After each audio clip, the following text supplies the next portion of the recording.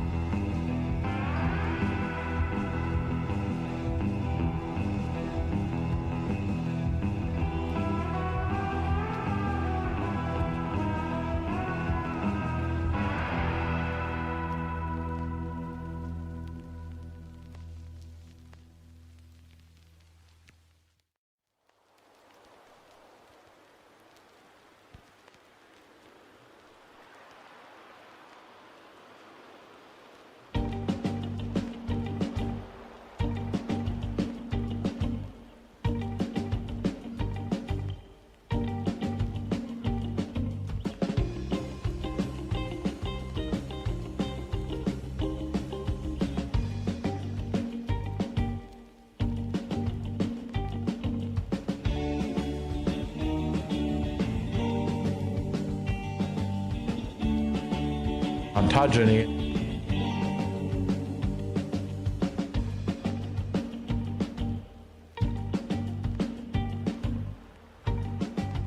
Tradoon. Glue is cheap.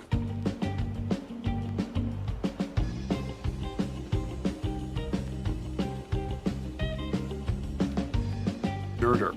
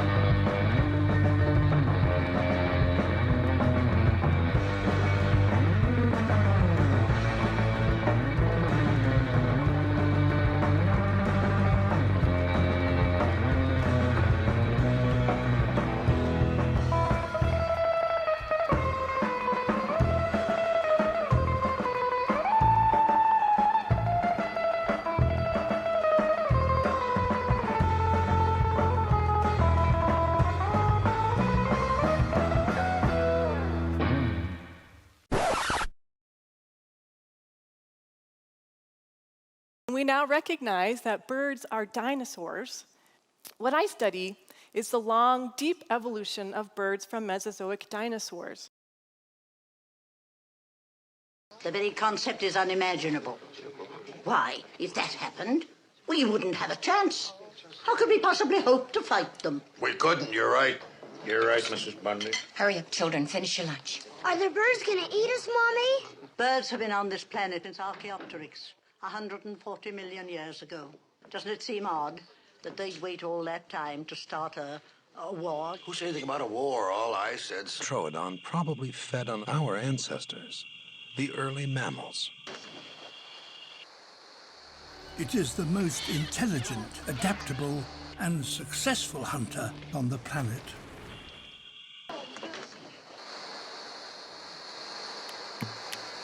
Look at the gap.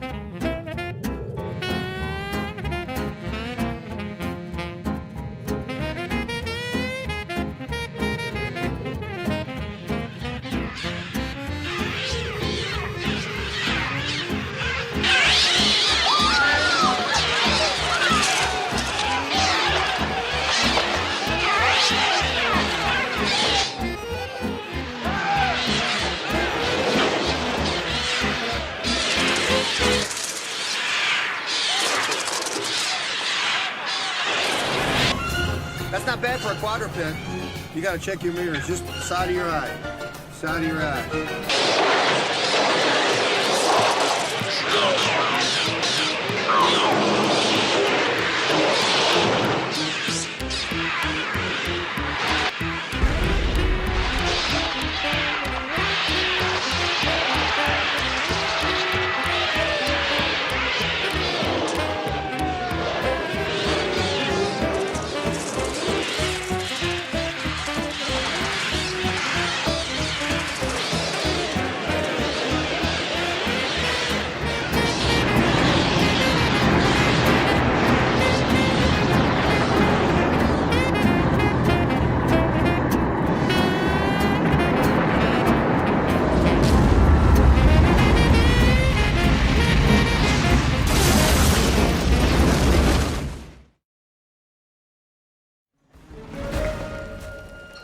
Success.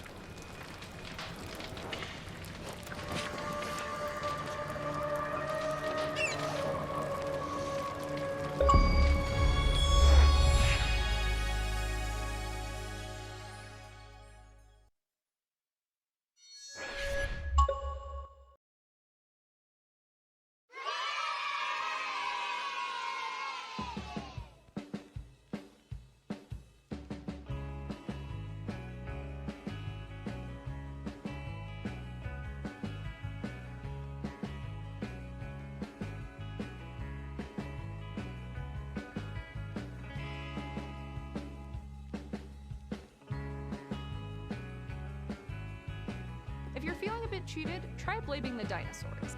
You're muted.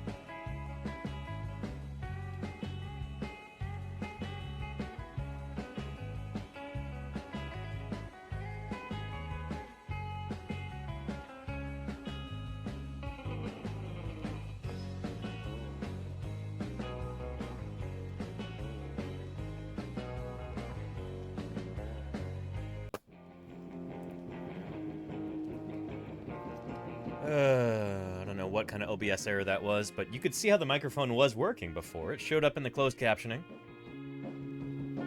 Let's get our closed captioning started up again, too. I'll tell you, if it's not one thing, it's another.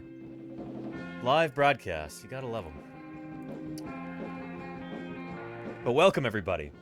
It's good to have you here. Happy Thursday. Happy Thursday Birdsday to you. I hope you're having a good day. It's good to see you here. Welcome back to Paleontologizing. If it's your very first time here, let me introduce myself real quick. My name is Danny Anduza. I'm a dinosaur paleontologist, as you could probably guess. I've got here in my office. I work on dinosaurs. Whether that's studying fossils, publishing on them in scientific journals, or whether it's out digging for fossils in the field like I was doing a few weeks ago. Hope you're able to catch those broadcasts. I was streaming live from eastern Utah, and before that from western Wyoming. Digging up some new species of dinosaur was a ton of fun, and now it seems like the field season's over, at least for now. So I'm broadcasting from my office like we normally do. We're going to be going over some fossil news, doing a lot of Q&A, doing some a 3D printing right now of our full-size Allosaurus skull, and just having a nice chill science outreach time. I believe pretty strongly that a scientist, if they're able to, should be able to and should also strive to talk to the public about their work. I think interfacing with the public is so important. There's such a tremendous boundary between the general public and science and scientists, especially in this country. I'm trying to bridge that gap a little bit in some small way, and I can only do that because of the kind and generous support of viewers like you, so thank you. Anyway, yeah. And hello, Sarcasm Organism. How are you doing? Welcome. It's good to have you here. Thanks for joining us. Yeah. And Baby T-Rex arrived? Yes, indeed. It took a few hours yesterday and a little bit of time today. I'm standing upright again. Had to glue some parts that had broken. In fact, I think I might even have some footage of what happened yesterday. Let's see if I can find that.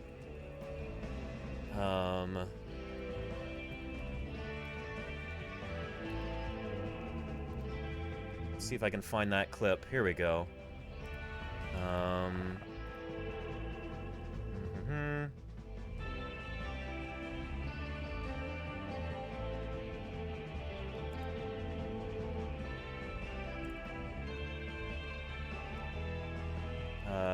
Yeah, here we are.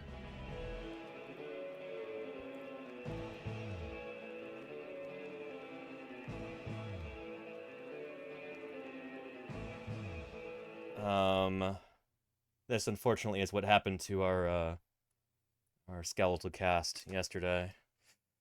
Hang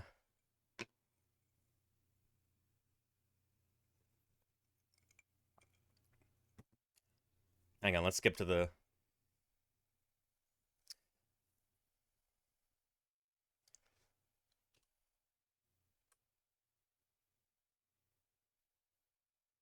Yeah, here we go. Deeply unfortunate, you know? Oh, look at that. Anyway, that's exactly why we, have fossil casts here. Or 3D printed replicas rather than the actual fossil bones. Because you never know what might happen during a live broadcast. So yeah. Unfortunate. Yeah, for those of you who weren't here at the end of yesterday's broadcast, this literally did just fall down off the shelf and broke into a bunch of different pieces. Took a while to put back together, but it's up there again. So yeah. Anyway, yeah.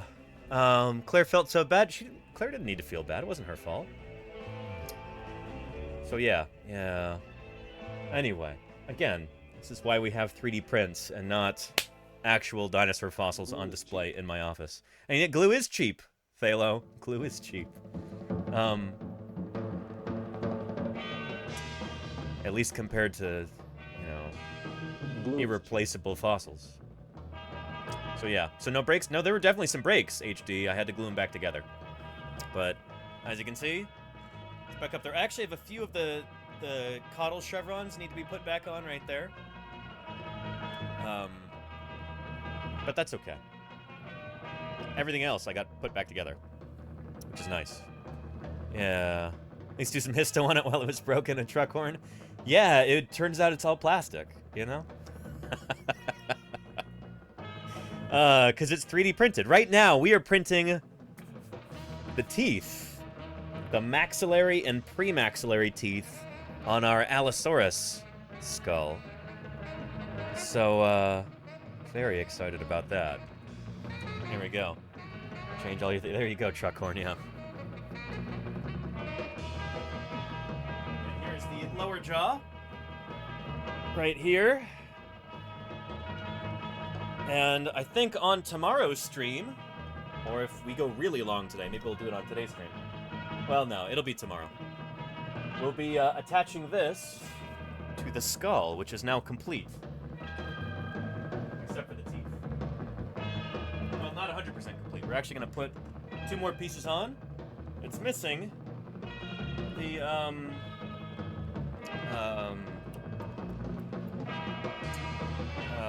quadratogugals? Right here.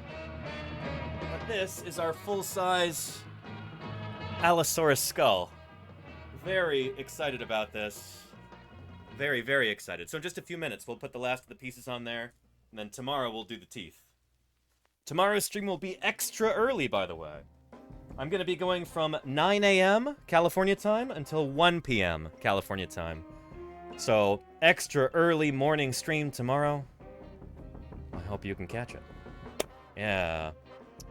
So yeah, it looks awesome. Thanks, Belint. I appreciate that. I'm really excited about this. And, uh-oh, we just had a collision here. Let me check, make sure everything's okay on the printer. Because it ran into something.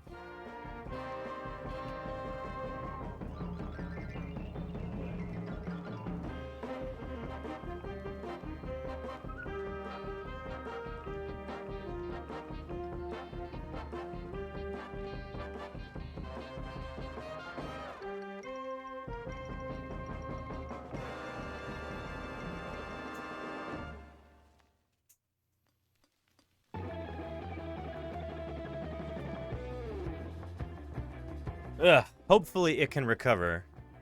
Another camera's not working. Gosh darn it. I'll tell you, if it's not one thing, it's another.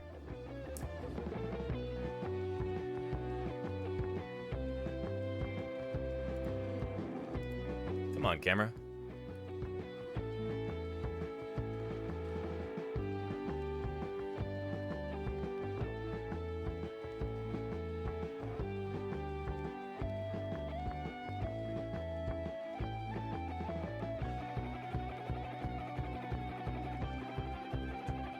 All right, I think it's working now. But cross your fingers that this continues. This is our last of the printing we need to do for our Allosaurus. We just need this one last file. It should take about 6 hours. And we're done. So yeah. And good thing you're on vacation. Good for you, Lenina. Excellent. Happy Labor Day to you. Yeah. But yeah. And tactile 3D picture.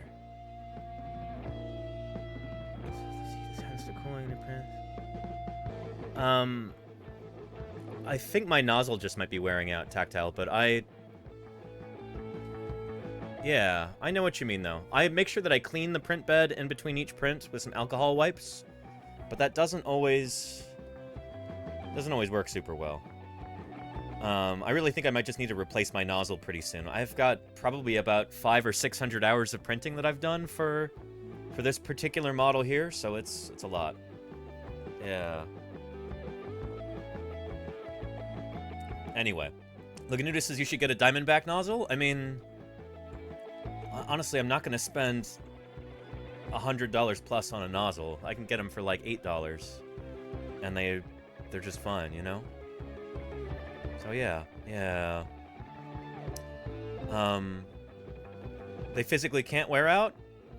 Oh, I'm sure they can if you use the printer as much as I do. Shoot. I've been told other things can't wear out. Like, for instance, laser discs. Like, oh yeah, DVDs, they don't wear out. I 1,000,000% wore out my old copy of Jurassic Park on DVD when I was a kid.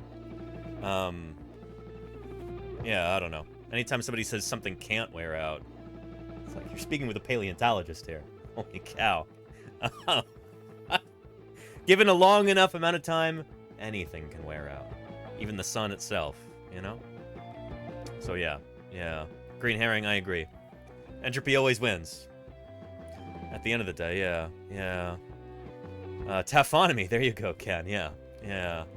But I appreciate, I'll look into that Lugnudo. I don't want to completely discount what you're saying. I'll look into those Diamondback nozzles, but the thing is, are they even approved for a Prusa printer like this? Yeah.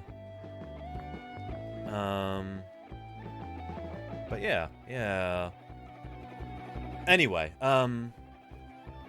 uh-oh. It's crashed again. Let's see what's going on here.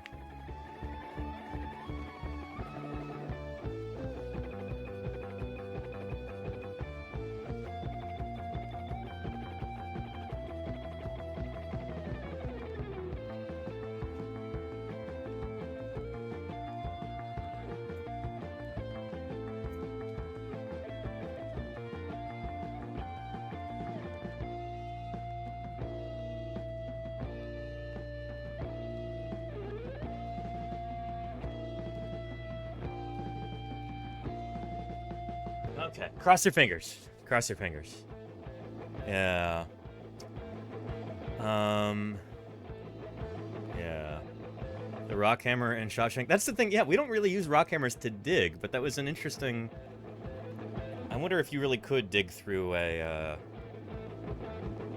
I mean, you could use a lot of things to dig through a prison wall, I guess. But yeah. And... Oh, Gariel's very cool, Charlie's Dragon. Lenina, do you have that link again? I didn't look at it yesterday. I was planning to do that toward the end of yesterday's stream until we had that cataclysm occur. Lenina, can you give me that link again for, was it the Fort Worth Zoo and the newly hatched Gariels? Because that would be a lovely way to lift our spirits, I think. Beautiful. Thank you, Lenina. Yeah. Good stuff. 4 rare baby crocodilians just hatched at the Fort Worth Zoo. This makes me really happy for a number of reasons. Not least of which is... Well, no, maybe least of which is, because it's a small thing. They got this right taxonomically. I know sometimes we get kind of nitpicky with stuff here on Paleontologizing. Sometimes I'll kind of pick nits about minor things. Here, they got something kind of minor really right. Usually, the headline would be like, rare baby crocodiles just hatched at the Fort Worth Zoo. They're not crocodiles per se. They're crocodilians, so they're members of the crocodile family, crocodilians. This is a mistake that even I make sometimes if I get a little lazy. You know, I'll talk about how crocodiles go back to the time of the dinosaurs. If we were to talk to somebody who studies crocodilians, they would probably go, up. Crocodiles are modern. Crocodilians are the group as a whole. Crocodiles might only be members of genus Crocodilius, actually, like the Nile crocodile. In fact, let's look that up. Crocodile. Yeah, family Crocodilidae, or true crocodiles. There we go. Yeah, they are members of Crocodilidae, which Gharials are not. Gharials are family Gavialidae. So yeah, very cool. This is so awesome. This is actually one of my study animals. I'm working on these guys, working on getting a paper published on them, comparing them to a certain group of dinosaurs. Congrats to new parents Ronnie, Snaggle, and Big Boy, and the zookeepers who worked for years to help bring your toothy babies into being. Look at that. Adorable. Yeah. And I love they've got a who, what, and why it's so great. Who? New gharial moms Ronnie and Snaggle father Big Boy, the biggest gharial in the U.S., and the ectotherm keeper team at the Fort Worth Zoo. What? The zoo is now the first in the nation to breed multiple offspring of this critically endangered gharial, a crocodilian which is native to South Asia. And gharials, freshwater reptiles with long, thin snouts and bulbous nose, and males are at risk of vanishing. There are just 35 in captivity at North American zoos. I saw 2 of them last year. Pretty exciting. Researchers estimate that between 200 and 500 adult gharials live in the wild. Holy cow. Conservationists have long tried to breed the critters in captivity, but with little success. Now the Fort Worth Zoo has successfully hatched 4 new gharials from 2 different mothers, named Ronnie and Snaggle, and a father named Big Boy, quadrupling the number born in the U.S. Little crocs don't have names, and they aren't on display at the zoo yet, but the arrival marks a major step forward in the conservation of the species. We've all been trying to breed them for decades with very, very limited success, says Diane Barber, the zoo's curator of ectotherms. Who remembers what ectotherms are? We were talking about this earlier this week. What are ectotherms? Let's see if anybody remembers. Like that long, thin face? I do indeed, Ken. I do indeed. Yes. And Ragnarocker, welcome back. Good to see you here. Yeah, what's an ectotherm? Does anybody remember?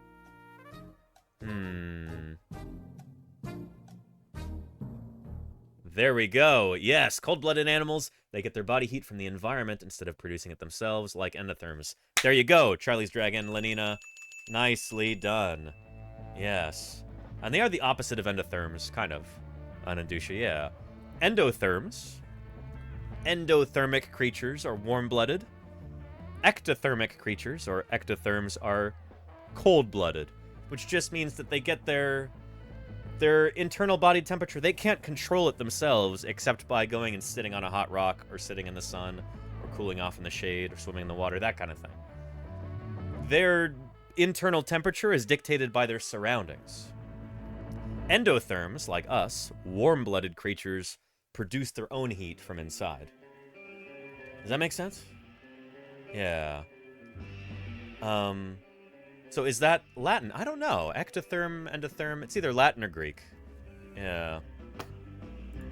Anyway, so these guys, as crocodilians, they are ectothermic. That's why you see crocodilians, I should say, basking up on the riverbank. You know, they're warming up in the sun. That's how they maintain their body temperature. They gotta sun themselves or go into the water to cool off. So breeding gharials is tricky in part because the species has very low fertility among clutches, meaning that many eggs either hatch too early or don't hatch at all. So when tiny snouts and claws begin to poke out of the eggs in June and July, zookeepers rejoiced. When we were making the calls to each other, we were literally jumping up and down, Barber says. These are my kind of people. This victory comes after several years of slow progress. The gharial breeding program started with a remodeled herpetarium, a reptile house. The zoo opened in 2010. The gharial habitat was designed to have deep pools that allow them to swim vertically, which Barber says is how scientists thought they bred at the time. Now, thanks to the zoo's big windows, they've been able to observe underwater mating behaviors in a horizontal position. Very cool. And so temperature controls are also really important. 2021 female laid a large clutch of eggs. But though none of those eggs survived, last year was also a bust. But earlier this year, keepers collected 2 clutches from Ronnie and Snaggle. 12 of the eggs were fertile, and 4 have now hatched. That is super cool. With each sign of life, our superstitious anticipation grew, just like a baseball pitcher throwing a no-hitter game, says Vicky Poole, the zoo's associate curator of ectotherms. We're all pretty emotional with each hatchling. This is awesome.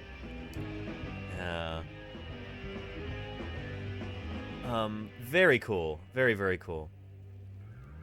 Well, the team at Fort Worth has learned a great deal about gharial breeding over the years of trial and error. An element of mystery remains. We're still not exactly sure why we were successful, Barber says. That makes the arrival of healthy hatchlings all the more thrilling. It's kind of almost indescribable for us when we see those little snouts poking out of the eggs. I can imagine. Holy cow.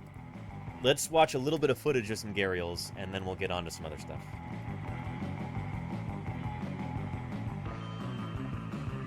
Yeah. Here we go. Take a look at this. Oh. Except for Rosand, thank you for the 17 months.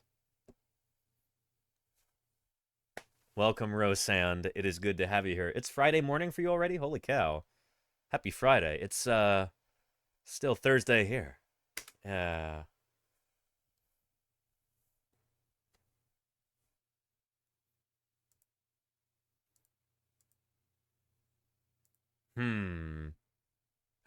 Look at those teeth.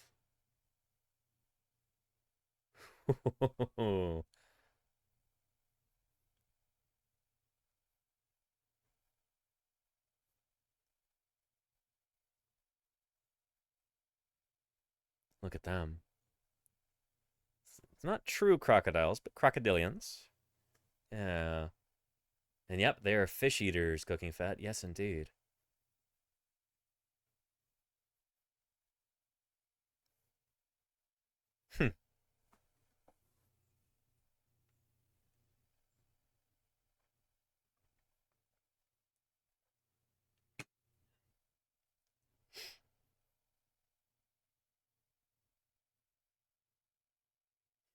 Look at them.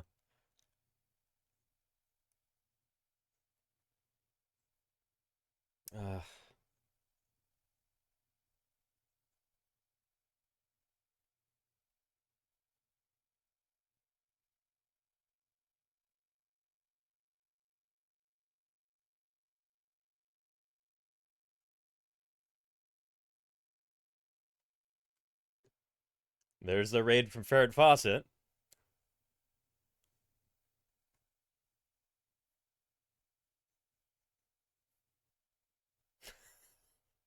I could use that same clip, but listen to this, and it's the baby gharials chirping.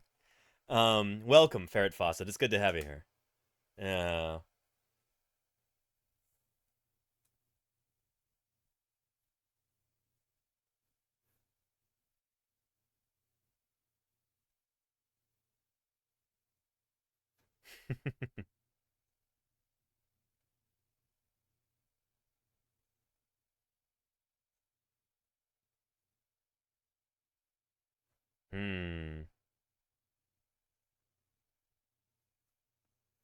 Yowza.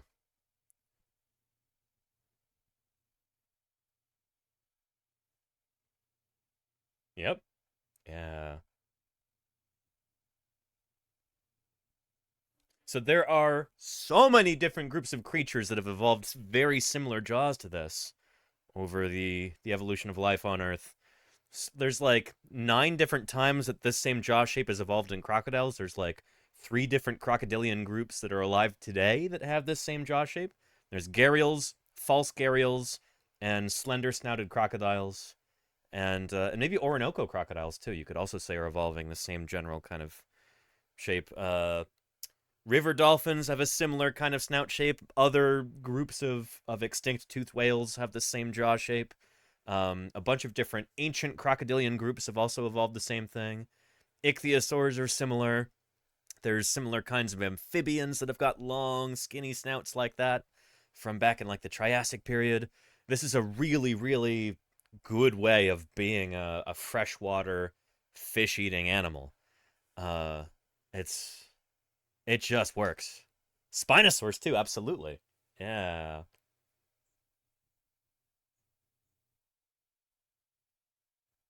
Uh-oh, watch out, little hatchlings.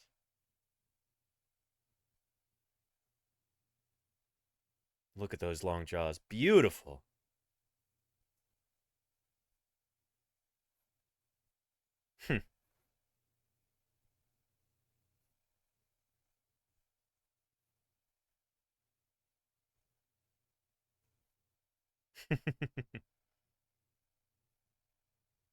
Pretty cool. Gharial solidarity. Yeah. Good stuff. Good stuff. So congratulations to the Fort Worth Zoo. They don't have a video about this, do they?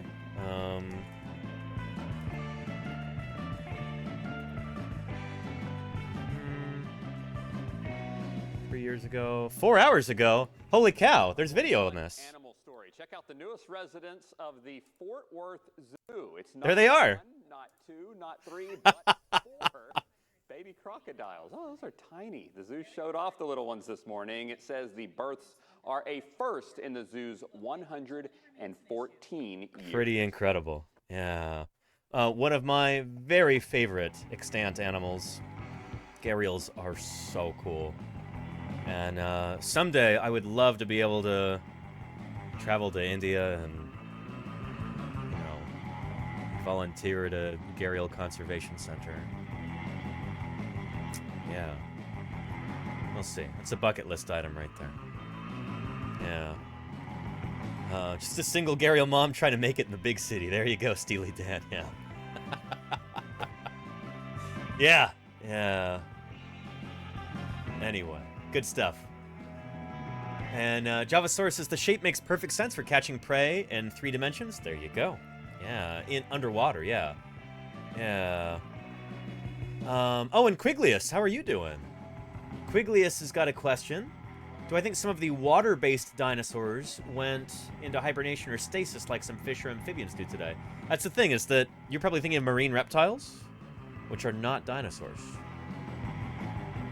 Here's the thing.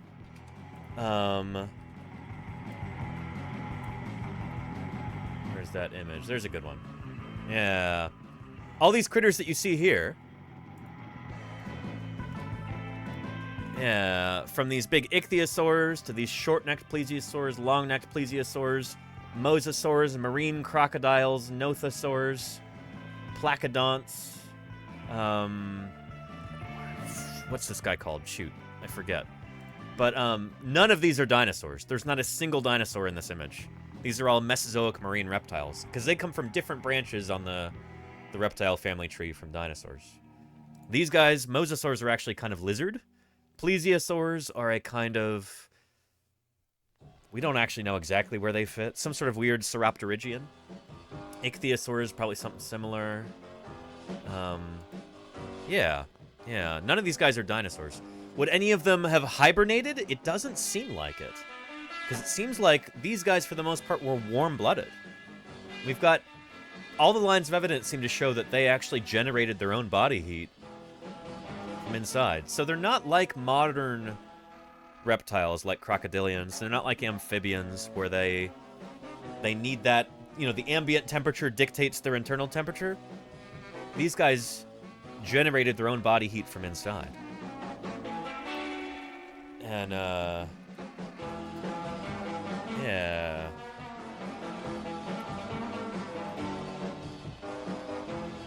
There we go. We were just talking about this the other day, weren't we? Yesterday, was it?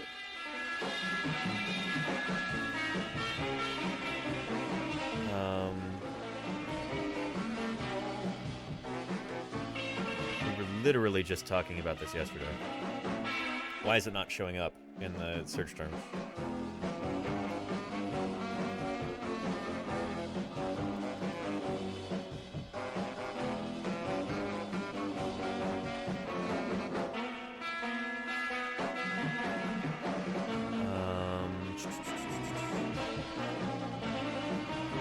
Let's see. There we go. Yeah. So these are 4 different dinosaurs right here and a plesiosaur. Notice how the plesiosaur is warm colors. We've got evidence that those guys were warm-blooded. So there's no real reason to think they would have hibernated or estivated or anything like that. Yeah.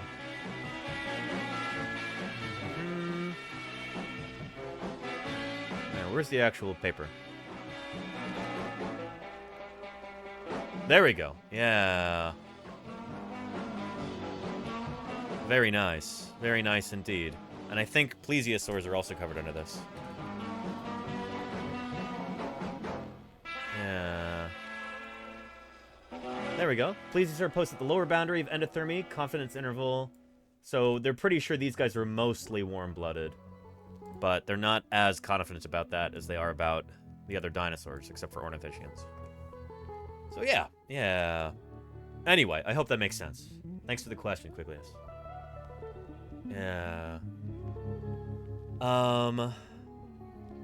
Anyway, Cooking Fat says, is it true that whales share the same tree as rats?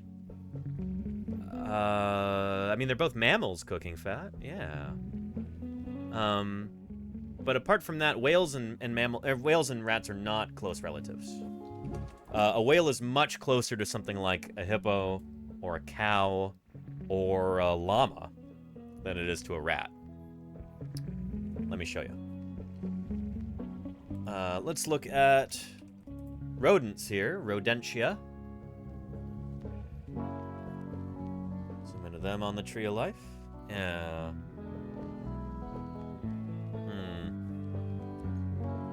Rodents, right there. Yeah. 2,096 species of rodents alive today. That's pretty incredible. Next, let's go to Cetacea, which are whales, dolphins, porpoises, etc. And they're way over there. Yeah. There we go. So this is Cetacea. These are the whales. And this is part of Ungulata. So they are part of the hoofed mammals. See how there's a hippo right there? The hippo is the closest of the hoofed mammals to whales. But right here, you've got a branch coming off right there. So the closest relatives of hippos and whales are things like giraffes, goats, bison, mule deer, elk, including moose, impalas. These are what we call the even-toed ungulates. And then you go out a little bit further and we get to the odd-toed ungulates over here, perissodactyls. Or no, those are pigos, which are a kind of... Nope. Cloven-hoofed ungulates.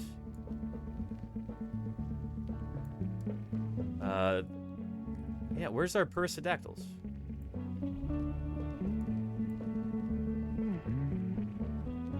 Perissodactyls are up here. There we go. Yeah. Odd-toed ungulates. This is tapirs, horses, and rhinoceros are part of this group, the odd-toed ungulates. So anyway, whales are a kind of hoofed mammal. Even though they don't got hoofs no more, they evolved from mammals that had hoofs.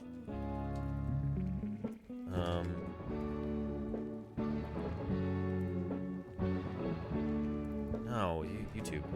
Hang on. I'm trying to type at an angle here. This is the one I wanted to show you. Yeah. So whales evolved from a hoofed mammal like this on land. Something that would have looked kind of like a wolf, but that's not related to wolves. It's related to, like, well, mesonychids, I guess, but you might not know what a mesonychid is. I think it's like Andrewsarchus. Anyway, Ambulocetus, the walking whale. Every single one of these critters we've got good fossils from.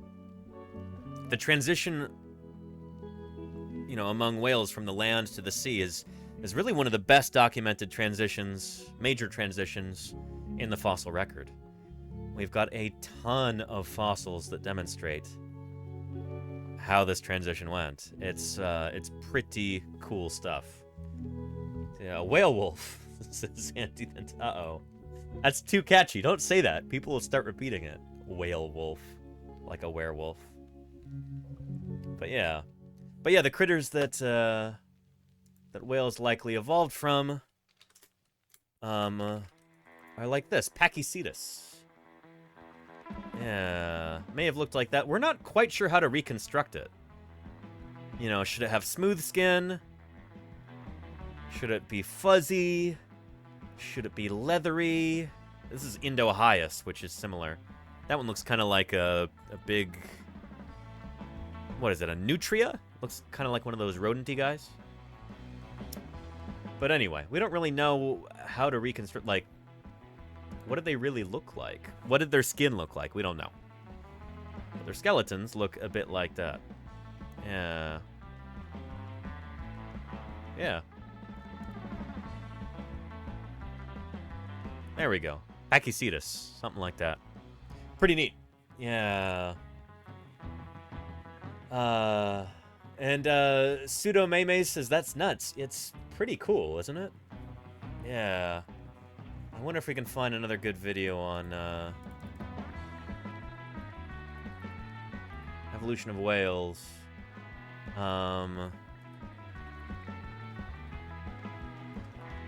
With Phil Gingrich, maybe?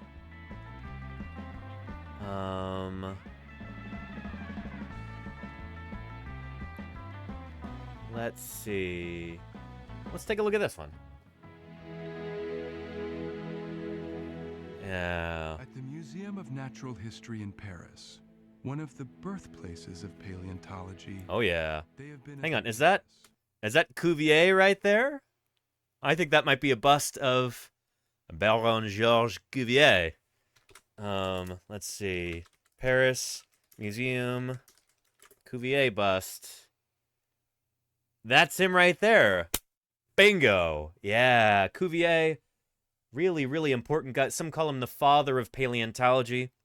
This is the guy who basically took the idea of extinction, this concept, and like demonstrated that it was a thing. Before Cuvier, people didn't realize that extinction occurred. It was like wild to them, you know? In fact, I think we have a good clip of that we can look at before we get into the whales thing. So bear with me here.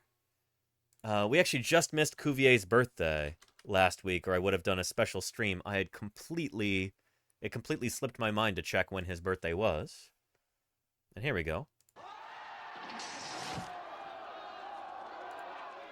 In 1789, in revolutionary France, death and extinction were everywhere, not of dinosaurs, but a whole class of humans.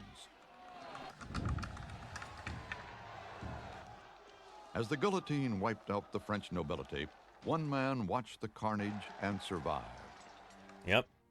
Well, lots of men survived, but yeah. Baron Georges Cuvier observed the calamity that had befallen France and applied it to the animal kingdom. In Earth's long history, Calamity, that's a little judgmental. Classes of creatures become extinct. From his laboratory full of fossils, Cuvier thought they had. Cuvier was the first scientist to unequivocally establish the fact of extinction. Seems so basic now, we are amazed that it was ever doubted, but before Cuvier's time, first of all, some people thought the Earth wasn't very old, so that didn't give a lot of time for a history that would have included extinction. It was Cuvier who, by studying the anatomy, mostly of mammals, established without any doubt that there had been successive extinctions through time. Now, that may not seem very important, but if you think about it for a moment, you'll realize that without extinction, the Earth has no history that can be measured. If all animals were made at the beginning and nothing ever changed, you'd have no criterion whereby you could assess the age of rocks and establish a sequence of history. By establishing extinction, you make it clear that some creatures lived early, some lived in the middle, some lived late, and consequently, by establishing the fact of the sequence of extinctions, the Earth attains a history for the first time. You're not actually going to see the cut here, so don't worry. Living animals and compared them with fossil types. As a result, he had an encyclopedic knowledge of animals and was able to show that some fossil animals did not have any living relatives. They had simply disappeared from the face of the Earth. Yep, and this was heretical at the time. Detective works at the I mean, like, this was nuts. People thought that, like, oh, you know, all creatures on Earth had been divinely created by, like, you know, God in all his wisdom would never let any of his perfect creation go extinct. The very idea was, it was heretical. It was blasphemy, basically. The idea that an entire species of living things could die out. Nobody thought that was possible. Cuvier thought differently, and he was able to demonstrate this through fossils. This is around the turn of the 19th century, which is kind of funny because, shoot, we actually have, you know, there were like models of the atom that were, you know, that scientists were coming up with before this time. So it's like we kind of discovered the atom before we discovered the idea of extinction. Totally wild. I mean, just nuts. Extinction is like a very modern concept in that sense. You know? It's like less than 250 years old. Really crazy. Yeah. Stage for Charles Darwin to establish a mechanism for evolutionary change, natural selection. Through this, he showed how species gradually replace one another in the struggle for existence. Yep. And there's Cuvier, well, an actor portraying Cuvier right there. And there's a bust of Cuvier at the Museum of Natural History in Paris. One of the birthplaces of paleontology. Yeah. They've been assembling the skeletons of prehistoric animals for over 200 years. Pretty cool. They now have one of the few complete... You know, before too long, my office is going to look like this. Doing more of our 3D printing. Yeah. Oh, and this is going so well. Excellent. Oh, I'm so happy. It looks like this round of printing might go through. Hez helps. Hey, hey.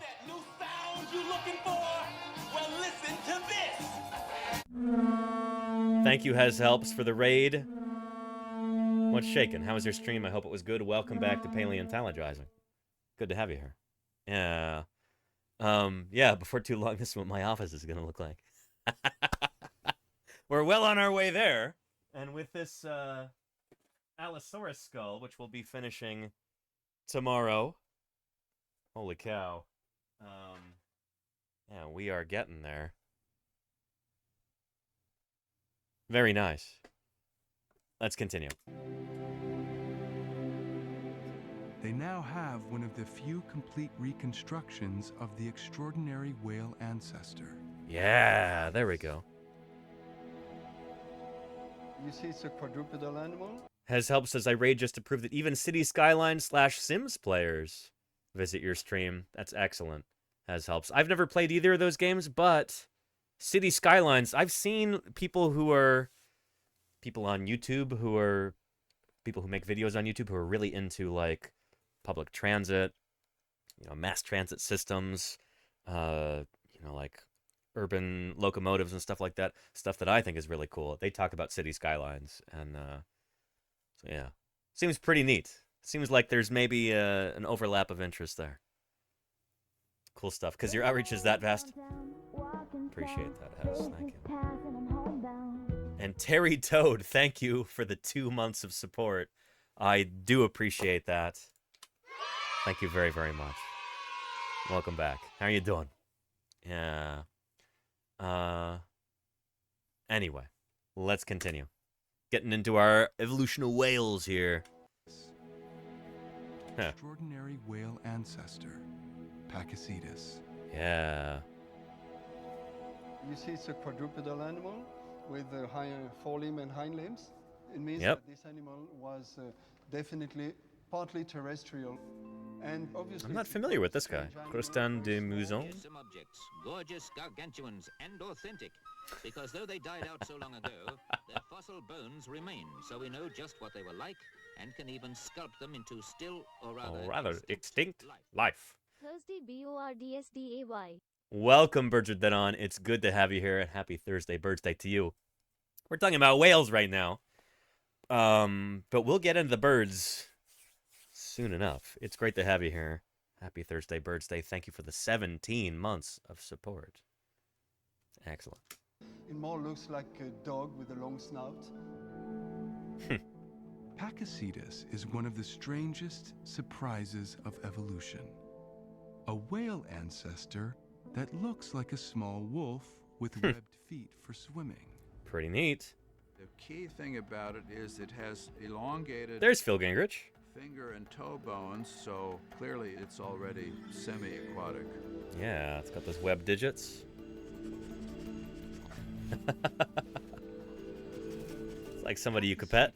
Was a creature of the shoreline, hunting for fish and perhaps other small animals in the shallows.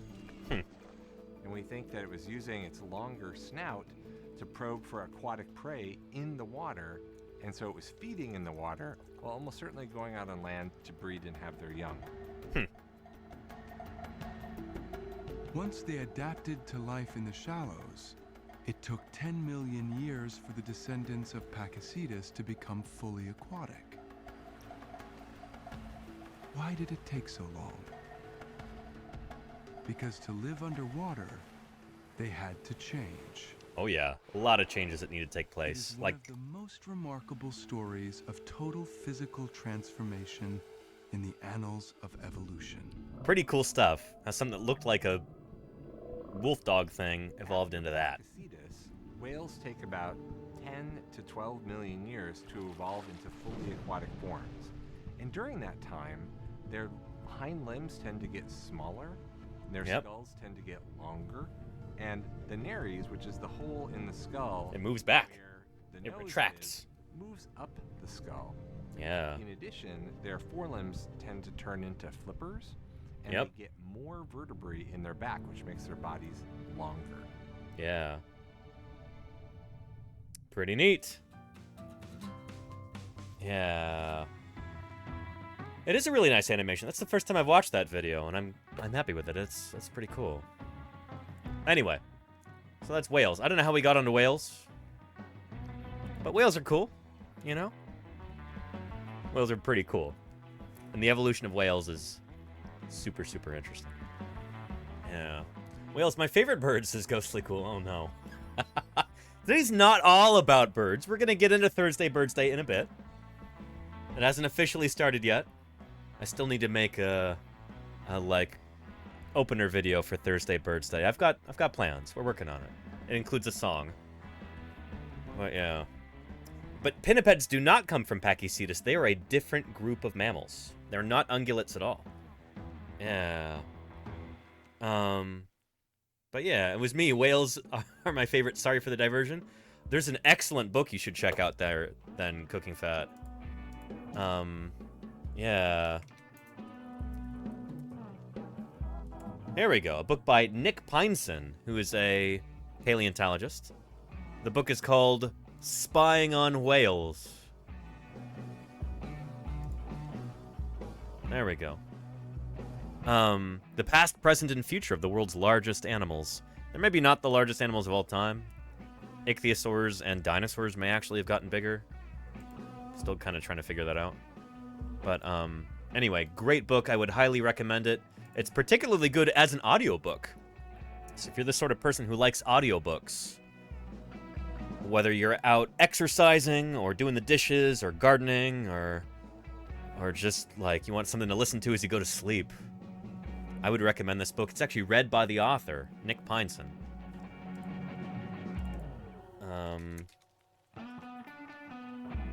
Who studies whales extinct and extant. Yeah. There he is right there. So he's a Berkeley alum, kind of like me, sort of. But yeah, he used to hang out a lot at the Museum of Paleontology over here in Berkeley. Excellent book. Highly recommend it. Spying on Whales. It's good stuff. And if you want to get it as an audiobook, here's Nick talking about it. Let's see. Where there is no sea ice in the Arctic. And so for whales, Yeah. for dinner. If Why write a book about whales? Let's see. Great. Thanks, Liz. So I'm really happy to be here. I will do a reading from the book, but I think probably the most appropriate thing to do is to give people some context for why I would write a book about Perfect. whales. And Yeah. probably, I don't know, let's get a show of hands. How many people have actually seen a living whale in this? Wow. Okay. Several times. Many times, actually. Audience already. Why have I seen so many living whales? Well, it's because I live in the beautiful, sunny San Francisco Bay Area. I've actually seen a whale under the Golden Gate Bridge, literally right here. I've seen whales over there at Baker Beach and Ocean Beach in San Francisco, just down the coast. And I've seen whales in this direction over here, too, over by Treasure Island in the middle of the bay. They were gray whales on all counts, except for that time I went on a whale watching trip, which was way out there past the bay, out in the Pacific. Those were humpback whales there. I got some pictures. It was really cool. Anyway, I've been very lucky. We got whales here, you know? Yeah. You know, Okay. Oh, Ghostly Ghoul says, "What's your favorite whale?" Ooh, we'll get to that. We'll get to that. Oh, it's a weird one. You're gonna love it. Holy cow, this whale is nuts. We'll get to that in a minute. Okay. I'm sure you've had this experience when you encounter whales that, for one, the scale of that animal is something that we don't usually encounter in daily life. They're very True. large animals, and they also are otherworldly. They're living in marine environments. Some of them live in rivers, but most of them live in the oceans. Mhm. And When he says some whales live in rivers, what's he talking about there, chat? What do you think? What do you think that might be? Whales that live in rivers? What? Huh?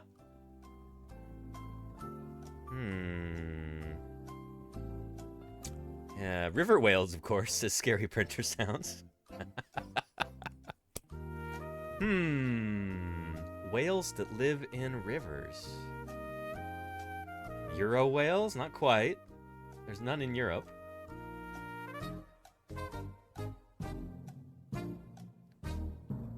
He's talking, of course, about river dolphins, as Javasaurus correctly pointed out right there. Yeah, river dolphins, including the famous pink river dolphins of the Amazon basin. Yeah. Pretty cool. Yeah, they are really neat. And another creature, just like the gharial, with those super long, thin snouts for catching fish. Bingo. See, it all comes back together full circle. Evolutionary biology is super cool like that. Like, you've got this convergence that goes on where unrelated animals will evolve a similar shape because they're doing a similar job. They've got similar selective pressures put upon them. And so they develop, similar morphologies like that. Yeah, anyway. That aspect of their lives, the fact that they live 99% of their lives underwater, means that they're inaccessible to most of our tools of investigation. And I'm thinking about tools like a basic camera or even a drone in the sky. We're not able to know about whales in a very direct way, and that makes them mysterious. So I think that mystery of whales is something that's captivated people for thousands of years. And the really interesting aspect about whales is we've had this very strange interaction with them through time. We've hunted them, yet we write them into our mythologies. We extol them, yet sometimes we hunt them for their oil and for their meat. So it's a very complex, long history of interacting with whales. That frames a lot of the discussion in the book. And actually, in one of the opening prologue of the book, I use the Voyager 1 and 2 spacecraft, which, if anybody's read the book or knows about this, what do those golden discs contain? Do people know? Chuck Berry. Whale song, right? So why would and we whale put song too, whale yeah. song on interstellar spacecraft? Whales actually invented rock and roll with Chuck Berry. That's a zeitgeist from the 1970s that we would think that whales are so otherworldly that putting them into the long list of human greetings, not into the category of music or songs of the natural world, but into the greetings section of the Voyager 1 and Voyager 2 spacecraft, that's a snapshot of our interactions with them that's been memorialized really for effectively eternity, because those spacecraft are now outside of the solar system. Yep. I think that's a very that really frames this extremely unusual aspect of how we interact and how we think about these animals. So in this book, Spying on Whales, I wanted to talk about how we interact with them past, present, and future. So by past, I'm a paleontologist, so millions of years is something that's very casual for me. I have no problem with talking about hundreds of millions of years, tens of millions of years. To be honest, that's something that... It's funny that, like, a lot of people, regular people, it's like blasphemous to them. They're like, what do you mean? Millions of years? What? It's like it... They're, like, almost offended by the idea because it's so outside of their normal time frame, their normal frame of mind. But to a paleontologist, it's just what we talk about, It's part of our everyday existence. It's really outside of the scope of daily human experience. I can really barely wrap my mind around 100 years. But yet on a daily basis, I talk about millions of years like it's no big deal. And the reason for that is because we do have a direct record of their evolutionary history. So this is from fossils, and this is from a lot of work, not just my own work, but many of my colleagues. Paleontologist. There you go, looking at HD. the Yeah. evolutionary past of whales using the fossil record. And what's cool about fossils, aside from the fact that you have to travel many different places and dig up their bones in remote environments and countries, that information that you glean from shards of bone tells us information that we wouldn't otherwise know. And that's really critical because that's a line of evidence that's not really available to us unless you do the hard work of paleontology. So the whole first part of the book is about knowing about their past from the fossil record. And there's incredible things. The first fact is that whales once lived on land. We talked about this just a moment ago. That's a kind of a surprising fact. A few moments ago. I see a face here. Looks like you didn't actually think about that before today's talk. But they had land ancestors, and they had weight-bearing limbs. And they looked really no different from a domesticated dog, a large dog. So kind of, yeah. In the space of about weird dog, but yeah. Early in their evolutionary history, the big head. From animals that lived on land to animals that lived in the sea. How did that happen? That's the kind of question you can only answer from the fossil record. And that's from detailed studies of the early evolutionary history of whales from places that are very geopolitically sensitive, places like India and Pakistan, where we can't really go back and do more field work. But we have a fossil record and we know about these early evolutionary forms. So they document that early transformation in whales. And then today's whales, when we look at them, they fall into two big groups, those that filter feed and those that use echolocation. Odontocetes and those features, whether you're a mysticetes. filter feeding whale like a blue whale or you're an echolocating whale like a killer whale, those are two innovations that have not happened in the history of life on Earth more than half a dozen times. This is true. It's kind of crazy to think about. Both filter feeding, like mysticetes do, the baleen whales, and echolocating, like odontocetes, toothed whales. Those are two pretty rare adaptations. Those have not evolved very many times. You've got echolocation that's evolved in whales and bats, and a handful of birds like cave swallows, I think. That might be it. Those are all groups that are alive today, though. They're probably extinct groups that may have been able to echolocate. It's hard to tell from fossils, I suppose. And then filter feeding, it's happened in whales, it's happened in pterosaurs, it's happened in probably a couple groups of marine reptiles. So let's say that's 4 right there. That's it, really, that I can think of off the top of my head. That and then in a lot of invertebrates, too, will filter feed. Things like barnacles, things like siphonophores, etc. Yeah. Echolocation. How many echolocating animals can you name? There's bats. There's 10. Shoot, we're jumping the gun here. Anyway, check out the book Spying on Whales by Nick Pineson. It's good stuff if you're into whales and if you're into fossils. It's like the perfect conjunction right there. Check out the book. Yeah. Now, somebody was asking about my very favorite whale. And let me show you. Holy cow, what a weird whale. They're so freaky. They're bizarre. There we go.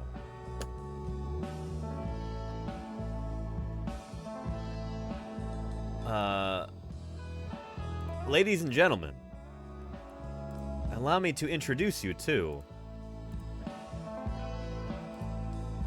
one of the weirdest whales of all.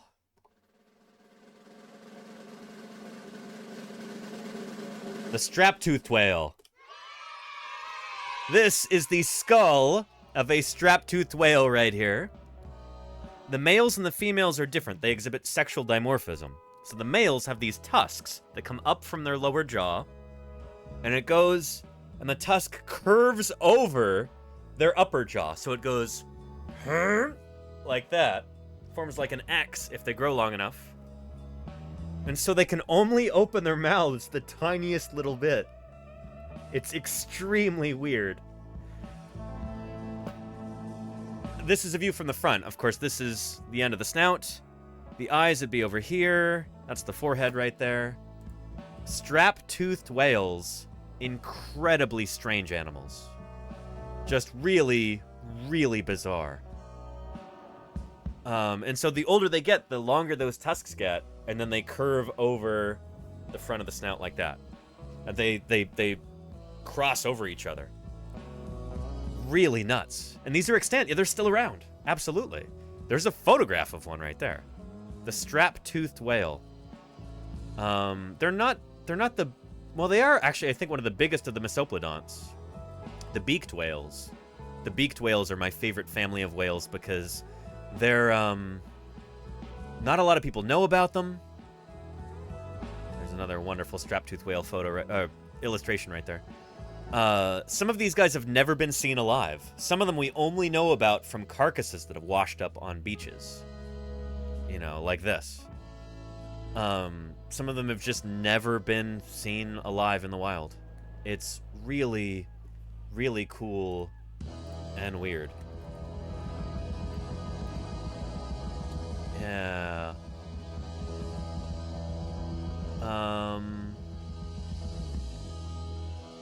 Let's see. I'm trying to find you a decent video here on strap-toothed whales, but they're obscure enough that, like, we, yeah.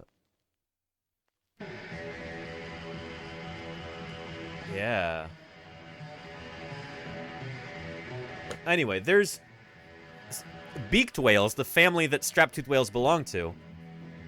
They are rare enough that some species are still being discovered. Like, we're still discovering new species of living whale in this family. Mesoplodontidae or Xiphidontidae, whatever they call it now, the beaked whales. Like these guys. Yeah. Pretty cool. Yeah.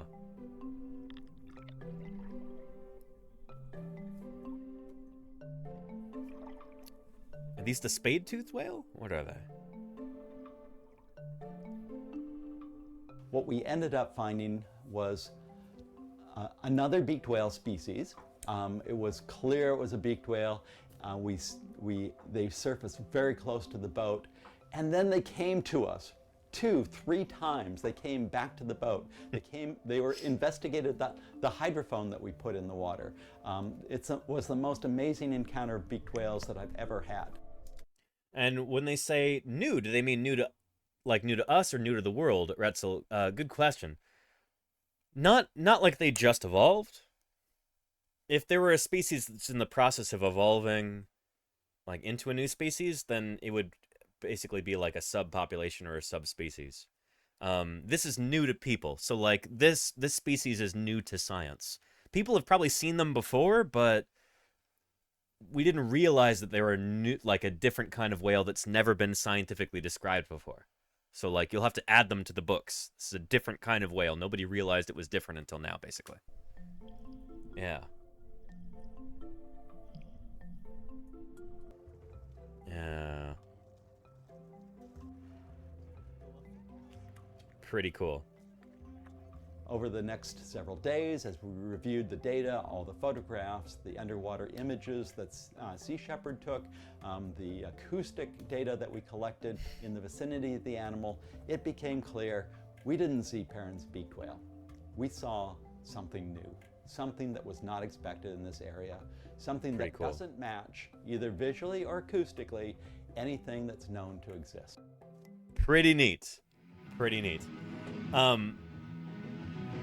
Yeah, Freelancer says, thank you for showing this. It's amazing. I'm glad. I'm glad you appreciate that. Yeah.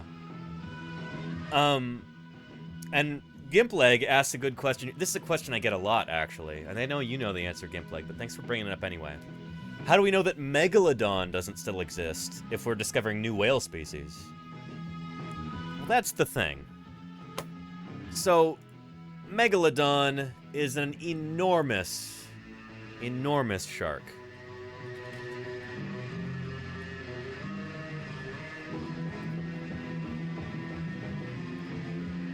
And I actually did a video about this ages ago, back when I still lived in Montana. Do you want to watch that?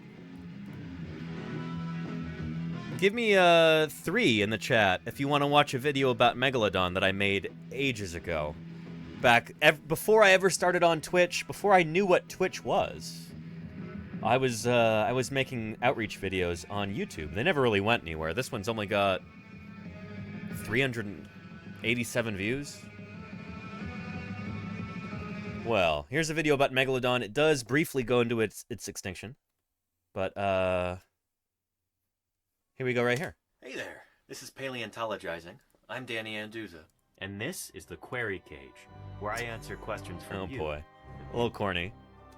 Yeah.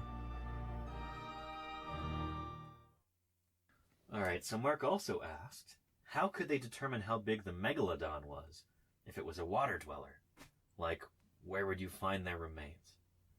Ooh, so this is a question about Carcharocles megalodon, which is a giant shark, think maybe like a great white on steroids, which went extinct about 2.5 million years ago.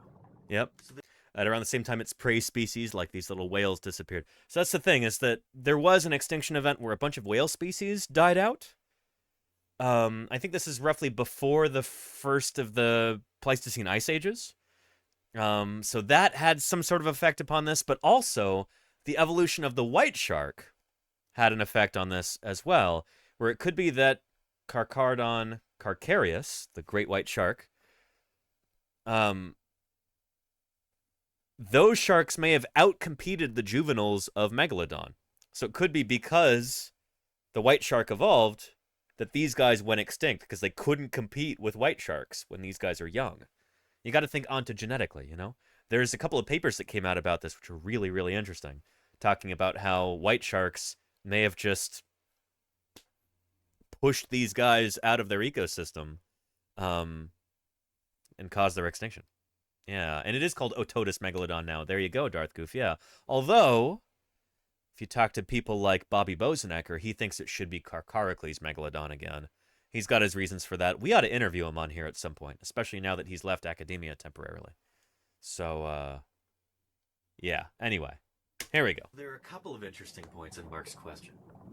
First off, why do we even have fossil remains of an ocean animal if we usually dig up fossils on land?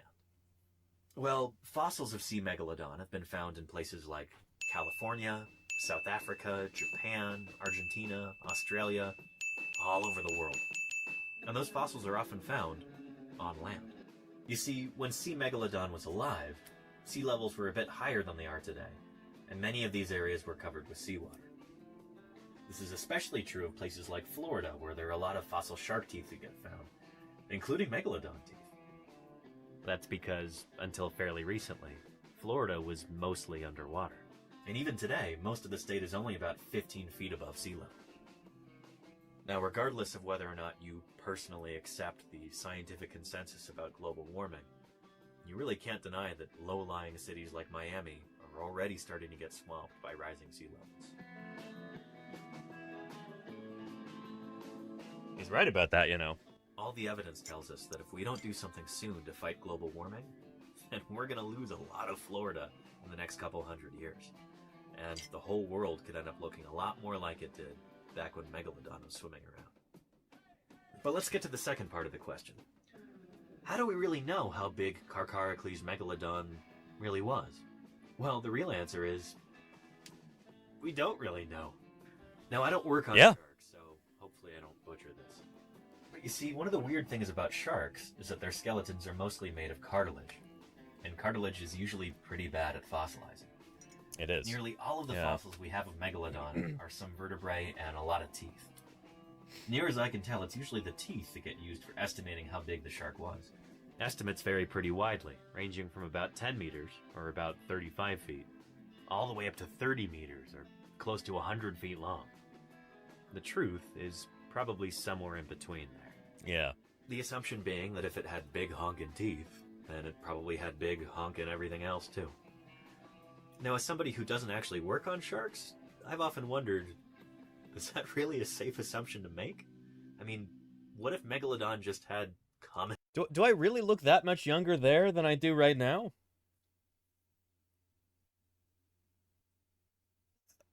look at baby Danny, says Trappy Jenkins. Have I aged that much? Has life been that cruel to me?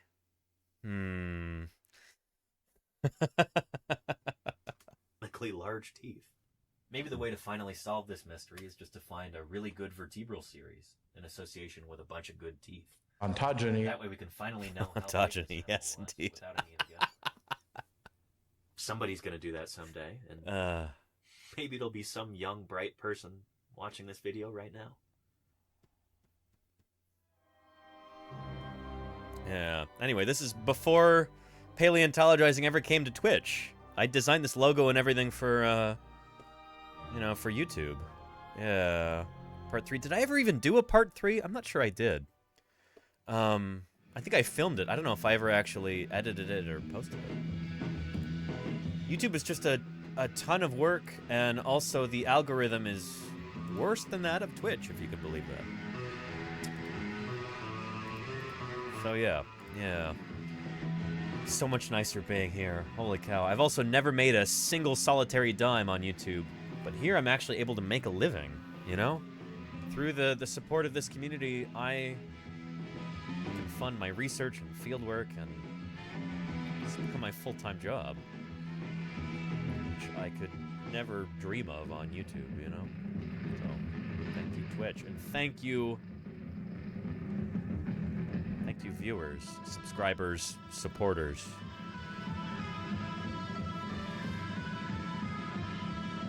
Amazing. This is a rare opportunity to view the inside story of the extraordinary world of paleontologists. Who they are, what they do, why what they do is important for science and society. Important? Okay. And their 31 raiders have stumbled into the extraordinary world of paleontologists. Welcome, Octavius King. What's shaking? It's good to have you here. How was your stream? I hope it was really good. Welcome back to the channel here. How are things? I hope you're doing really well. It's good to have you here. Yeah. Brilliant. How are you and the rats and the rabbits all doing? Welcome. We are just about to get into completing our Allosaurus skull 3D print here, so you came in just at the right time to see that. Holy cow. Yeah. And HD and HB says pre-recorded Danny had 1 skull. Modern Danny has 10 skulls. Well, I've got 11 if you count this one. But, yes, indeed, I do have a bunch over here, and I'll be printing more. Yeah. We're almost done with this Allosaurus skull. I'm just printing the teeth. The teeth are the last step for the maxillae and premaxillae. So, why don't we go ahead and put the last pieces onto our Allosaurus skull here. For those of you who are just waltzing in, this is what we've been working on printing. A full-size Allosaurus skull. It's big. It's big, folks. Holy cow.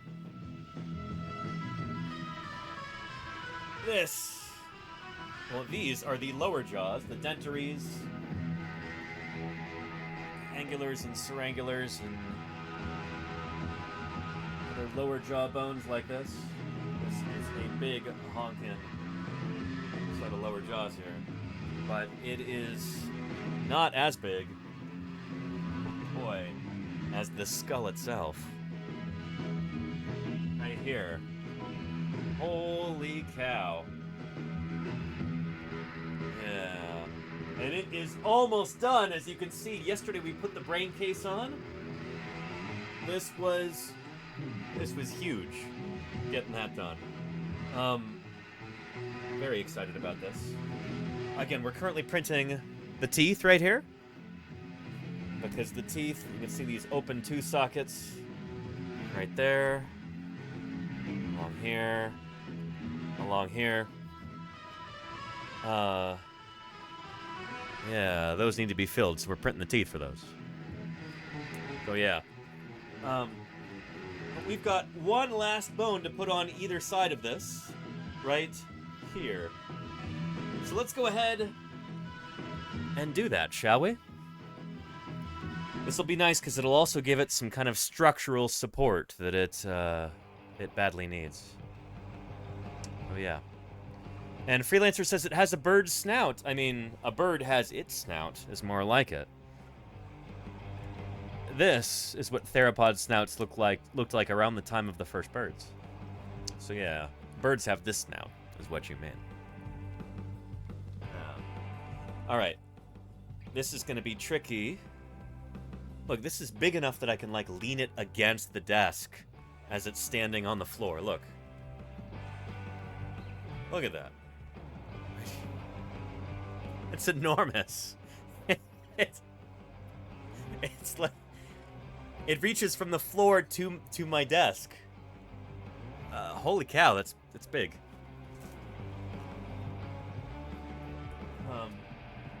Really awesome. These are our last pieces here that we're going to put on to the skull. Before we do that,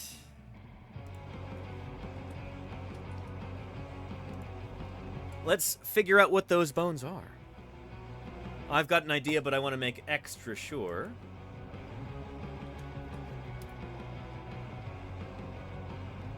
There we go. Yes, indeed. We've got the... I thought so. The quadratojugul's right here. This is a bone that's kind of near the jaw joint, right there at the back of the skull. And this is the final piece before we do the teeth. It's the final two bones to assemble on here.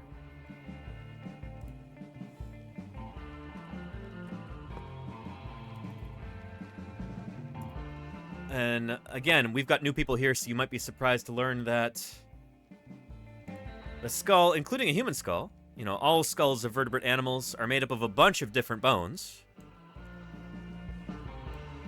And in a human, it's probably like that right there, quadratojugal. Anyway, our skulls look a lot different because we evolved for doing different things. Quadratojugal and human skull.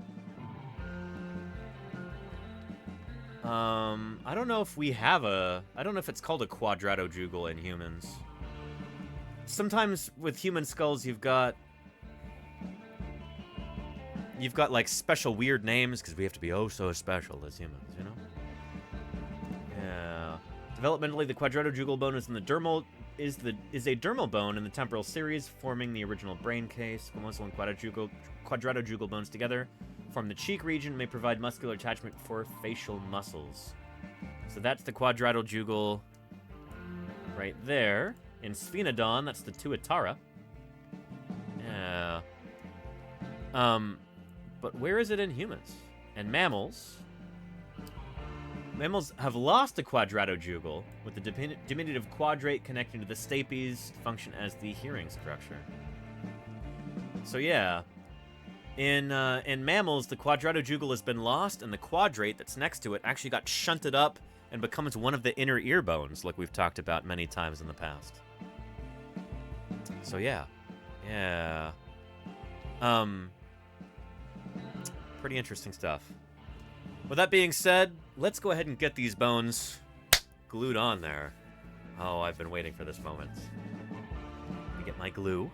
The ponderous Cracodon, 32 feet long and 14 feet high, 1,500 teeth, and not a single cavity. Blah, blah, blah. Thank you for the follow. Welcome to Paleontologizing. It's good to have you here. Yeah.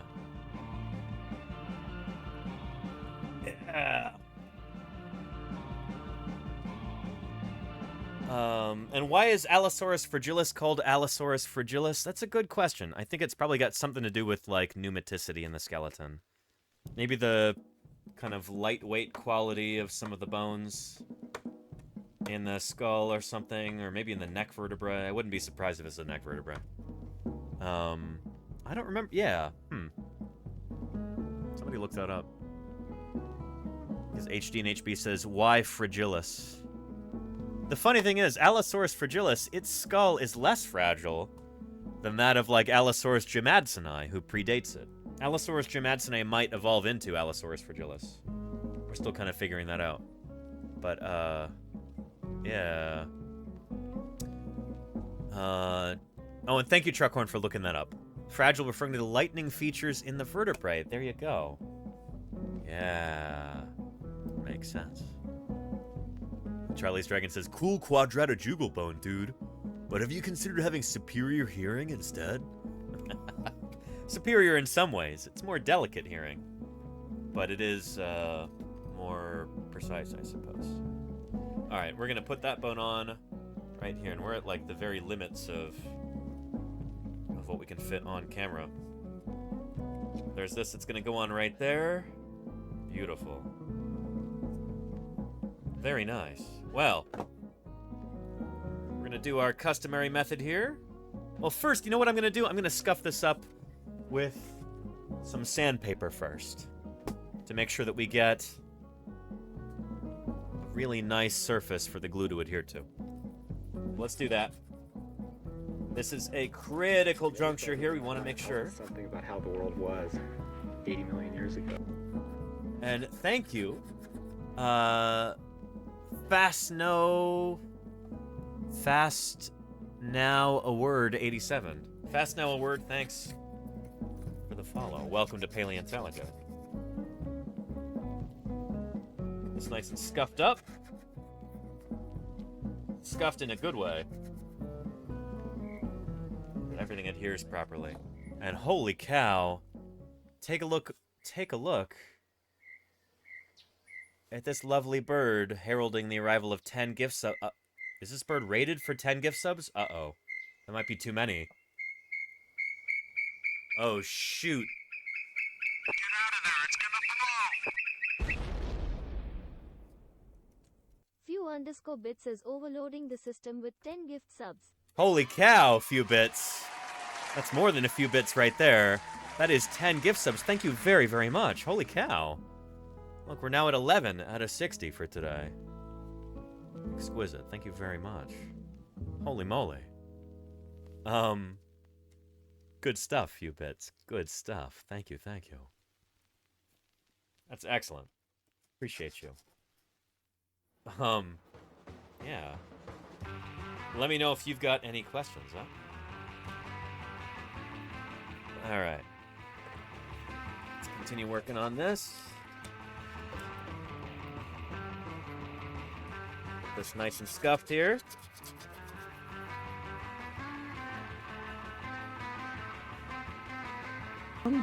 Bits can make a wonderful difference in promoting the appreciation and understanding of fossil science here upon Twitch. Barile, thank you.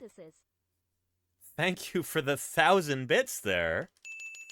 Holy moly, do I appreciate that. Thank you very much.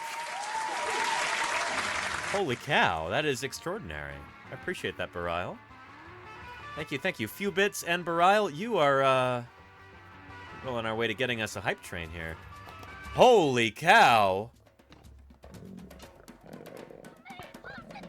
20 gift subs. It's the last time I'll play with a dinosaur.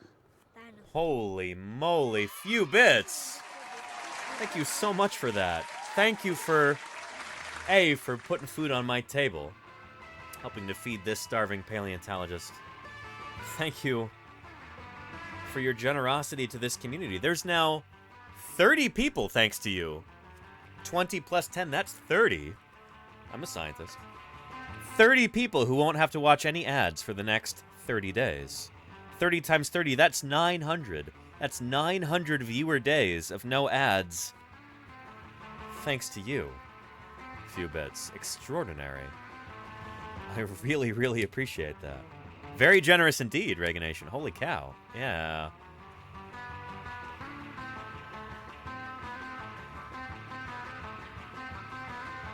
Thank you, few bits. I am deeply grateful to you. I want you to know that. Thank you very, very much. Everybody who just got a gift sub there, will not only not have to watch any ads for the next 30 days, they also get all those cool emotes that they can use not just on this channel, but on any channel across twitch.tv. Feel free to spam dinosaur emotes on other people's channels. That's actually kind of a funny thing. It might not be good etiquette to spam emotes on other people's channels, but if they're dinosaur emotes, people go, what? What is that? Dinosaur emotes? Especially those like 2 or 3 part or 4 part ones. Like these, and these, and these. Yeah. Everybody loves dinosaur emotes. So yeah. And holy cow, there's so much going on right now. Reaganation, thank you for the $25 donation, Reaganation. And thank you, Sculpin01, for the 5 gift subs there. No one just changed things with those 5 gift subs. Beautiful. Really appreciate that. $25 from Reaganation. 5 gift subs from Sculpin. Extraordinary. Reaganation, thank you for using the Twitch donate feature. That's new enough that I still don't even have a proper alert for it. So I want to thank you personally. Let's do a manual alert here. Like perhaps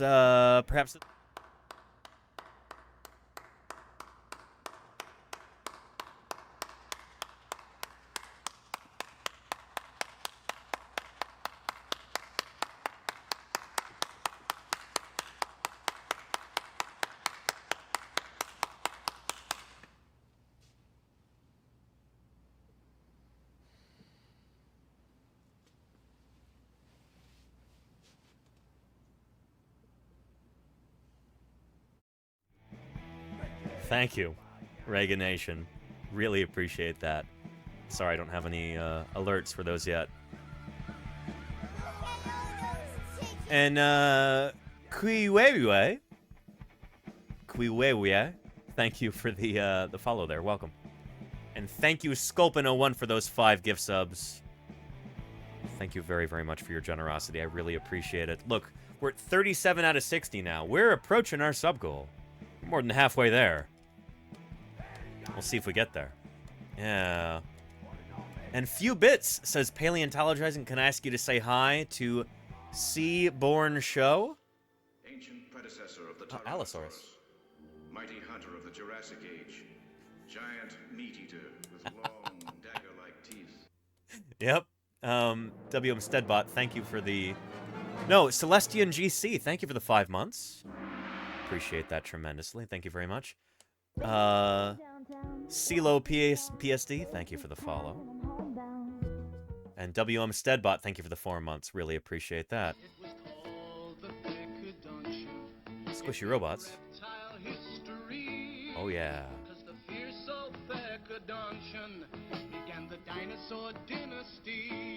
Squishy Robots, thank you for those 5 gift subs there. Beautiful. Really appreciate that. Holy cow, we're at 43 out of 60 now. We might make it today. If we get to 60 gift subs, if we get to our sub goal, I will play everybody some ukulele songs live on the air. Some songs about science, about dinosaurs, about the fossil record, etc. I don't think I've actually done ukulele songs since I got back. Have I? Since I got back from the field, it's been like 2 weeks.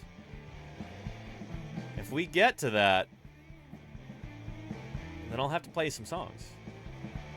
So if you like that idea, let's see if we can get there. Yeah. Oh, anyway, before I forget, Few Bits had a question. They said, can I ask you to say hi to Seaborn Show? Wonderful difference in I'll do that in promoting just the a moment. appreciation and understanding of fossil science here on Twitch. Thank you, Barile, for the 1,000 bits. Really appreciate that, Barile. Thank you for those 1,000 bits. Holy cow, that's a lot of bits. Appreciate that. Now, Seaborn Show. I'm going to say hi to you in a second. So XT2 for your upcoming Redacted with Redacted. Thank you, Bubsy. I appreciate that. Redacted. Yeah, excited about that too. Anyway, Seaborn Show, hello to you. I hope you're doing well. Greetings from me, Danny, of Paleontologizing, and the whole Paleontologizing crew. I hope you're doing well, Seaborn Show. It's good to see you. Holy cow. Sysadmin? System admin, what have you done here? It's the last time I'll play with Dinosaur. 20 gift subs, sir. Sysadman just gifted 20 subs. Holy moly, that is extraordinary. Holy...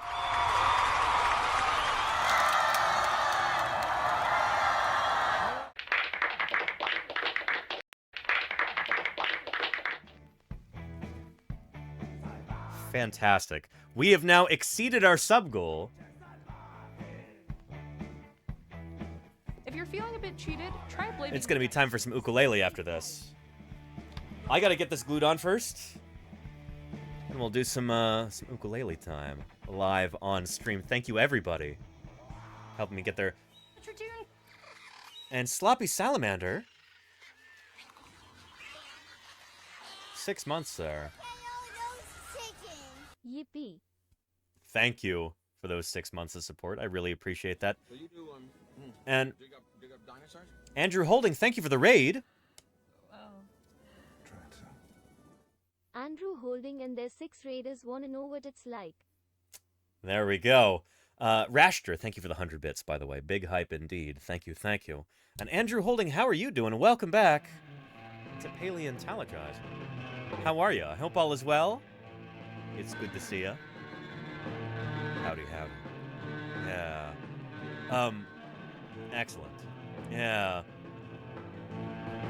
We are currently assembling a life-size Allosaurus skull. And we're about to glue on some of our final pieces, which I am very excited about. Take a look at this. We're currently printing the teeth. See how the teeth are not there in the premaxillary or maxillary tooth sockets? We're printing those right now as we speak. Right there, and it's going pretty well, looks like. Should be done in about 5 hours. Maybe 4.5 hours, actually. Yeah. But, we've got a few more pieces to put on here, and then I'm going to be doing some ukulele songs. Because we just got to our sub-goal for the day. Extraordinary. Thank you, Reganation. Reganation gifted a tier 1 sub to Andrew Holding. They have given That's an 29 excellent raid. subs in Excellent sub-gift target. Thank you, Reganation, for your generosity. Appreciate that very much. Thank you for your support. Andrew Holding, I hope your stream was fantastic. It's great to have you here. Welcome back. Tell me how it went. And if I missed it, somebody fill me in. Yeah. Welted Thistle. Oh, boy. Look at that. Extraordinary. We're about to beat our last record in terms of hype trains here. Welted Thistle just changed things with those 5 gift subs. Welted Thistle. Holy cow. Extraordinary. Thank you for your generosity. Thank you for your support of this community and of science outreach content in general. I appreciate that, Welted Thistle. Thank you very much. We've got 1 minute and 22 seconds left to try and beat our last sub-goal record. Our last hype train record, rather. Yeah. Let's see if we can get that. Here, I am just getting ready to, Well, hello, hello.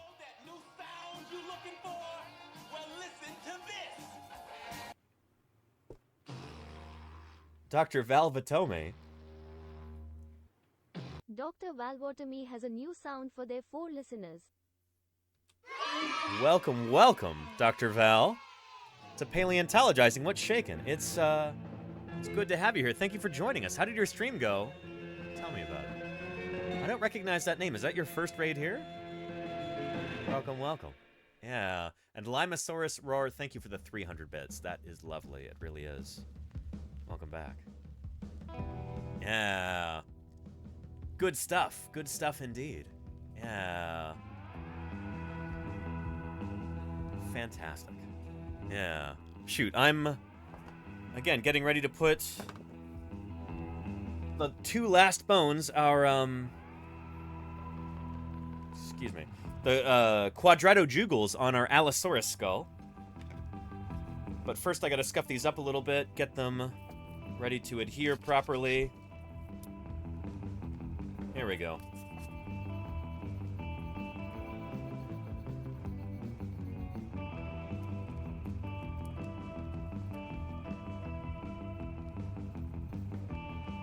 That should be about good enough. Excellent. Yeah. Dr. Val says, hello, lovely to catch you. I've popped in a few times before I was running my own stream. Great to raid you. Great to receive your raid, Dr. Val. Thank you again. I appreciate you. Thank you very much. We had a lovely Pokemon Silver stream. Alright. I defeated the Dragon Gym. Congratulations. Dragons are a bit like dinosaurs, right? I mean, dinosaurs are real. So there's a bit of a difference, but, you know, here's an interesting fact, that the word for dinosaur in Mandarin Chinese is honglong. The word for dragon, or like, what is it, ancient dragon, fearsome dragon, something like that, in Mandarin Chinese, honglong. Same word. Pretty cool. Yeah. Yeah. Dragons aren't real? Oh, sorry to burst your bubble there. But, if you learn nothing else on today's stream, that'll be a valuable one. Yeah. HD and HB gifted a tier 1 sub to Dr. And Val. HD and HB, thank you so much. Holy cow. Sub in the channel. I appreciate that, HD. I appreciate that very much. Thank you very much. Holy cow. Excellent. Yeah. And Ragnaroker, uh-oh. Don't say that out loud. And let's get some glue on here. Get this quadratojugal all assembled. It's important that I use too much glue on this rather than too little glue, because this is going to be a very important juncture here. So, plenty of glue there. Plenty of glue here. This is our Gorilla Glue that we're using right there. Gorilla Glue Clear Grip. And then, next up, our cyanoacrylate super glue. I really like using these in conjunction because the super glue works nice and quick. It actually seems to accelerate the other glue. Super glue in itself can be kind of brittle. The Gorilla Glue adds a certain degree of elasticity to the bond, which I really like. And here we go, ready? Click into place right there. Very nice. And I'm just going to kind of hold this here for a minute. We'll let that start to cure, and then I'll do some ukulele songs, then we'll get back to gluing. And we'll get into some of our regularly scheduled content here, including Thursday Birdsday. Starting in a little bit. Yeah. Gorilla Glue, made with real gorillas. I hope not, Musaica.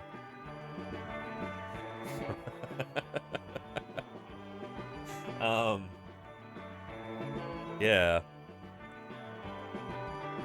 And the Komodo dragon is real, yes. Also,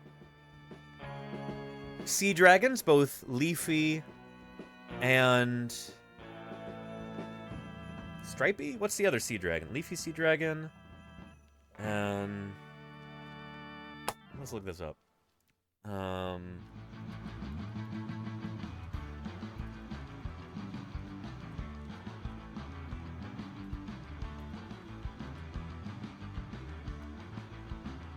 Yeah. Weedy sea dragon is the other one.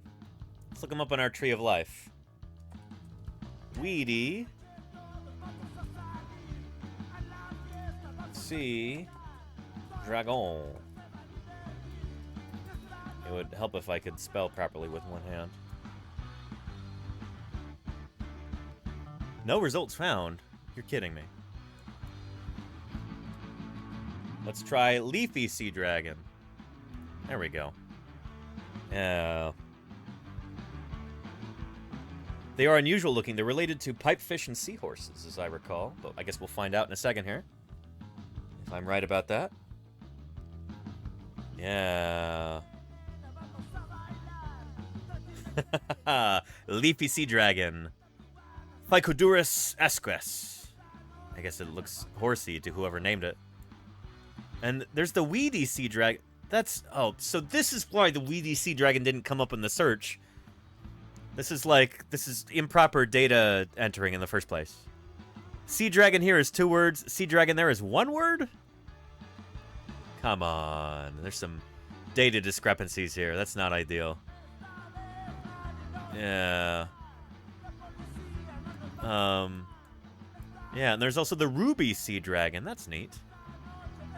Yeah, so these are real dragons. You want another dragon?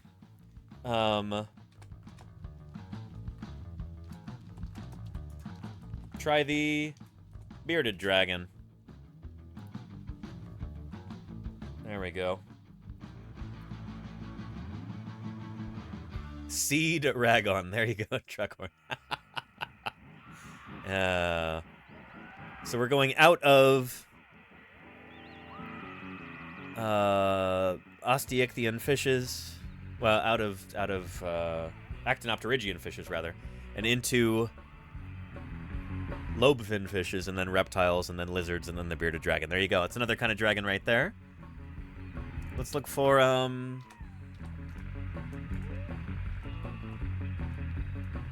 another kind of dragon.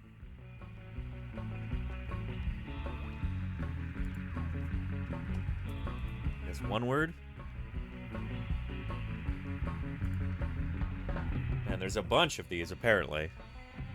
But let's take a look at another kind of dragon. Not the Chinese water dragon, not the Komodo dragon, but those are other cool dragons here. Over here in, Plant A. Yeah.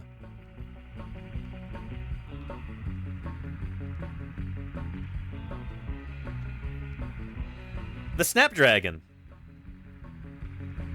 Very nice. Yeah. And of course, there is even a dragon that was adopted by this community. There it is right there. This is a Komodo dragon, Varanus komodoensis, that was adopted on behalf of this community by Lenina and Blue Front. So thank you, Lenina and Blue Front, for doing that. That is pretty awesome. A Komodo dragon, Varanus komodoensis, at the Fort Worth Zoo in Fort Worth, Texas, USA, Earth. Pretty neat. Pretty neat. Yeah. So there you go. There you go. I'm gonna actually grab, since I need to like hold this in place right here in order for it to cure, and I don't want to be holding this the whole stream. I'm gonna show you a neat little trick, everybody. I'll show you one of my favorite real-life cheat codes, and it is this. Who can tell me what this is? This is, of course, the Devil's Donut itself.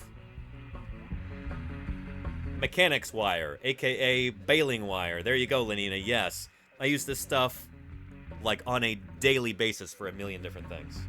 But this is one of those things I can use it for. It's holding together bits of a 3D print as they cure together, as the glue starts to set. And so, I'm trying. Oh shoot. Well, maybe I don't need this, actually. It looks like it's kind of sticking by itself, but normally I would wire it together with this. Wrap some wire around it, and twist it, twist it, twist it to cinch it tighter and tighter and tighter around. I actually did that on this side over here. You'll notice some wire right there. Yeah. Anyway, that is excellent stuff. This saved my butt so many times over the years, including this past field season. I used this to fix my tent after a really bad storm that actually bent the top tube on my tent like that. I was able to brace my tent against another piece of steel using this, make that nice and rigid again. So yeah. And Fossil Guy Tom says, are you looking forward to life on our planet? Fossil Guy Tom, I've got very good news for you. You ready? Here, a little closer. We've already had life on our planet Earth for about 3.5 billion years, at least.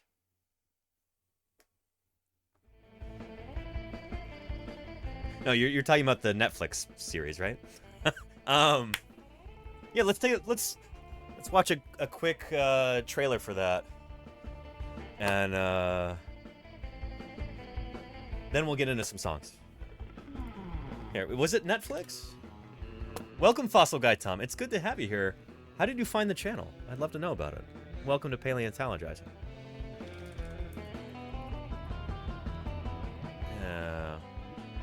Here is the teaser trailer. Ooh.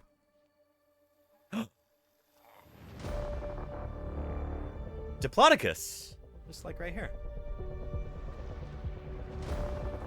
Oh, you helped make the show. Oh, very cool. Fossil Guy Tom, it is great to have you here. That is astonishing. Can you tell us what you worked on? This is exciting. The Gorgonopsians, saber-toothed cats, mammoths, tyrannosaurs. Yeah. Yowza.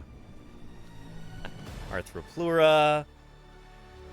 Giant orthicone, Dunkleosteus.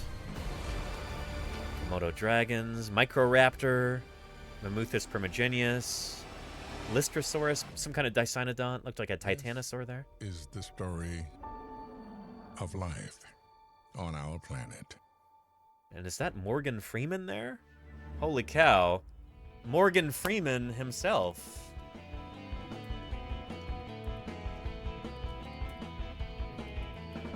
From the video game, right? Yeah. Morgan Freeman from the famous video game. Is he narrating it? It sounds like he is. Yeah. Anyway, that's pretty awesome, Fossil Guy. Scientific researcher for the series. So nervous about what you guys will make of it. I'm super proud. It looks excellent so far. Holy cow. Is it? It's probably mostly done already, right? Because I can tell you one of my, like, personal pet peeves about a lot of, like, modern kind of, like, nature-style documentaries about fossil organisms. Like Walking with Dinosaurs style documentaries. I think one of the things Walking with Dinosaurs got really right is that a lot of their creature models had bright, striking coloration, especially their dinosaurs. That's something that, like, Prehistoric Planet kind of shied away from. And I think that might have been kind of the personal peccadillos of Darren Naish, who is their series head scientific consultant. Everything that we can tell about dinosaurs seems to point to them being very visual creatures, very brightly colored. A lot of them have these really flamboyant head crests or dorsal plates or incredible display features. So them being kind of a muddy brown or gray or something like that just doesn't make a whole lot of sense. If there's one big thing I could have changed about Prehistoric Planet, it would be to make a lot of their creatures more vibrantly colored. More striking color patterns. And I think most dinosaur paleontologists would probably agree with me, but I don't know. That's a personal opinion there. Yeah. Yeah, and it is done indeed. Nice, Fossil Guy Tom. I can't wait. When does it come out? I think we just saw that a moment ago, didn't we? I wasn't paying close enough attention at the end.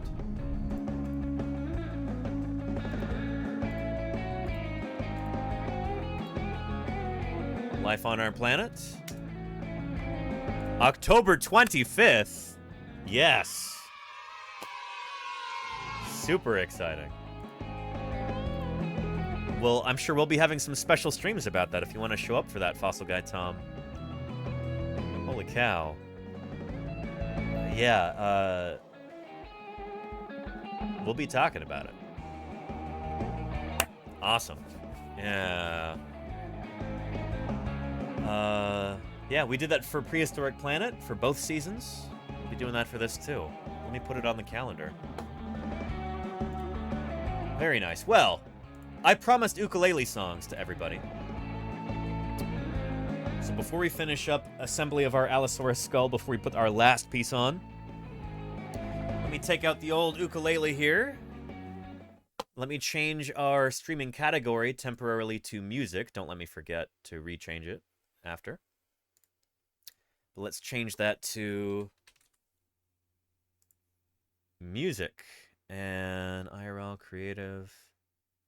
Yeah, that'll work. And take out the old ukulele for the first time in, what, like a couple months? Shoot. It's the first time since, like, shoot, I don't know when. First time in a good while that I've played any ukulele songs live on stream.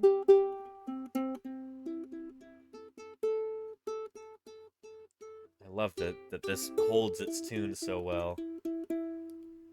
Yeah, let's start off with the Dinosaur March, shall we? Prehistoric Planet was brilliant. Oh man, it was excellent, Fossil Guy Tom. Really, really good. That's the standard that you were competing against for Netflix, right? That's awesome, Fossil Guy Tom. Do you have a background in fossil science, or are you more of an art background or something like that? Television background? Let me know. We're gonna start off here.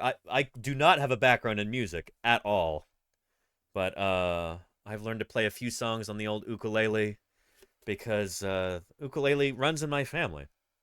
My grandfather, who was born on the island of Maui, he plays ukulele. Most of my aunts and uncles on my dad's side.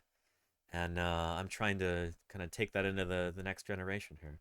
Also, ukulele is a wonderful instrument to take out into the field because it's lightweight and small and relatively small, compact.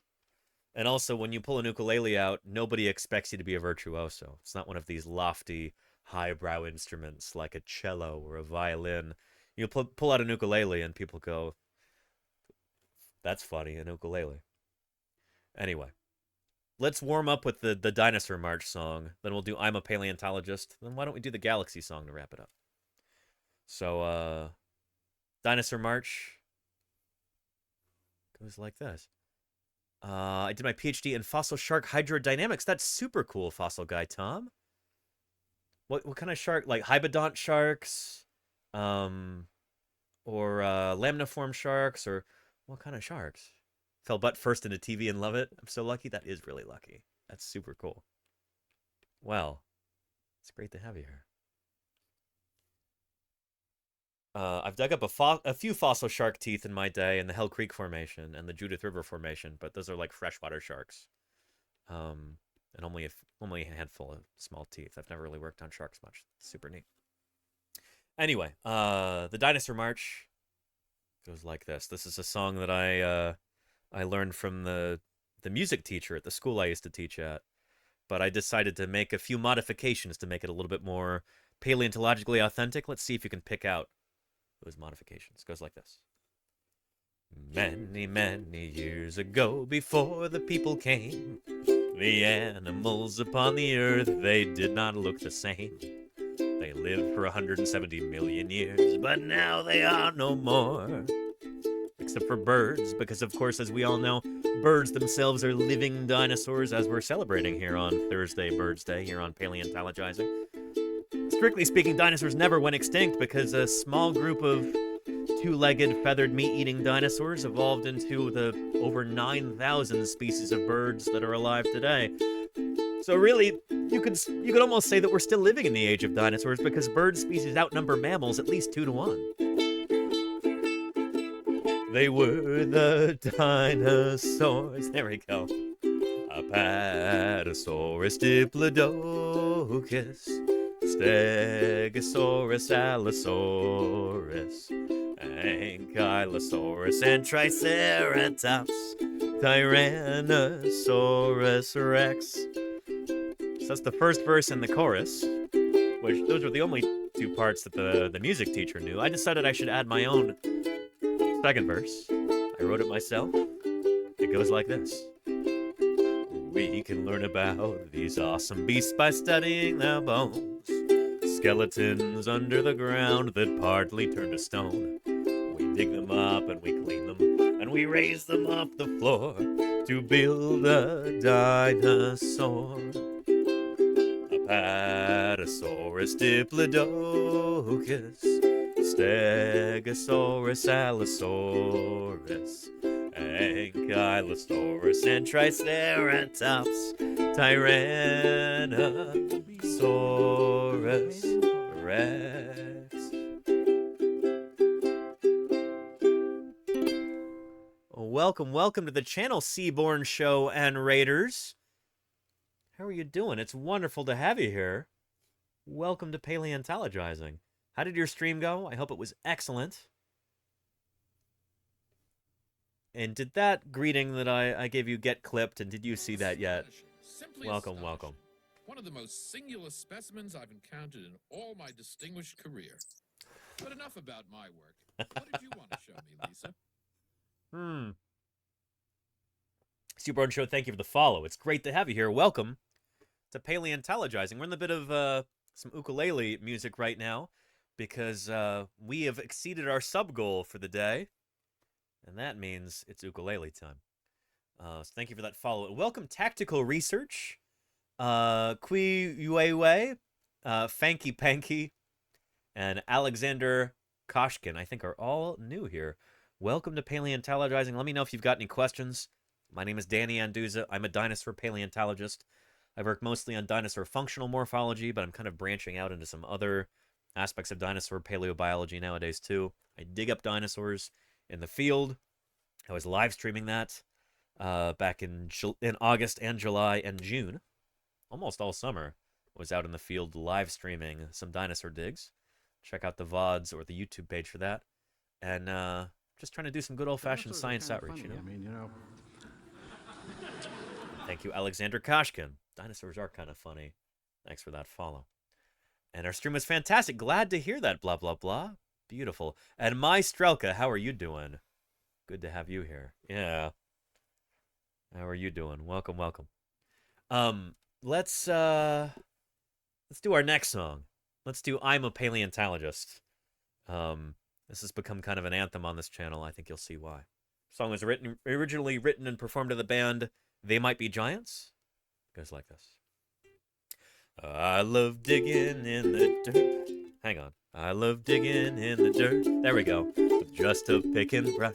Finding fossils is my aim, and so I'm never in a rush, because the treasures that I seek are rare and ancient things, like Velociraptor's jaws or Archaeopteryx's wings. And all the kids who want to see them are lining up at our museum.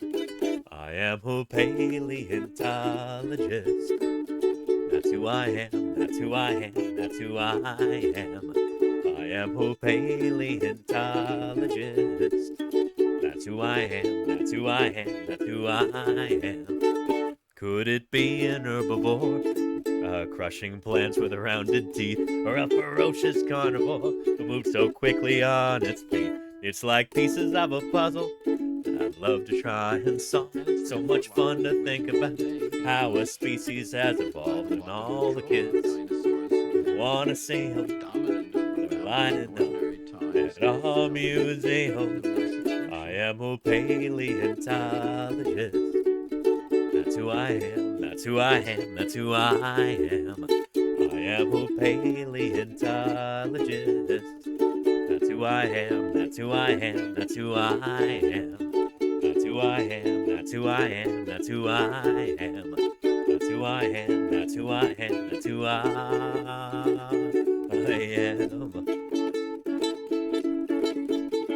There we go. A little rusty, It's been a while since I've done this. I need to start practicing more. Shoot, it's been like 2 or 3 months, I think, since I broke out the uke and played on stream. But, yeah, I'm a paleontologist. Now, our final song for this little set here, we'll do the Galaxy song, which isn't specifically a song about paleontology, but it does deal with deep time, with the vastness of the universe. It's a very, like, scientific mindset kind of song, and it's a wonderful song to play for anybody who might be feeling a little bit down in the dumps. Maybe you're not having the best day. You need a little bit of a change of perspective, you know, the sort of change of perspective that science can provide you. So the Galaxy song goes like this. Just remember that you're standing on a planet that's evolving, revolving at 900 miles an hour. It's orbiting at 90 miles a second, so it's reckoned, a sun that is the source of all our power. Now the sun and you and me and all the stars that we can see, they're moving at 1,000,000 miles a day in an outer spiral arm 13,000 light years wide of the galaxy we call the Milky Way.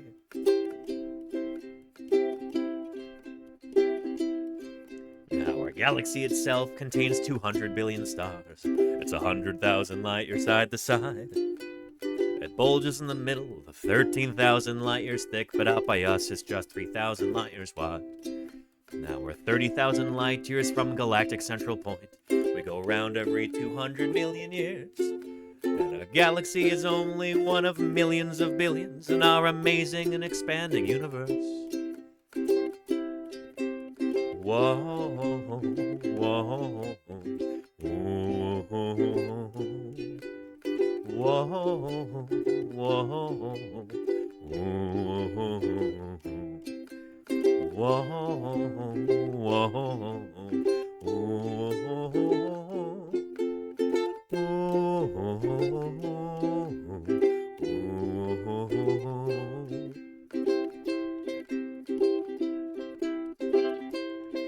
Now the universe itself the universe itself keeps on expanding and expanding. All of the directions it can whiz, as fast as it can go. The speed of light, you know, not, what was it? 12 million miles a minute, and that's the fastest speed there is. But remember when you're feeling very small and insecure, how amazingly unlikely is your birth. And pray that there's intelligent life somewhere up in space, 'cause it's hard to find down here on Earth. There you go. That's the Galaxy song. Thank you, everybody, for that incredible sub-goal attainment today. Holy moly.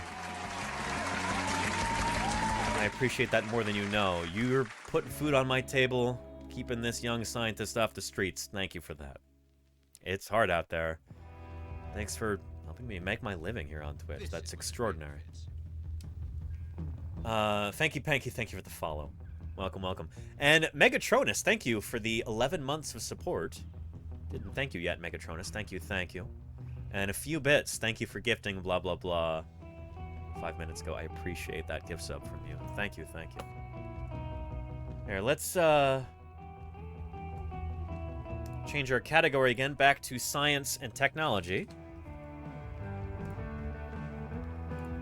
There we go. Excellent. And while we're at it,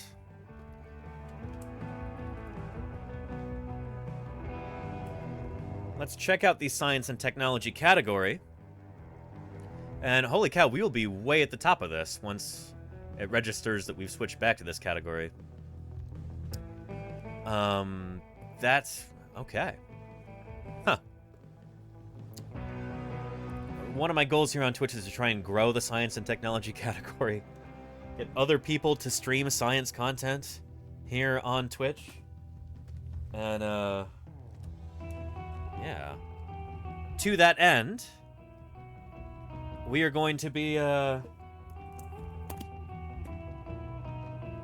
actually going to be holding a special event at TwitchCon this year. A Scientists on Stream panel conversation at TwitchCon in Las Vegas this year.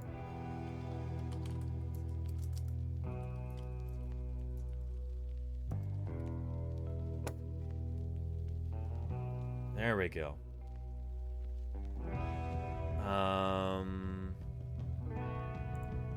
Let's see.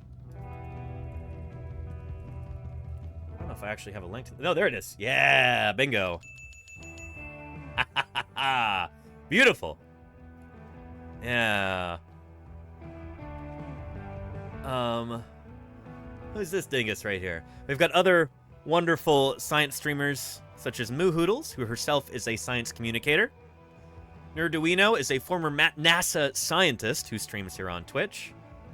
Science Streams is Balint and Lita. Balint is going to be there on the panel with us. He's a molecular and systems biologist at University of Pennsylvania, I think. And Volcano Doc is herself a volcanologist, PhD in volcanology. She's a volcano scientist. It is going to be a rollicking discussion on Sunday, October 22nd. That's the Sunday afternoon of TwitchCon, 3:30 p.m. local time. It's going to be a ton of fun. If you're going to TwitchCon, I hope to see you there. Yeah. So yeah. We do need a command for this. I'll put one together, Lenina. I'll put one together. Yeah. But for now, let's continue putting together our Allosaurus skull here. We've got one bone left to put on here before we do the teeth. Teeth are still printing. And that'll be it. Our quadrato jugal. It's on there right there. Very nice. Yeah. Let's do the other side. One quadrato jugal left. And alright, it's gonna go right here. So I'm gonna scuff this area up a little bit. Hey Moo Hoodles, how you doing? Welcome, welcome. Yeah. And that will be streamed. We'll have to figure out which channel that's gonna be on, but it'll be on an official TwitchCon channel. That panel there. So you can watch live even if you're not there. It's gonna be pretty awesome. I'm excited about it.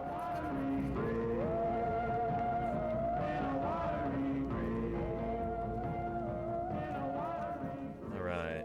Getting this scuffed up so that the glue sticks better. This over here too.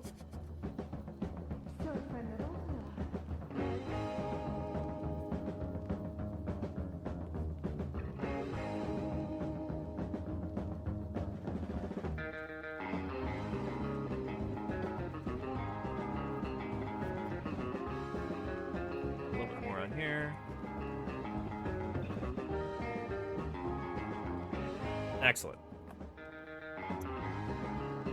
Yeah.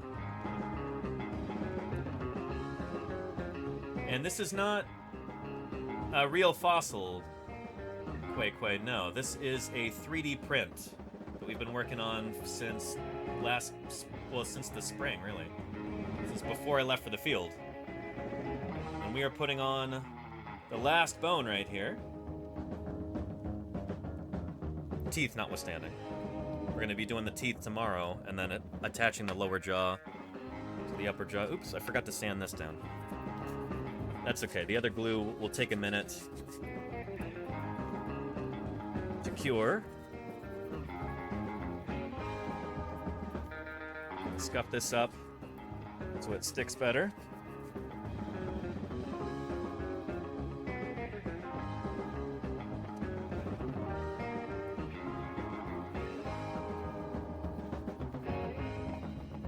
There we go. Nice.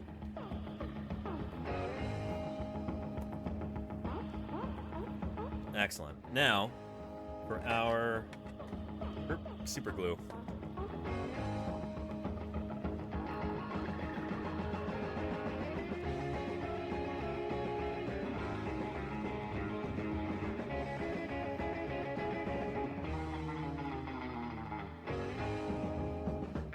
There we go. Beautiful. And our last bone put on here. Thank you, Fossil Guy Tom, for the follow. Excellent. There we go.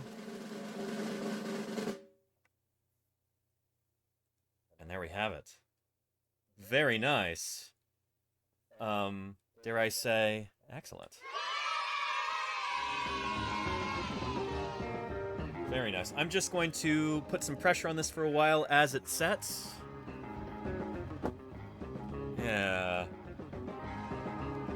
And while this is going, maybe I can find a...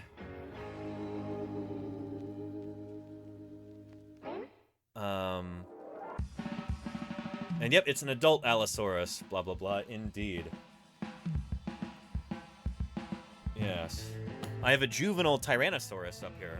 Life-size. But an adult Allosaurus skull. And if any of you are not familiar with Allosaurus, let's see what comes up on YouTube when we search for Allosaurus.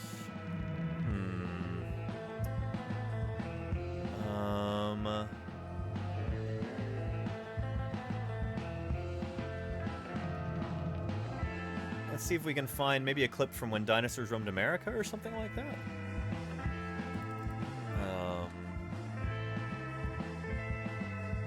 Because Allosaurus was pretty formidable in that one.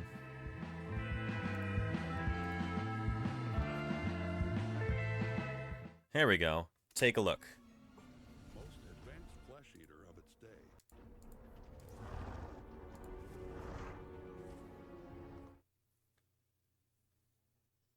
Allosaurus. There we go. Also the most common big theropod dinosaur in the Morrison Formation. Yeah.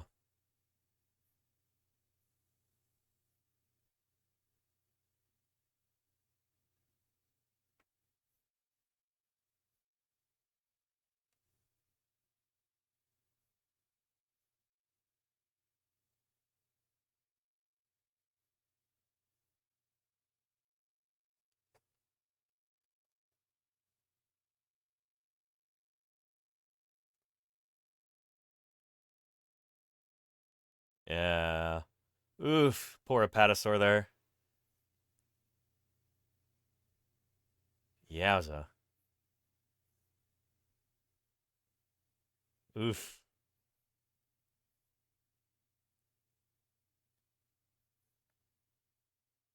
Well, eventually. Yeah, anyway. Allosaurus. It's surprising. There's not a lot of really good, like, Allosaurus clips. But you know, what's actually surprising is, the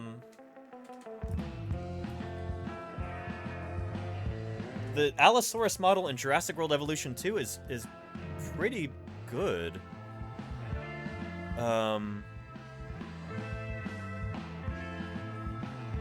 Is this it here? Yeah. Extracting species profile. Allosaurus, a genus of large theropod dinosaur that lived during the late Jurassic period. It had a short neck and a narrow, elongated skull, which was disproportionately Is this the good one or the bad one? The one in the movie looked really crummy. The one that was actually made for the game looked really good. But the one from the movie was pretty lousy, which is disappointing. Anyway, Allosaurus. One of the most important dinosaurs, honestly, from the Morrison Formation.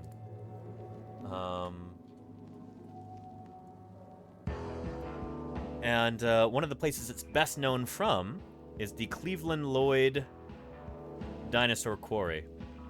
Here, take a look at this.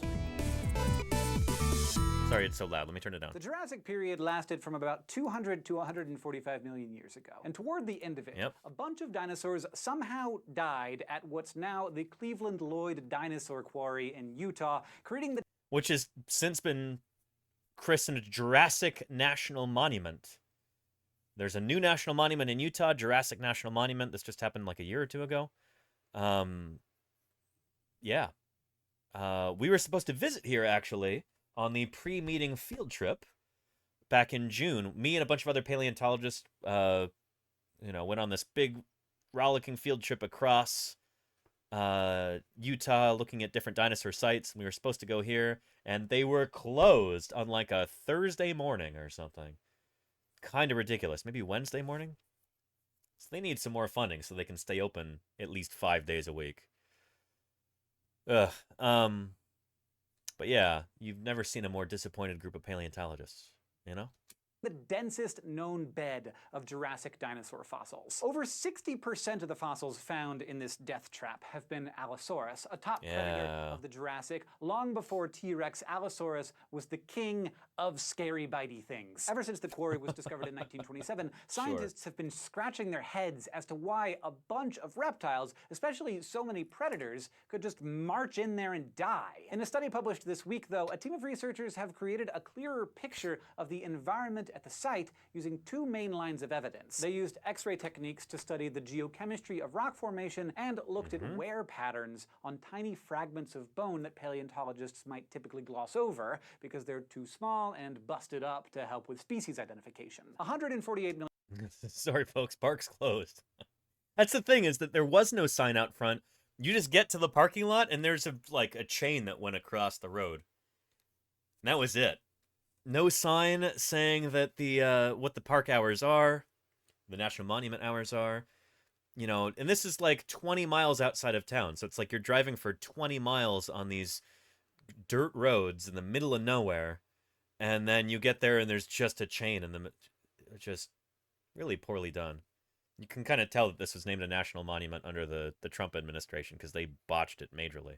But yeah. Million years ago, these researchers say the Cleveland Lloyd site was a seasonal pond, wet for part of the year and dry. What website, Miss Yvette? They didn't have a website, I don't think. There by the floods that filled the pond during the wet season. In other words, the to-be fossils were already dead when they arrived. The rotting corpses would have made the pond incredibly nasty, so much that scavengers stayed away and not much else lived there. The rocks in the site contain heavy metals like copper and lead. Previously, scientists had used this as evidence to suggest that the water hole was poisonous. But based on this geochemical analysis, the current researchers think it's more likely that the metals came from dinosaurs' already decaying bodies. As the pond dried out, bones near the surface weathered and cracked, producing the fragments that these researchers studied, while the bones buried further down in the muck were preserved intact. And as the floods came again, more corpses washed in. The team figures this all took place over a decade or two, creating the boneyard that we are excavating today. But why so many Allosaurus? The fact that there were a lot of them doesn't necessarily tell us anything about their behavior. Non-social animals can be driven together for lots of reasons, like water. They probably were social, though. Ever recovered from the quarry seems to belong to an Allosaurus. And that's one of the only eggs ever recovered from the Morrison Formation in general, I think, which is really weird. There's just a random Allosaurus egg in there. Maybe they used the Cleveland Lloyd site to breed, but there's not enough evidence to say that for sure. So, while this new study reveals the pretty gross nature of the Cleveland Lloyd graveyard, scientists still have some pieces of the puzzle to figure out. Like Allosaurus, the tube-lip wrasse is a predator, but this tiny... Oh, and that's the end of that? I guess that's the end of that. Okay, cool. Anyway, the Cleveland Lloyd Dinosaur Quarry, really, really interesting. I visited there like 3 times, at least. 3 or 4 times, yeah. Yeah, it's an awesome place. And it is just chock full of Allosaurus. It's really nuts.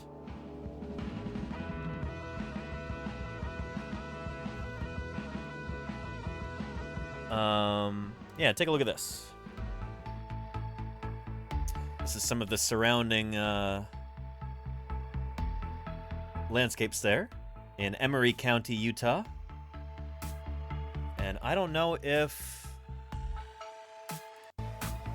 Yeah, there's... I don't know if that music is copyrighted or not, so we're going to play our own music. Yeah.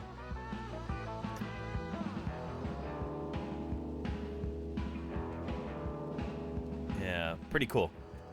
On Google Maps it says open Thursday to Sunday. Yeah, we were there on a Thursday, I think.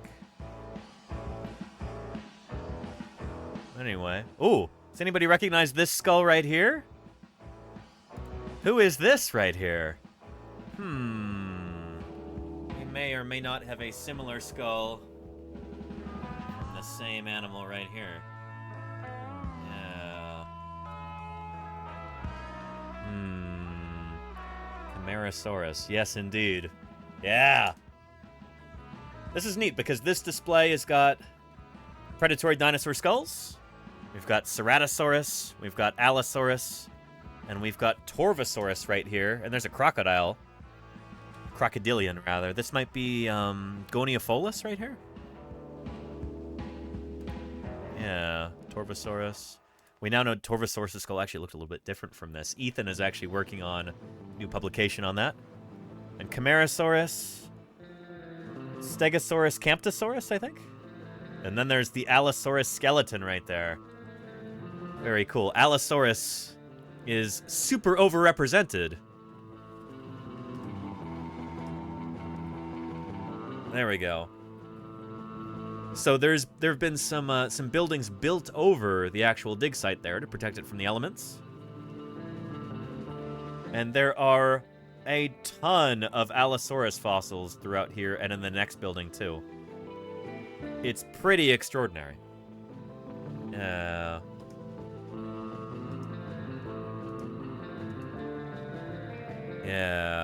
The majority of the fossils are from Allosaurus, but all these other taxa have been found there too. Yeah. Anyway, cool stuff. But yeah. And that bone bed there, let me find you a quarry map.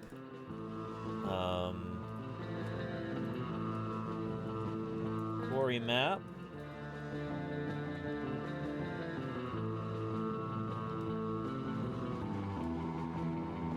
Cleveland, Lloyd.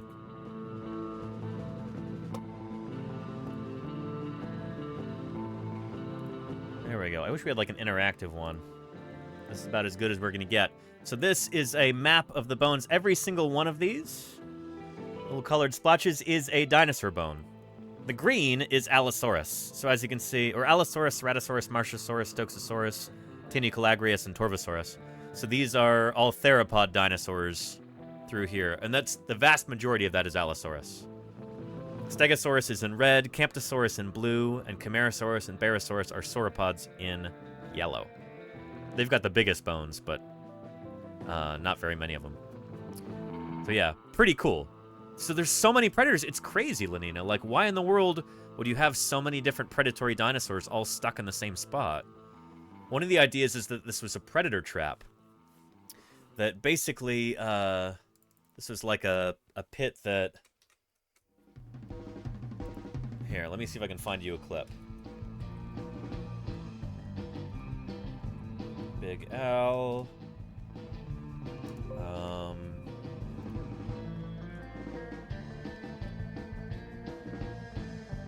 Predator trap.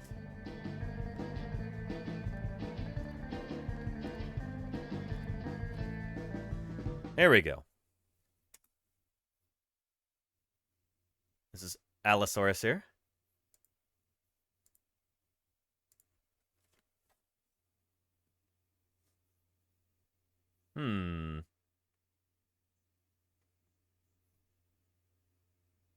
Uh-oh.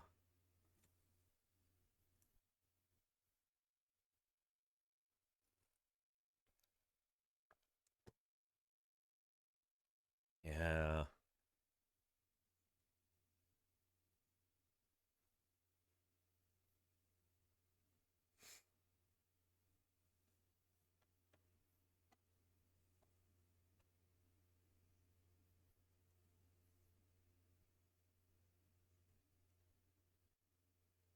So this is one hypothesis as to how the Cleveland Lloyd quarry formed.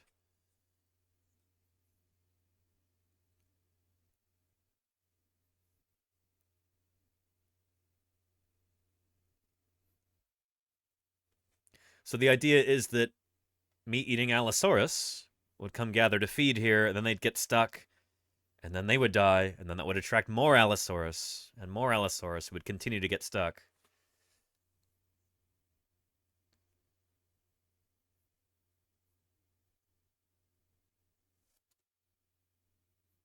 So there you go. Yeah. That's one idea, although this doesn't seem to be well supported anymore. The idea that it was a predator trap like that in a, like, sticky mud kind of sense. It may have been a predator trap in the sense that that, like, there may have just been, like, botulism toxin or something there. So these animals would come to feed, then they would get sick, and they would die there, and then their carcasses would attract more Allosaurus and more Allosaurus, like that. So anyway. Yeah, predator traps wouldn't really preserve an egg at Matty Holmes? Probably, yeah. Yeah. And, Glester, how are you doing? Welcome to Paleontologizing. Haven't seen you here before. Good to have you here. Take a look. Our Allosaurus skull is now nearly complete. Very, very exciting. Holy cow. We are, here. Give you a sense of the scale on this thing. 83 centimeters long. Tomorrow, we'll be attaching the lower jaws. But first, we gotta put the teeth on. The teeth are currently printing. But the lower jaw is gonna go on just like this. Yeah. Check that out. Holy cow. It looks weird with no teeth in the maxilla or premaxilla, but it's so big it barely even fits in the frame. Oh man, I'm so excited about this. Yeah. So, if you want to see this thing completed, if you want to see the moment that it's finished, tune in tomorrow. We're having an extra early stream tomorrow, 9 a.m. Pacific time. Because I've got stuff I got to do in the afternoon. So extra early stream tomorrow. Applaud the work of vertebrate paleontologists. And Geister, thank you for the follow. Welcome to Paleontologizing. Good to have you here. Oh, and look at our teeth. They are a-printin'. Good stuff. Yeah. But yeah, and thank you, everybody. Congrats. Don't drop it. Congrats. Thank you, thank you. Yeah. Drangdon says, my theory, more of a hypothesis than a theory, but Allosaur gangs duked it out West Side Story style. There you go, yeah. Yeah. Interesting. Anyway, everybody, that's that. Yeah, cannot wait to have this thing done. And I'll paint it up so it'll look something like this. That's going to be pretty excellent, and I am excited about it. I hope you are too. Holy cow. And will it need extra support? It should be okay like that, I think. I'll just have to make sure that I've got really, really good adhesion between the lower jaw and the upper jaw. There's some big pegs in there that fit into some slots. I just got to make sure that... Yeah. There's some excellent, excellent glue adhesion in there. Yeah. So yeah. And Delano, thank you. Good to have you here. Yeah. Excellent. Well.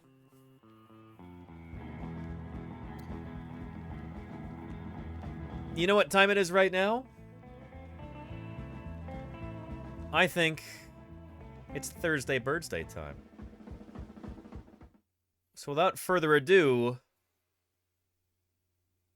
let's get started on Thursday Birdsday. Thursday Birdsday is our kind of weekly / semi-weekly celebration here on Paleontologizing when we talk about birds being living dinosaurs. And I actually have a...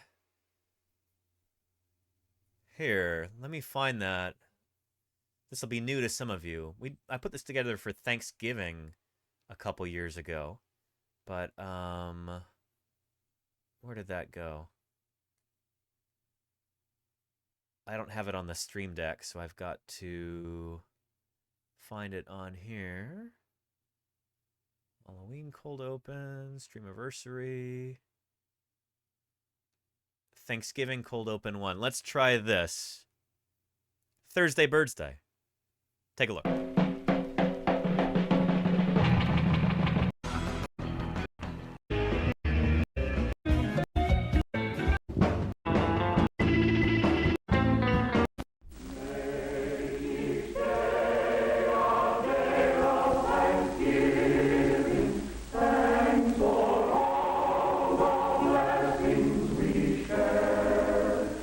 Thanks for freedom, for bountiful life.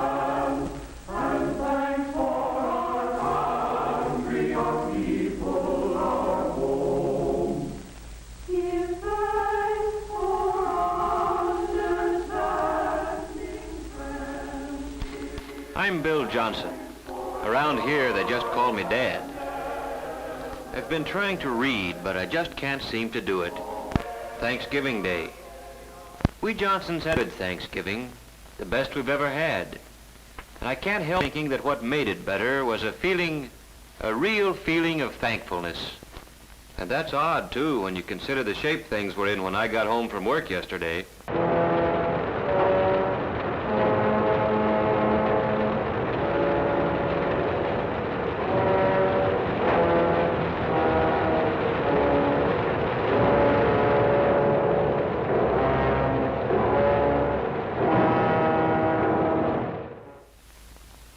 My kids, Dick and Tommy and Susan, were all home from school.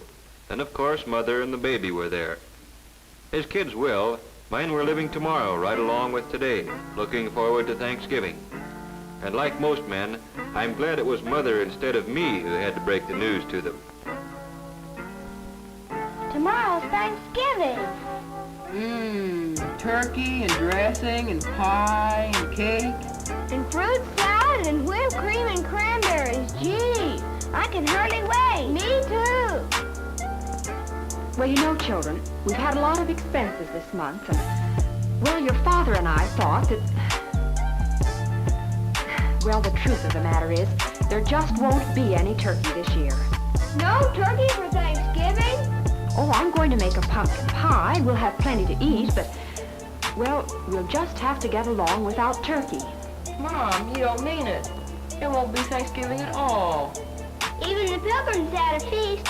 After all, isn't that what Thanksgiving's for? I don't think it's fair. And it was right there that I came in, right in the thick of it. Hello, everybody. Hi, Hello, Mother, Dick, Susan. Well, what's been going on around here? What's the matter with everybody, anyway? Mom says we're not going to have any Thanksgiving. No turkey, no good thing. A fat lot we're gonna have to be thankful for. Oh, I don't think you kids really mean that. We do too. We've always had turkey for Thanksgiving. Yes, and everybody else in the block's gonna have it this year, as always. Yes, we've always had turkey, just as a lot of Americans have had it, and we'll keep on having it. Turkey on Thanksgiving's a great American tradition. But what you kids are saying makes it sound as if the turkey's the only thing we had to be thankful for. Well, gee whiz, no, Dad. It's not that at all. Oh, I know, Dick.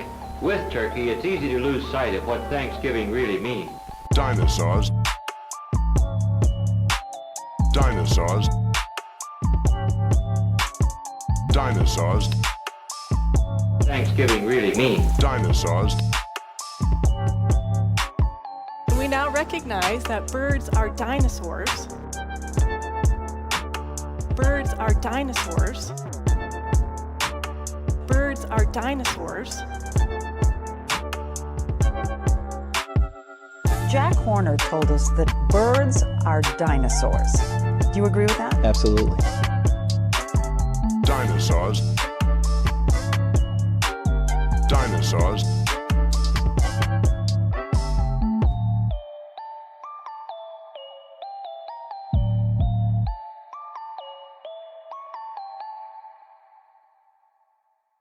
So it's obviously not Thanksgiving, but I don't have a Thursday Birdsday opener video yet, and we already showed the other bird one for the cold open, so there's that.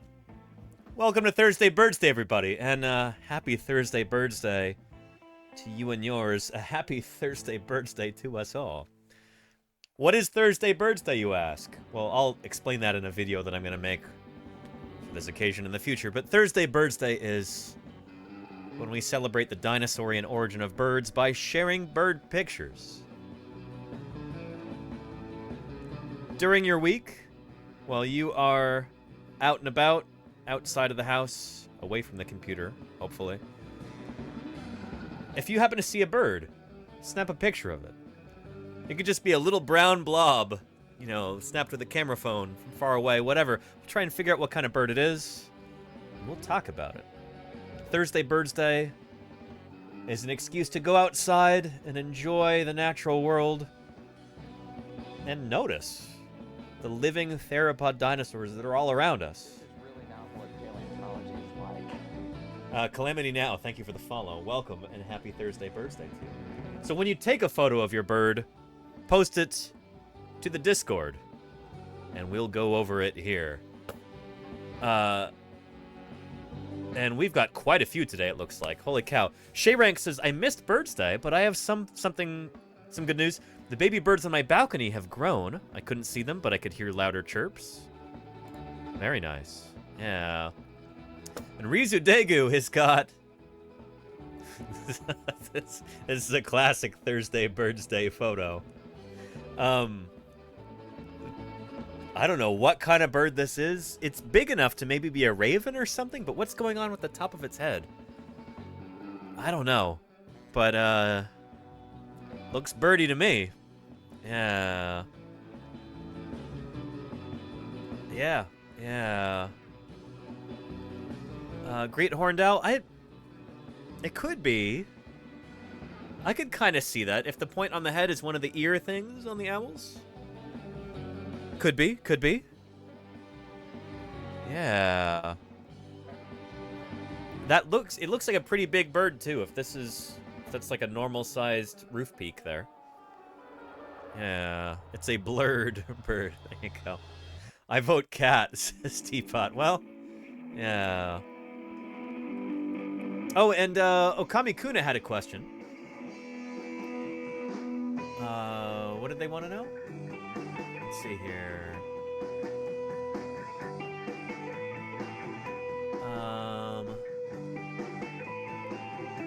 Yeah. Oh. Let's see, thread. There we go. Is there a known bird closest relative to the pterosaur, says Okami Kuna? There is not. So, like Lenina was saying, birds themselves are dinosaurs, and pterosaurs are not dinosaurs. Yeah, let me show you. Let's see. Archosaur phylogeny. There we go. This is what we call a phylogeny, an evolutionary family tree. And this is the archosaurs, Archosauria, the ruling reptiles. These are the dinosaurs the reptiles that birds and crocodiles and dinosaurs all belong to. Let's see if I can annotate this. Clear this stuff out of the way. There we go. And let's try and annotate it like that.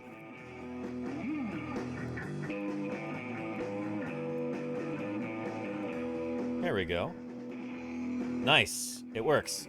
Okay, so these are archosaurs. So archosaurs are the group of reptiles that dinosaurs and crocodiles and birds and pterosaurs all belong to. So dinosaurs start right here. So everything from this point on is a dinosaur. Crocodiles, you see, are outside of that. So are pterosaurs. Birds are way over here. So birds are actually a kind of dinosaur. So when you ask what kind of bird is most closely related to a pterosaur, there's not really a good answer for that because they're all like kind of equally distantly related to pterosaurs. Does that make sense? I hope it does. Yeah.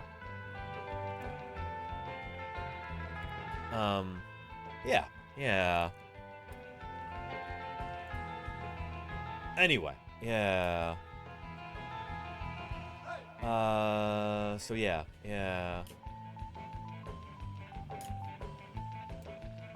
Back to the Discord here. So Rizu, nice, mysterious bird here. Not sure who that is. But pretty cool. Might need to keep a closer eye when the puppies make their potty run. Hello, great horned owl friend. Is that a great horned owl? Very nice. All right, you saw it in person, so you would know better than I would. Very nice, Rizu. Very nice. Yeah. And beautiful hornbills at the Fort Worth Zoo. Can't remember what species, but I think they are Rhyticeras cassidix. Very nice. Triceratops. Let's take a look on our tree of life, perhaps. Hornbills are some of my favorite birds. They are super neat.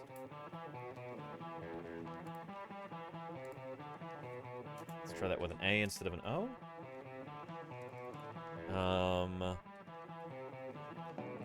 Hornbills. Yeah.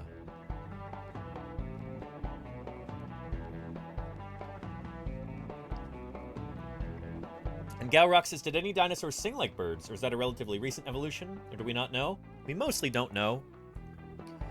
The organ that allows birds to sing the way that they do is called the syrinx, and that seems to have been something that birds evolved independently. However, dinosaurs had a lot of, like, similar things that they evolved independently. Non-bird dinosaurs, I mean. And so maybe certain dinosaurs were able to do something similar because the base genes to create a syrinx were already kind of there in the genome. We don't really know. But shoot, that looks like our hornbill right there. Wrinkled hornbill, perhaps? Aceros corrugatus? Could be. Could be. Blue eye. Red casque. Orange bill. Blue eye, red casque, orange bill. I think it's a wrinkled hornbill. Very nice, Lenina. Very nice. Hornbills are super, super cool birds. They are really, really neat. Let's see if we can find a video of this guy.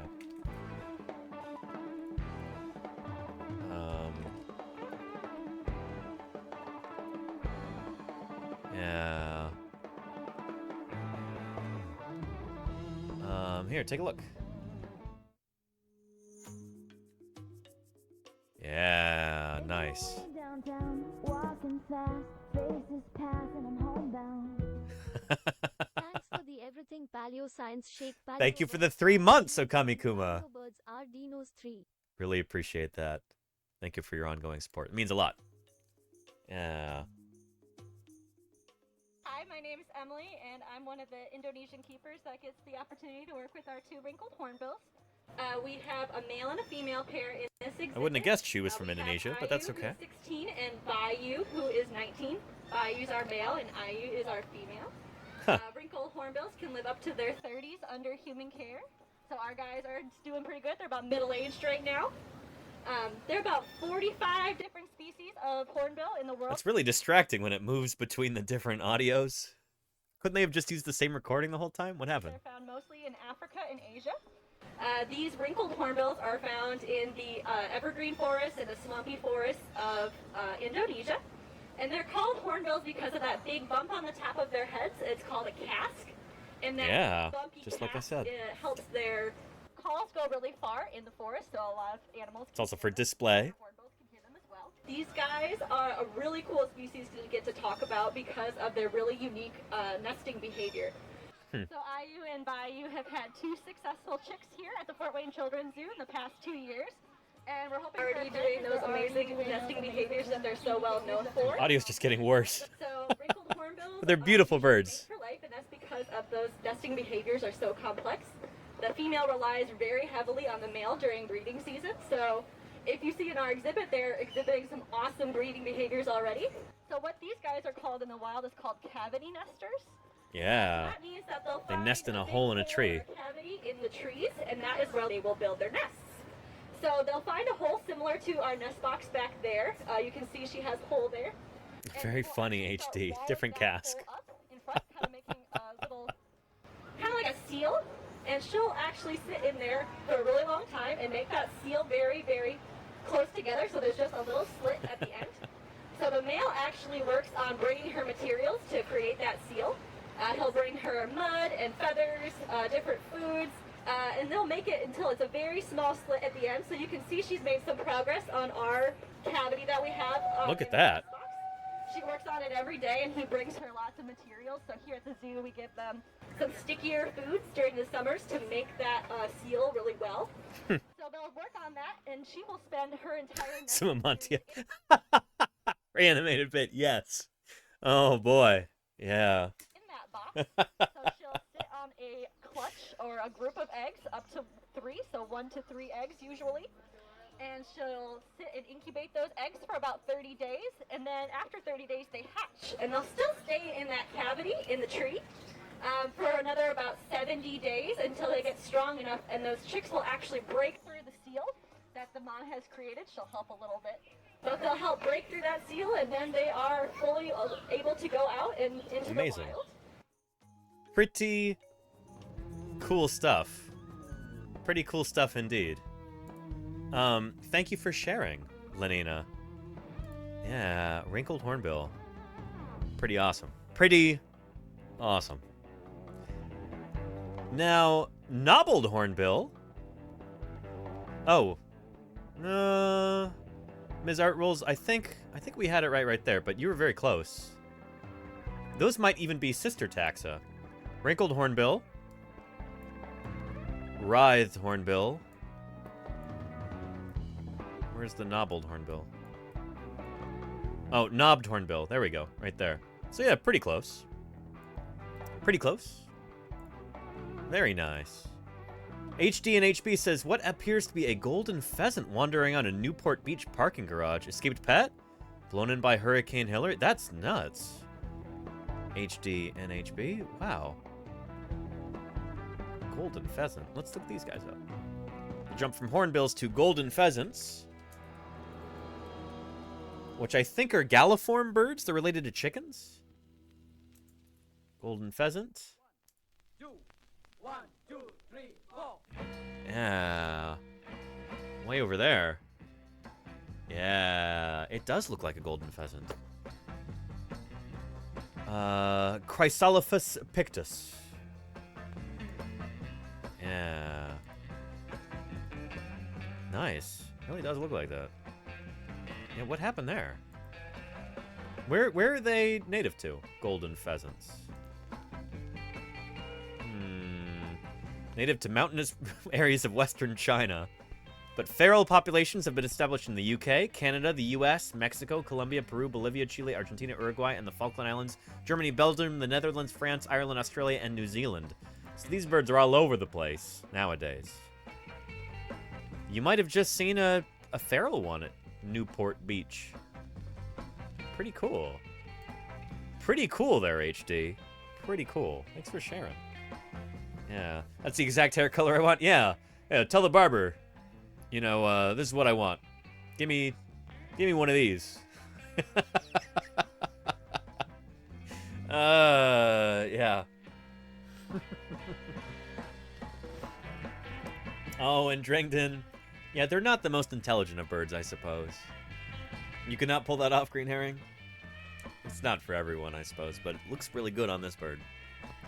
I'm doing something right. Yeah. Nice. Very cool, HD. Very cool. Yeah. A visit to the Fort Worth Zoo last month. Very cute Caribbean flamingo experience. More Fort Worth Zoo love today. Look at those flamingers. And they've got babies. Very cool. These are native to Chile, I want to say. Yeah, and in zoos, they actually have to be given food coloring in their food to give them that classic flamingo pink plumage. They get that from their diet. And look at all those chickens, Museka, yeah. Yeah. Beautiful. Flamingos are such bizarre, fascinating birds. They're really, really strange and cool. Very nice. Very nice.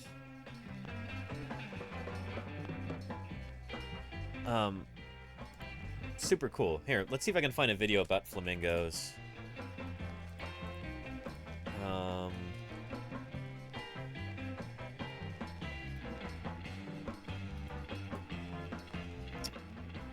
There we go. Take a look at this. There we are.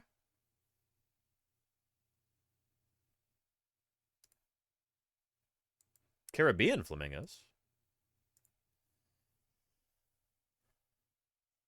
Yeah. That's the one. Okay, cool, Dr. Tara. Yeah.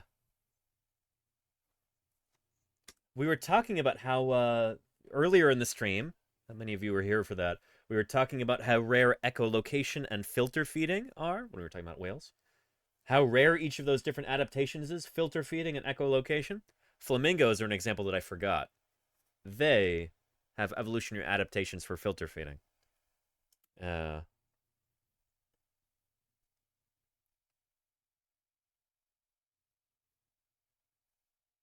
What a weird way to eat. Huh. Same bird. That makes sense, green herring. Like the American crocodile. Yeah. Huh. Oh, these are changes in what, chat?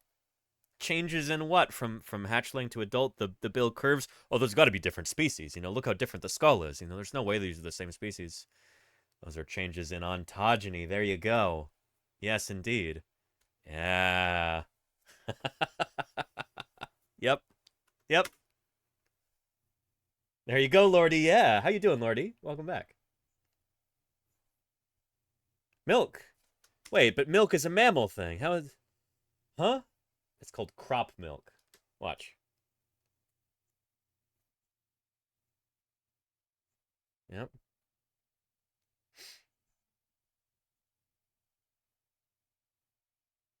There's mammal milk. So when you go to the store and you put milk on the list, you know, for your significant other or whoever else going to the store, make sure you specify mammal milk so they don't come home with flamingo milk, you know? Yeah. Bird milk, crop milk, roach milk, reanimated bit. Oh boy, it reminds me of yeah. Here's a step-by-step guide to becoming a fossil. Step 1, die. George from New York. Holy cow, thank you for the 14 months of support.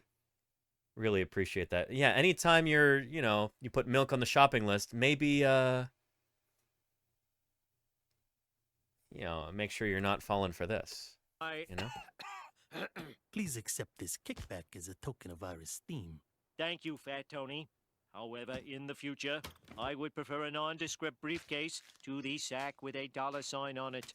So, how'd you get to nick these fouls? Hope you cows are decent. Anyway. Oh, crap on a crutch!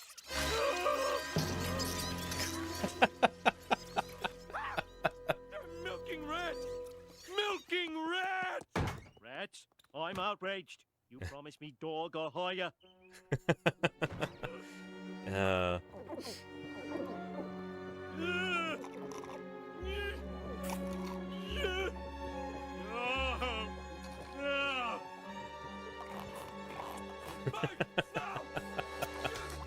my milk! I traded my math book for that. Dad, what a nice surprise. Oh, get that away from me! Kids, I don't want... By the way, did you notice the logo there? Where was that? Raged. Yeah. Promise me dog or higher.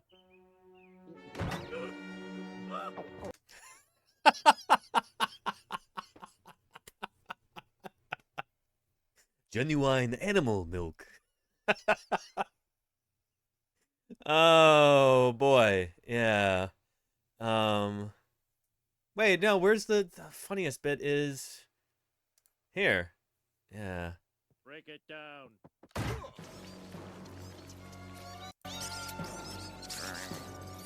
It's pure. Follow the plot, boy.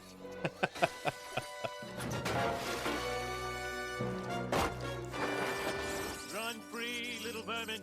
The city is yours. No, that's not it either. The funniest line is... Shoot, where did it go? Is it in here?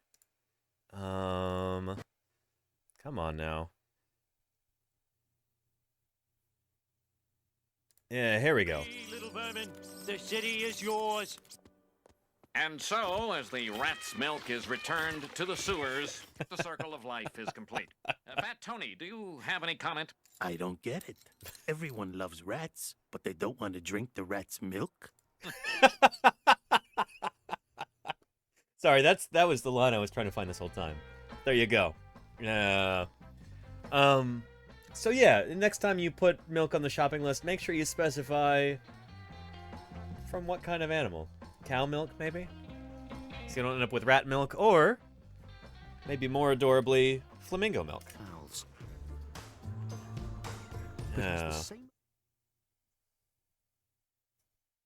Yep.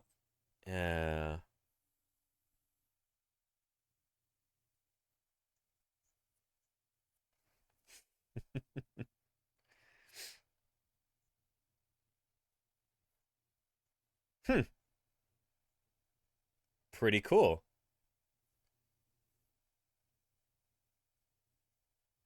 Bright red. Yep.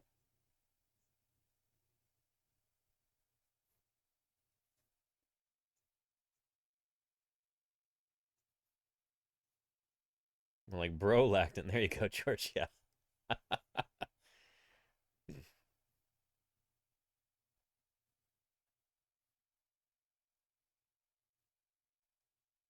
Look at those chicks.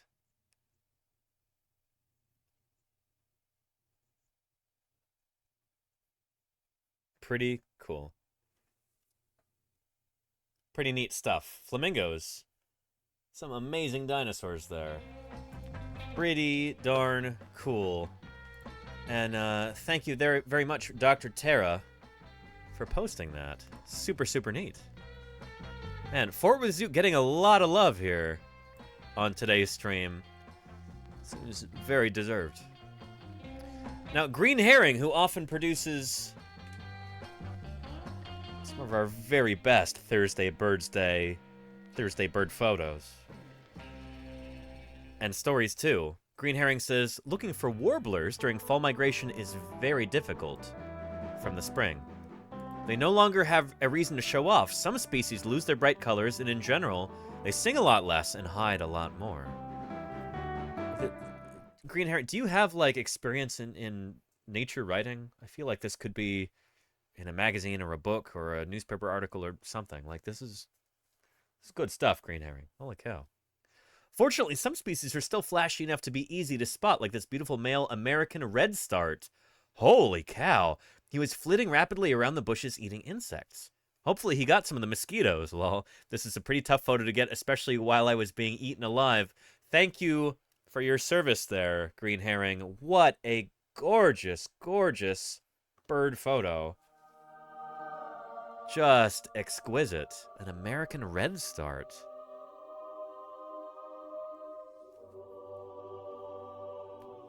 Absolutely beautiful.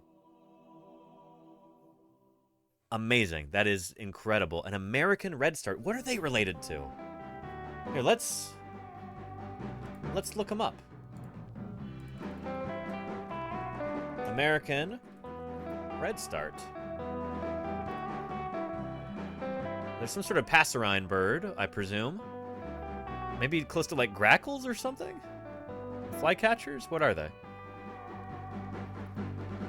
You probably said, and I just completely missed it. But yeah, there we go. Cetophagia rudicilla. And warbler. Oh, they're kind of warbler, aren't they? Yeah. And warblers are related to more warblers, who are related to more warblers. What's the next broader group? Redstarts and warblers. Warblers are really speciose. Holy cow. It's a lot of warblers. 112 species, 113, 116. Buntings, American sparrows. Okay. So they're related to buntings and American sparrows. There we go. And, yeah, red-winged blackbirds, who are kind of close to grackles, right? Cowbirds, meadowlarks, buntings, towhees. Makes sense. Okay. It's warblers all the way down. There you go. Very cool, green herring. Very, very cool. And birds are super pretty. They are the prettiest of animals, you might even say. So by extension, dinosaurs, the prettiest of all the animals. Yeah.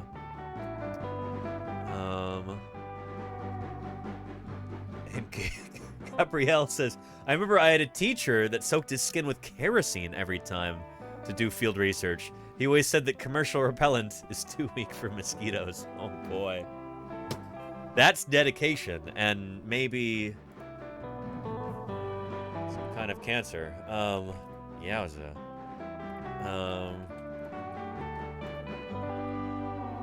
Yeah. And it also reminds me of another moment from The Simpsons. Here we go.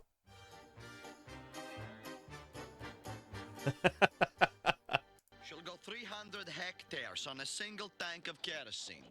Kerosene. Where is this car from? It no longer exists, but take her for a test drive, and you'll agree. Zagreb Ebnem Zlotik Diev. Put it in H. By the way, there's a YouTube channel where they take Simpsons clips like this. And they there we go. Here, let me show you. Yeah. They make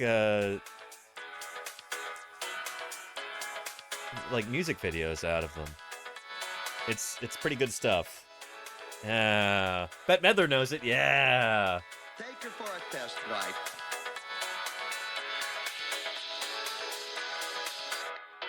And you'll agree. Zagreb Ebnem Zlotik Diev. Take her for a test drive. This one's entitled Put It in H.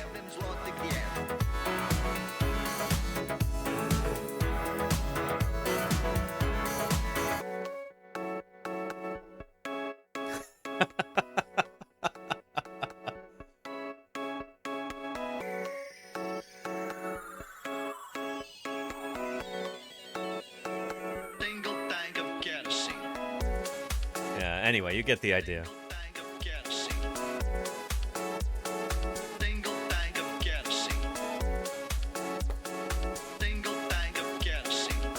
So, pretty awesome. Green herring.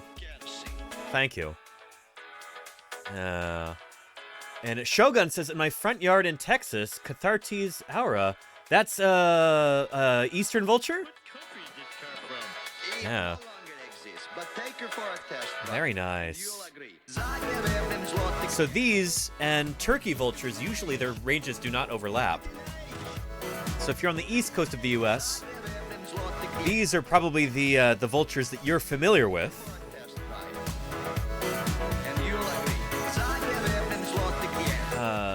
Yeah, we've got turkey vultures on the west coast, but these guys are probably the vultures you're familiar with if you're on the east coast or the eastern United States.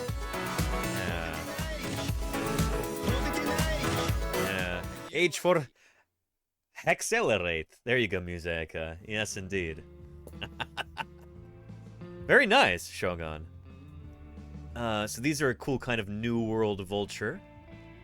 Cathartes aura. Let's look them up.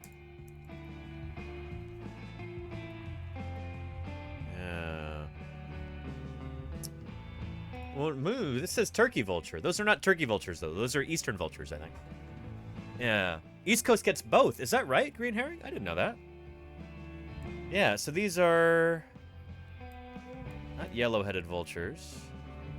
Black vultures. That's the one I'm thinking of. That's Corygyps atratus. See how it's got the black head?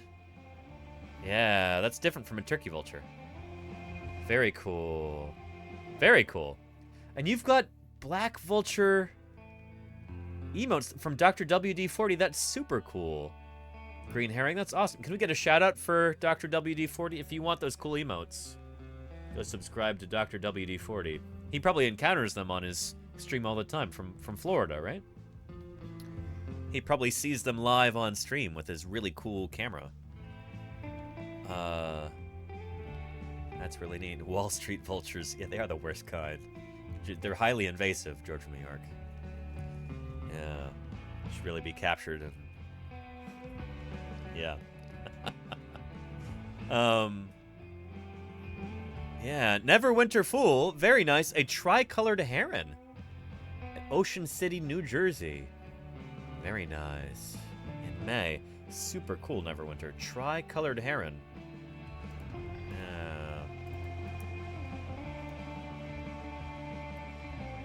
Tricolored heron. Yigretta tricolor.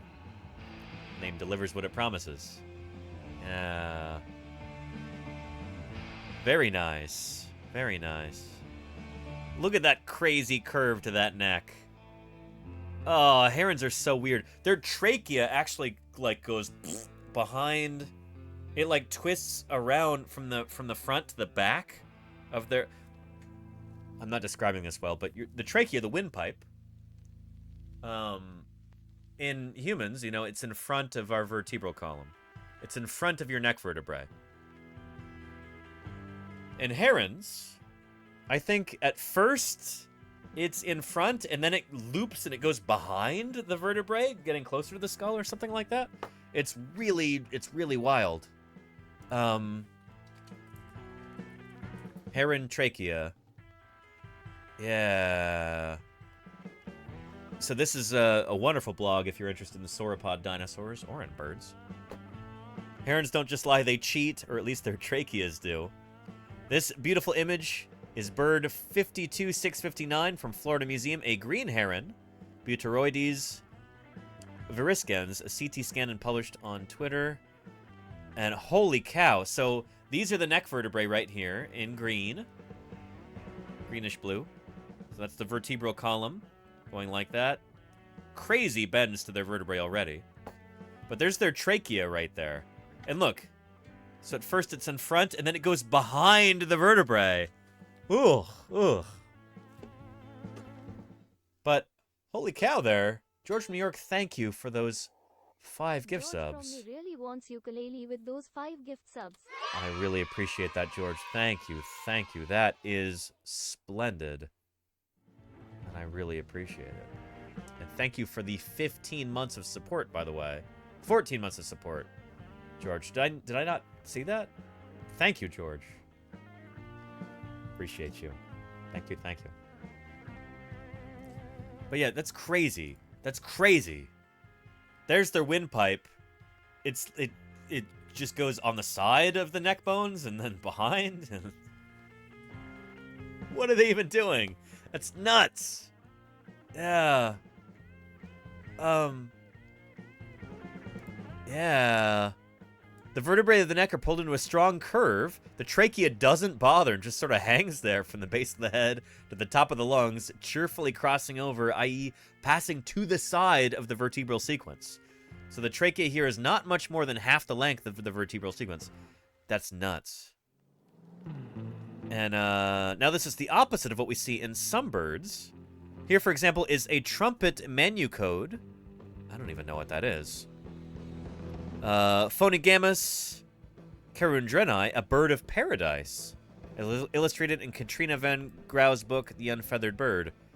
Get a load of this. This is nuts. Look at what the trachea, the windpipe, does in this bird. That's insane. Just vroom, vroom, vroom, vroom, vroom, vroom. Holy cow. Yes, all those coils in the torso are the trachea, which is many times longer than it needs to be to connect to the lungs. Birds of paradise do this sort of thing a lot. Why? They're not alone. Cranes and others have elongated and contorted tracheal trajectories, so it's odd that herons seem to do the opposite. But the heron is even odder than that. As we've noted before, herons can stretch their necks out to the point where you could scarcely believe the unstretched and stretched animals are the same thing, but they are. This is the same animal in both of these pictures. This is another green heron, isn't it? Was it, or no? What kind of heron is this? Green herring would know. Yeah. Yeah. The CT scan heron at the top of this post is in a pose intermediate between the two shown here, but since it can adopt the long-necked pose on the right, it's apparent that the trachea can become long enough to connect the head and the lungs in that pose, which means it must be able to stretch nearly twice its length as we see in the CT scan. Don't try this at home, kids. That's wild. So again, this is a heron right here. This is what the trachea does. The trachea seems shorter than the neck, but apparently it's very stretchy. Because even though it's much shorter than that series of cervical vertebrae, they can still do this without snapping their trachea. So that's really, really bizarre. Yeah. Not those kind of stretched out? Yeah, says Admin. Weird, right? It is like an accordion, Gojira, yeah. And the bittern my mom saw was doing that with its neck. Interesting, Bet Meddler. Yeah, yeah.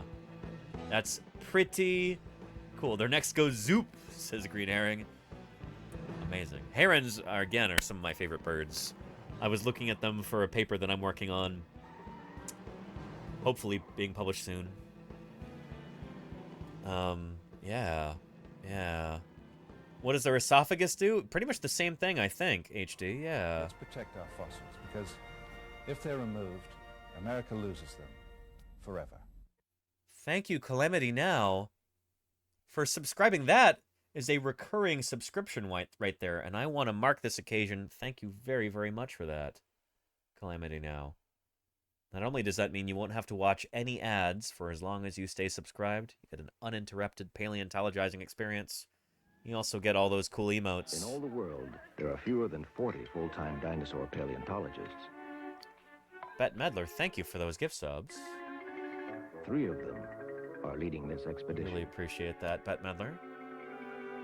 Those folks also will have no ads for the next 30 days, and they'll get all those emotes. Meddler just gifted 5 like subs. these, and these, and these, and these, and these. But Calamity Now will have those for as long as they stay subscribed. Thank you, Calamity Now. I really appreciate that. Welcome to the community. Thanks for your support. Thank you, Bet Meddler, for that support. I'm sure the 5 folks who got gift subs from you right now are also very grateful. Thank you for that. Yeah. So yeah. You're very welcome, says Calamity. Thank you again, Calamity. But yeah. And, Golden Kappa Train, what is this about? This must be like a new feature on Twitch. Golden Kappa Train? I don't even know what this is about, but I'm excited about it. Holy cow. What on earth is a Golden Kappa Train? It looks like we're about to find out, Green Herring. If anybody would like to gift any more subs or cheer with bits or do anything like that to move this hype train along, it looks like that might, yeah. Like that might help. You no comprende?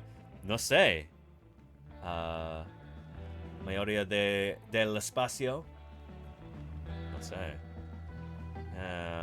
Is the Golden Kappa real? I always thought it was just a legend.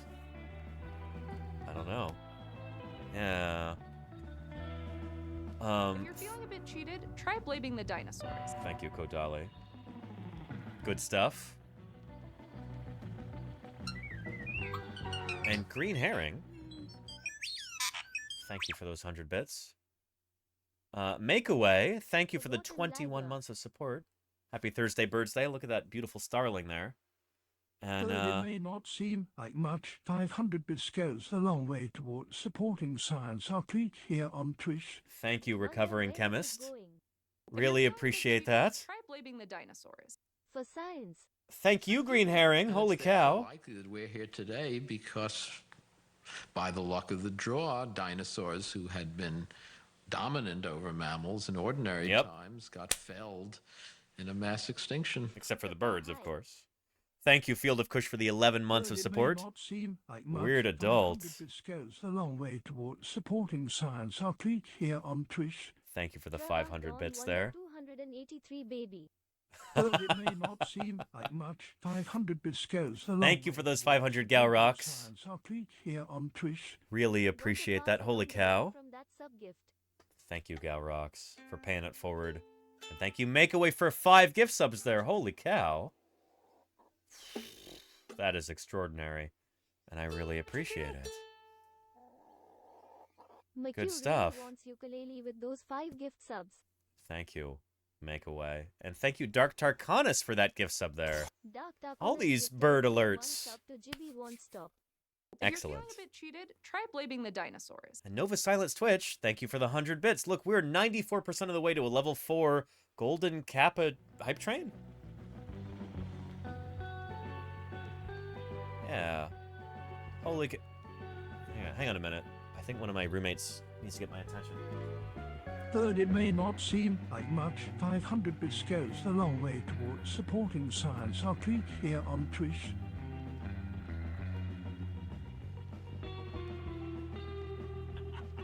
Oh, ho, ho. Oh, boy. Just got a box that has arrived. They actually may have been sitting out there for a while. This... I don't remember ordering anything from Amazon. Thank you, Pimpcat, for the 500 bits there. Thank you, Lenina, for the gift sub there. I appreciate that. Holy cow. But we got a box here. I don't remember ordering anything from Amazon. This might be something from the wish list. So give me a second. Let me get this opened.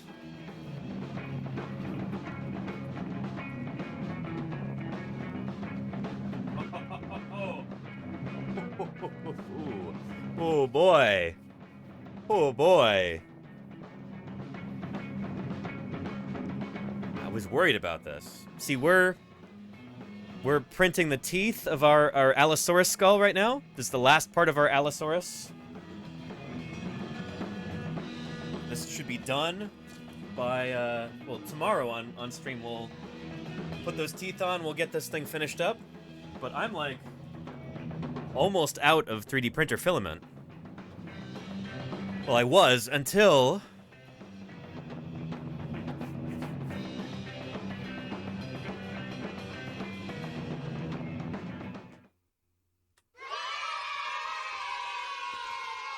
One, 2 boxes right here. Thank you, from... Who is our very generous contributor here? Let's see. Let's see. Alright, there's that. Another slip. Oh boy. There we go. Recovering chemist right there. Thank you so much. Holy cow. Thank you for keeping me in 3D printer filament here. Recovering chemist, I appreciate you tremendously. Are you here right now? I think you just gifted some bits or something earlier, right? There you 500 bits. Wonder where this is going? Well, I know where this is going. We're not going to be printing our Allosaurus with it. We're going to be printing some other exciting stuff. Holy cow. How many spools in the Allosaurus skull? I think it was about 3 or 4. HD and HP? Maybe 5? Thank you, Pertsa Dead On, for those 100 bits. I appreciate that very much. But holy cow. 2 kilograms of filament in this beautiful silk brown color. This will show up really, really well on camera. We actually have some of this with silk brown. Yeah, the lacrimal crests here are silk brown. They go really well with the copper color that I normally use. Silk brown versus copper. They're very close, on camera at least. It's 2 of my very favorite colors of printer filament. Thank you, Recovering Chemist. I appreciate that more than you know. Thank you very, very much. Let me show you some of the cool stuff that we'll be printing.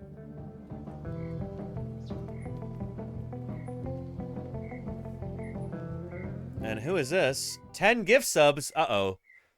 This Tinimu bird isn't rated for that. Oh, shoot.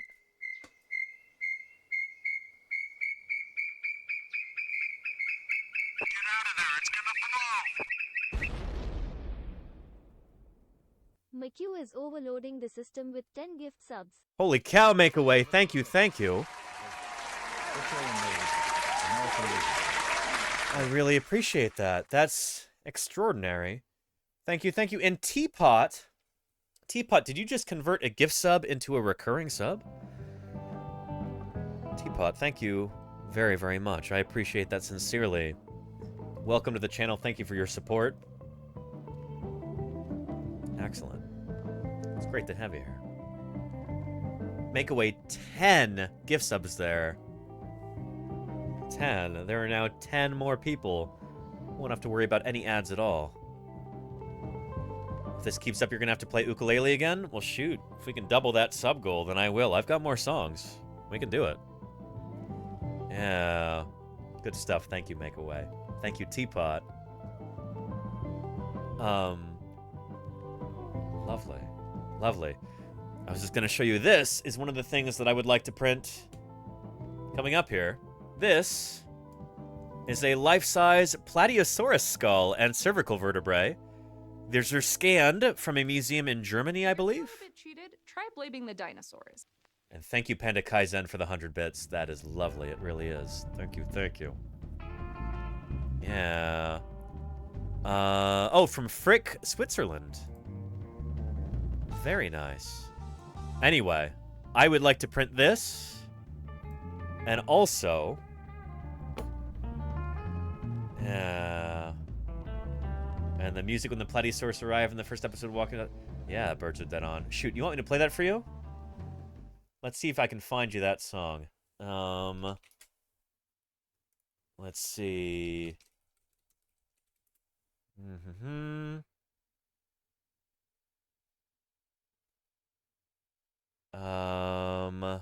I don't know if I can find the song, but here's the clip. One day in the all species died that future out. But they have also been joined by another. There we go.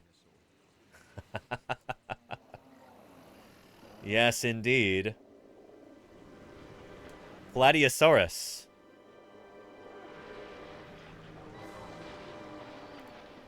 A huge herd of Plateosaurus has been drawn to the swollen river. Yeah. I believe that these four-legged beasts are related to Coelophysis, but these are plant-eating dinosaurs. Plateosaurus. Their size is the key to their success. Plateosaurus. And at 4 tons, they are simply too big to be threatened. Yeah. Now I can print the skull. This is the shape of things to come. The age of the dinosaurs has dawned. Yes! Good stuff. I'm really excited to print this. This might be next. We'll see, because I don't actually have any prosauropod parts yet, any basal sauropodomorphs. So this is going to be excellent, and I'm really excited for it. What are Plateosaurus related to? They're related to the sauropod dinosaurs, Charlie's Dragon. They're what we call basal sauropodomorphs. We used to call them prosauropods, but it turns out they're not actually super closely related to other prosauropods. Turns out they're just kind of early, long-necked, four-legged dinosaurs. Yeah.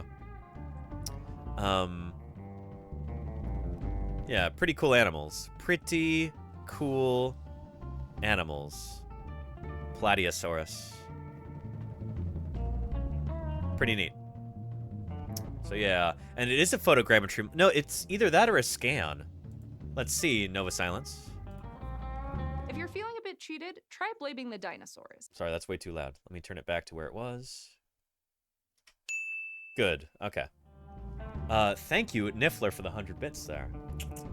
Beautiful. We've got 15 seconds left to try and get to a level 6 here. That's extraordinary. That's really good. Thank you, thank you.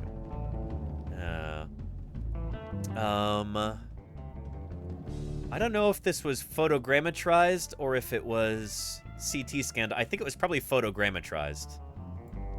It looks like a photogrammetry model rather than a... That or like a scan. It doesn't look like it's CT. But yeah, I think this might be next to print. very exciting. And I've already downloaded it. Here's a link if you want to download it yourself. It's free. There you go. Yeah. But I don't have any basal sauropod models yet. This is going to be an excellent addition to the menagerie, I think. So that's what I'll be using these new spools for. Thank you again, Recovering Chemist. I appreciate this more than you know. You are directly contributing to the material conditions of Paleontologizing channel here. Just like everybody who's contributed bits and gift subscriptions and that sort of thing, but it's something else to actually get 3D printer filament in the mail, so thank you for your generosity. I appreciate that very much. Good stuff. Yeah. Anyway, with that having been said, what do you say we get back into Thursday Birdsday here? We talked about herons and how weird and cool they are. Like these tricolor herons. Very nice, Neverwinter. Very nice. Let's continue. Birds Are Dead On says, the green herring came to Ireland? Whereabouts? What are some of your favorites? See any car park birds? Pied wagtails? My Gouldian finches that a breeder gave to me for doting on rather than culling. Black-headed one is feisty. They suffer from a neurological disorder known as twirling. Common enough in Gouldian finches who can be quite sensitive birds. I bought them a big flight cage so they have room to hop, tumble around. When it arrived, it was huge. So now I have a huge flight cage for 2 little disabled birds who can only hop around the floor. They hated each other and used to try to fight, but now they cuddle and stumble over each other. Zebra Finch still lives free in the apartment. Very nice. That is beautiful, Birds Are Dead On. That is truly beautiful. I want to look this up. Twirling. Gouldian finches twirling. Unhand me. I like that. I want to see what this looks like. Do they just kind of spin around? They can't fly? Huh.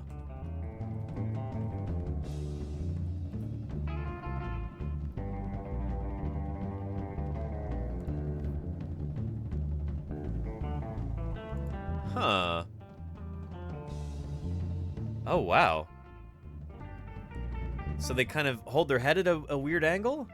And then they just kind of spin like that? Is it kind of like a person having vertigo?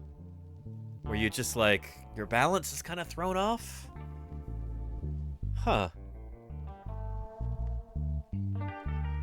Interesting. Kind of, I think, says Birds Are Dead On. Okay. Yeah. Interesting.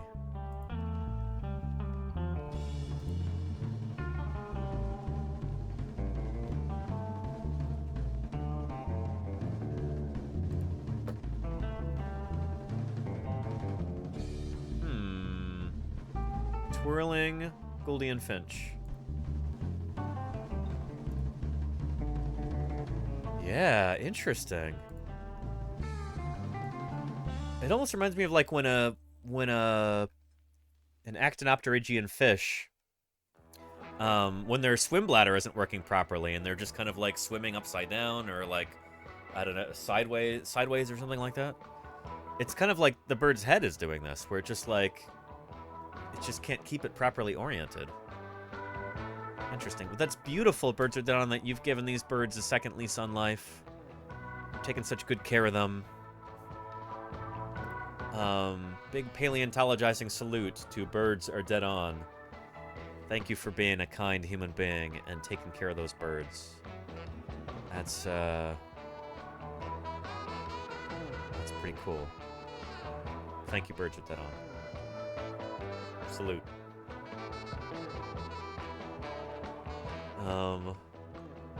Very nice. Green herring responding there. Yeah. I love this. People bonding in the Paleontologizing Discord. It makes me happy. Yeah, they aren't thankful. They'll get around.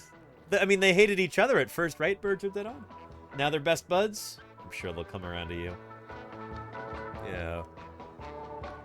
Yeah.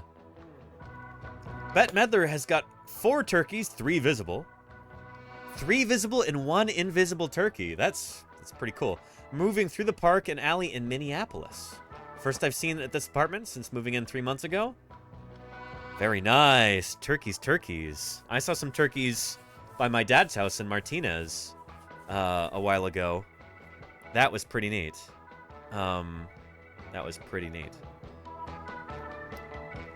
Turkeys are pretty neat animals.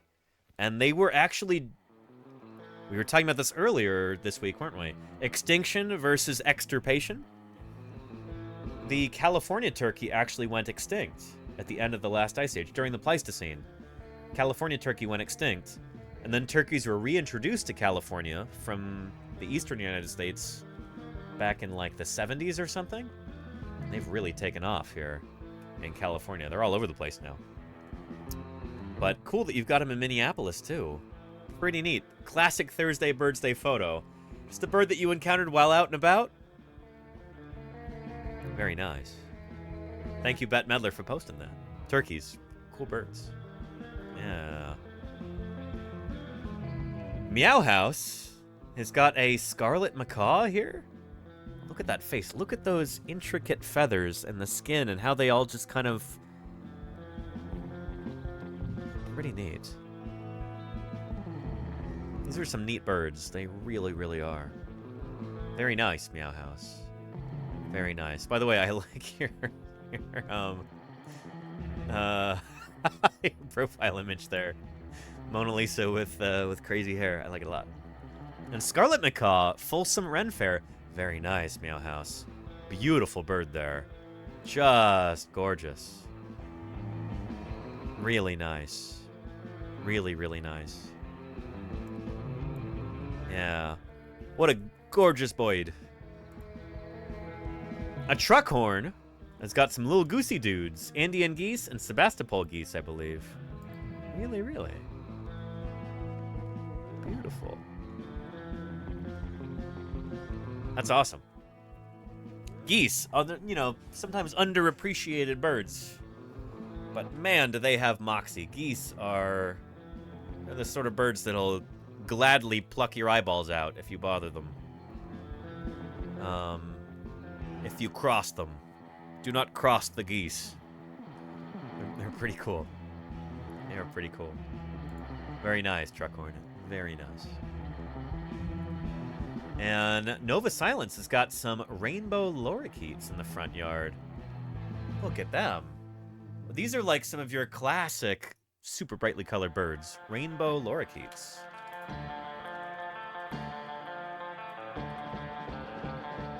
Yeah.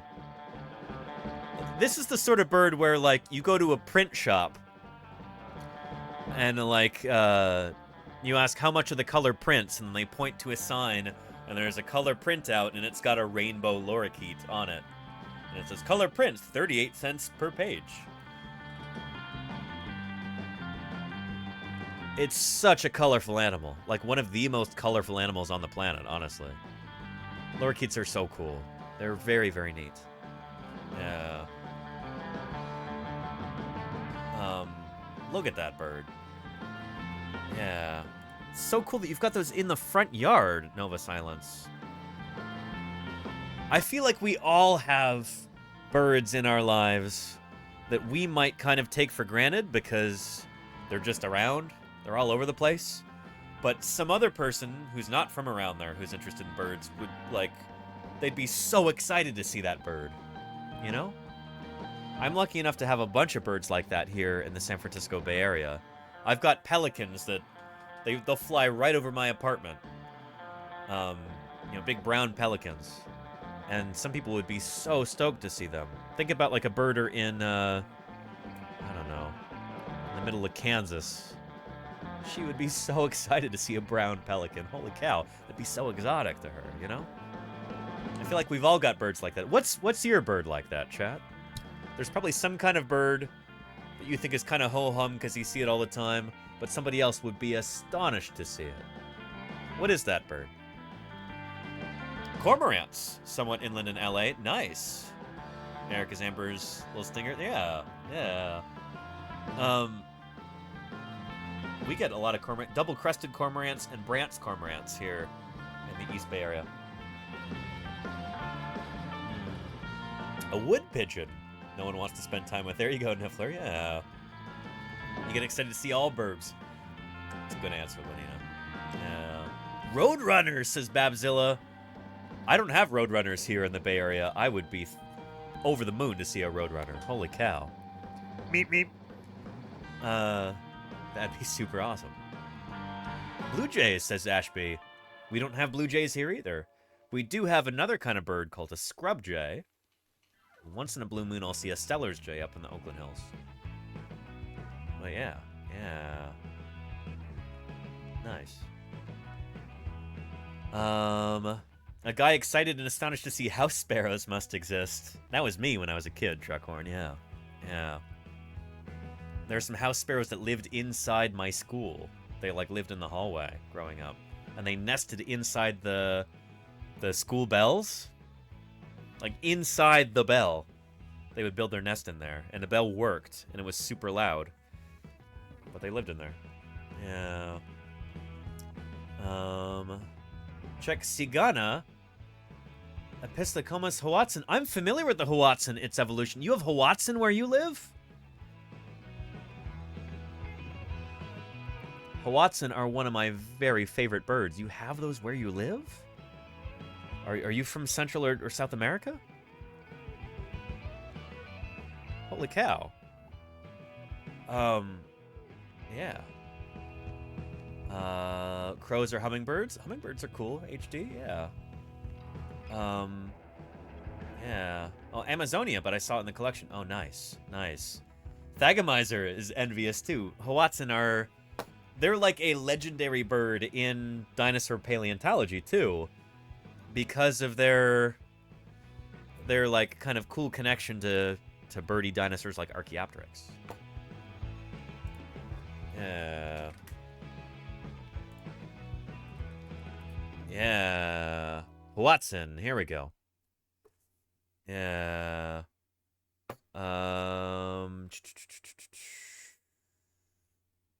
Let's see. The Hoatzin's ancient claw. Take a look. Very neat. The Hoatzin. Opisthecomus is the genus. Yeah. Which, means strange comb-like hair. It's found in Amazonia, lowland tropical rainforests. Brazil, mostly, I think. All the way out to the coast of Brazil. Yeah. The juveniles, the nestlings, have this ancient characteristic, that of having claws on their wings. Yep. This is something that Archaeopteryx had, and is the same finger pattern as our dinosaurs had, and this is retained in a modern bird. Pretty neat. These Hoatzin nestlings, as a defense against predators, will jump out of their nest when a predator arrives, into water usually. When the predator leaves, these soaking wet birds need to climb back into their nest, and so they use those claws on their wings to sort of shimmy up back into the nest. Pretty neat stuff. For clawed wings in every bird, those claws are lost in utero.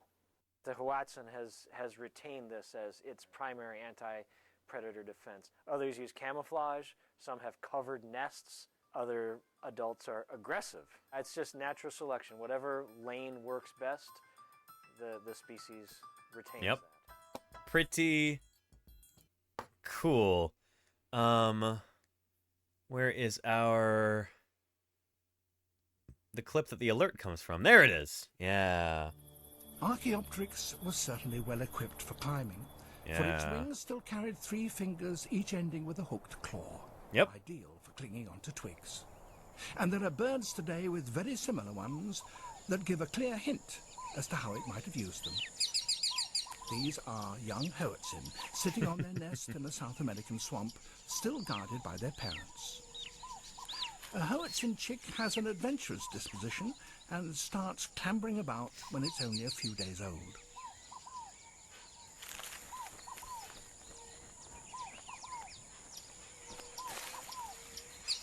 The hooks on its front limbs are obviously very useful in keeping it secure until such time as they become feathered and reliable wings. Yep. One can imagine that Archaeopteryx used them in much the same way. Look at that. And for much the same reason. Sometimes, however, there's a disaster. There are dangerous Or they jump. reptiles in the swamp. Snakes and caiman. But those claws on the wings are, once again, invaluable. There you go. Yeah. Mother returns. She's been feeding on leaves and will have a full crop. Maybe Pretty cool. There will be some for the chick.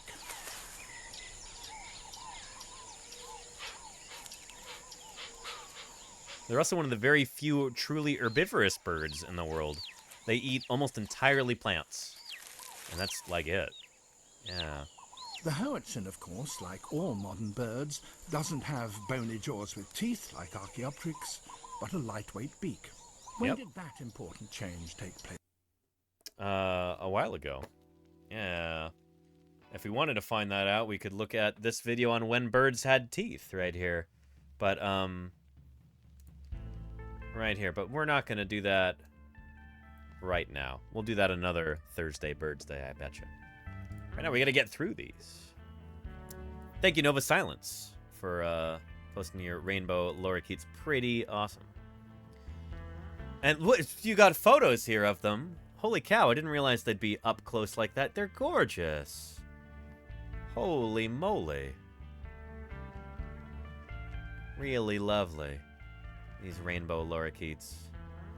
Again, it seems like you appreciate these birds, but all too often, rather, many of us will, you know, we kind of get a little ho-hum about the birds in our immediate vicinity. It's important, I think, to really appreciate them. Sometimes all you need is to invite, you know, somebody from far away, a friend, a relative, or acquaintance, whoever, to spend some time with you, and you can see your local birds through their eyes. Appreciate them in a new way. Calamity says, picture of an emu during a visit to the Healesville Zoo in Australia some years back. Very nice. Very nice. Emus, another one of my very favorite birds. I have a cast of an emu foot over there, showing the three-toed pet. Let me go get it. I'm not going to tell you and not show you, so let me show you.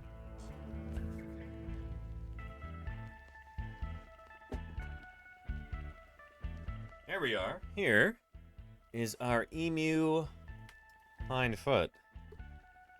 Check that out. Just like that of a non-avian theropod dinosaur. This is cast in resin, of course. It's not the real thing, but it's an exact copy down to the very patterning on the scales. Isn't that cool? Yeah. Yeah, pretty neat. I use this all the time as a reference when I'm doing sculpts or illustrations of dinosaurs. Pretty awesome. Yeah. And this is, by the way, the left foot. It's digit 2, 3, and 4. The inside digit, digit 2 here, is the one with that claw that they actually kick and use for defense. So, if an emu is really mad at you and kicks you, it could do some damage with that. Not quite like a cassowary, but like their sister taxon, the genus Cassowarius. Their second toe is the one, well, I guess it's their first toe now, but they used to have another like dew claw here. It's been lost through evolution. Long time ago. Now digit 2, 3, and 4. There's the only ones left. That middle one is the one with the big claw that can really get you. But look at this bird. It's so sweet looking. Would it try and get you with that claw? I doubt it. Too kind for that. Far too kind for that. Yeah. And I have read about the emu wars in Australia, yeah. Pour one out for all the brave Anzac soldiers who lost their lives in the Great Emu War.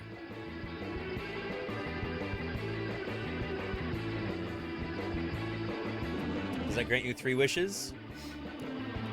My wish is already granted, Pimp Cat. I have an emu foot. What do I need any more wishes for? Yeah, you know what to grab if there's an intruder in your apartment. There you go, Truckhorn. Yeah. Yeah. Anyway. When visiting Melbourne, Australia, sulfur-crested cockatoos were all over the place. Cool, Calamity. Free and wild out in the suburbs, I stopped my car and sat a while to watch this group. Their behavior was really funny. They had a lookout perched on a telephone wire that would signal to them if they needed to go hide, and signal again when it was safe to come back to their snack time in the lawn. That's pretty awesome, Calamity. Birds like this are extraordinarily intelligent and very social. They're really something. They are really something. It's pretty cool. Thank you for sharing, Calamity. Sulfur-crested cockatoos. Gone feral. It's pretty neat. That's pretty neat. They're loud and destructive. Oh, yeah. Yeah. Birds of the Dawn says, I can't imagine having wild parrots, everything getting wrecked. I mean, yeah. You know? They're pretty resourceful, intelligent, mischievous little critters. They can do a lot. Pretty neat, Calamity. Pretty neat. And Rose Sand says, did someone say herons? You posted this while we were talking about this, huh? It's like half an hour ago. Captured in a local state parkland outside Melbourne a few weeks back. At least I think it's a heron. That looks to me like a cormorant. It's got webbed feet. Is that a cormorant? What kind of bird is this, chat? Green Herring says some type of cormorant. Well, well, well. Yeah. Alright, if Green Herring says it's a cormorant, then it's a cormorant. I trust Green Herring on this. You should really change your name to Green Heron, Green Herring. Do you know as much about actinopterygian fish as you do about birds? Maybe there's special significance to your name that I don't know about, but anyway. Yeah. Admiral Half Nelson says you can tell they're obnoxious because they're called sulfur-crested and not gold-crested. There you go. Yeah. It's a good point, actually. Yeah. Yeah. Gold-crested cockatoo would probably be a bit more genteel, less obnoxious, perhaps. I like that. Yeah. And Green Herring says, I picked the name at random years ago. It's just a coincidence that sounds like the bird. Okay. Yeah. Green Herring is a red herring. There you go, HD. Yeah. Yeah. Oh, I actually, no, I've never thought of it that way before. Like a green herring. Is it like the opposite of a red herring? Where it's like, no, that's something you can trust, actually. Green herring? No, not green heron. That's not what I meant. Let's put it in quotation marks. Green herring. How to camouflage a villain in a mystery novel. Oh, cool. Yeah. Well, anyway, it's a great name, Green Herring. It really is. Yeah. Something that seems untrue or suspicious or... No, a green herring would be something that... Maybe if it's a villain in a novel, it seems like they're the bad guy and you're like, no, that's too obvious. They can't be the bad guy. And then they do turn out to be the bad guy.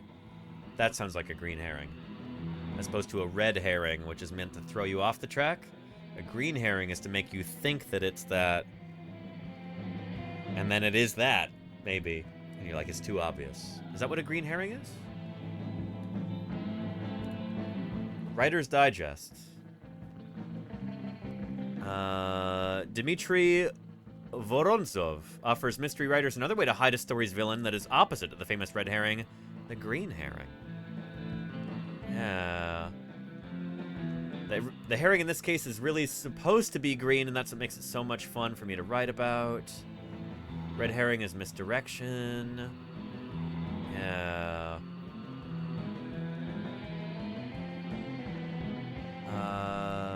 The anti-red herring technique, since green is the color that is opposite to red on the color wheel, I've coined what I feel is a pretty cool term for its literary technique, green herring. Why do we even need something like that? Yeah.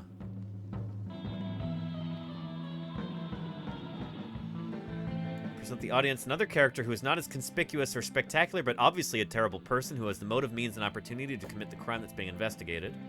In this case, our misdirection just wouldn't work because the viciousness of that other character is right there, clear and present, so we need to take a little extra step to hide the villain in plain sight. Similar to how we use the red herring character conspicuous, we need to make the real culprit inconspicuous, the last person anyone would think of as the real villain. Oh, interesting. Okay.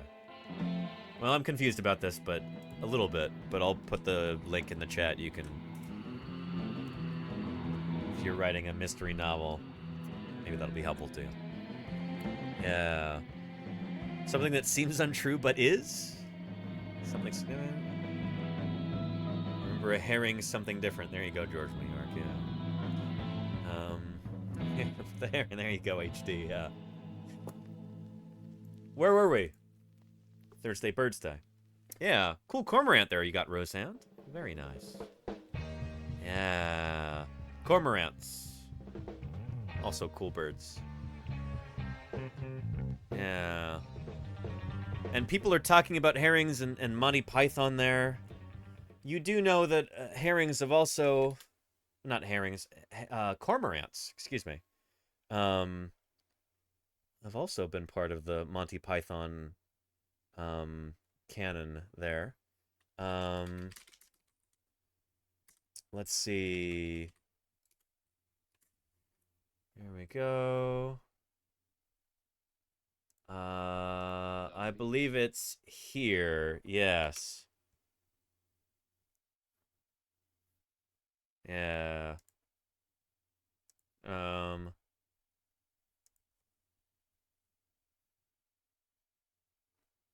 Was it here? We just watched this a little while ago.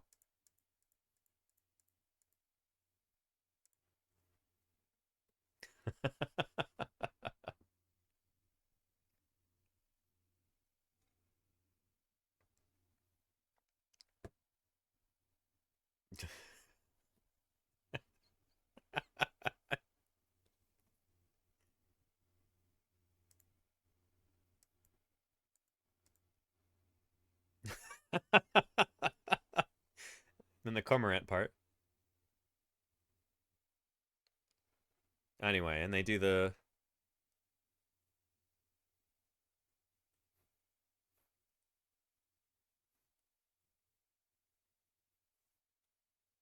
Yeah, anyway, you get the idea. Cormorant part.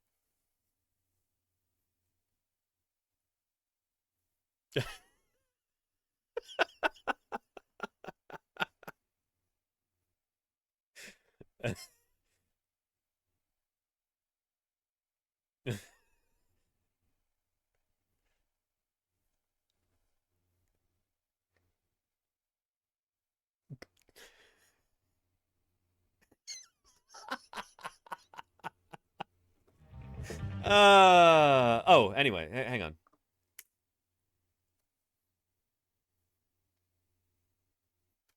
There you go. Oh, what a worthy cause to keep China British.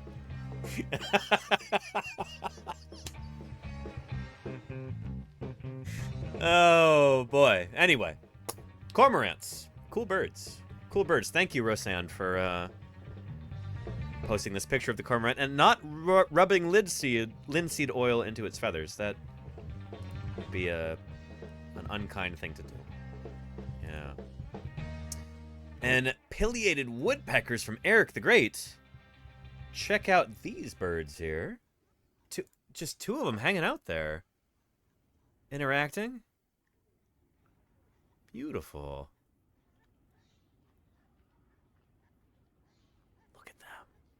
What a rare privilege to, like, see them on the ground.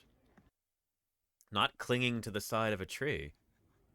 That might be a... Is that a juvenile and an adult? They're, like, exchanging food, doing something? That's pretty neat. That is pretty neat. Thank you for posting there, Eric the Great. Pileated woodpeckers, very cool birds. Very cool indeed. And its evolution has got Galbula ruficata. Ruficata, that means like red tail, doesn't it? But it's got some sort of big ol' hymenopteran insect there in its bill.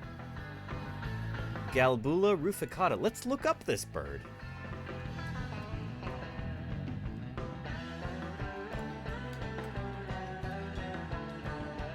Galbula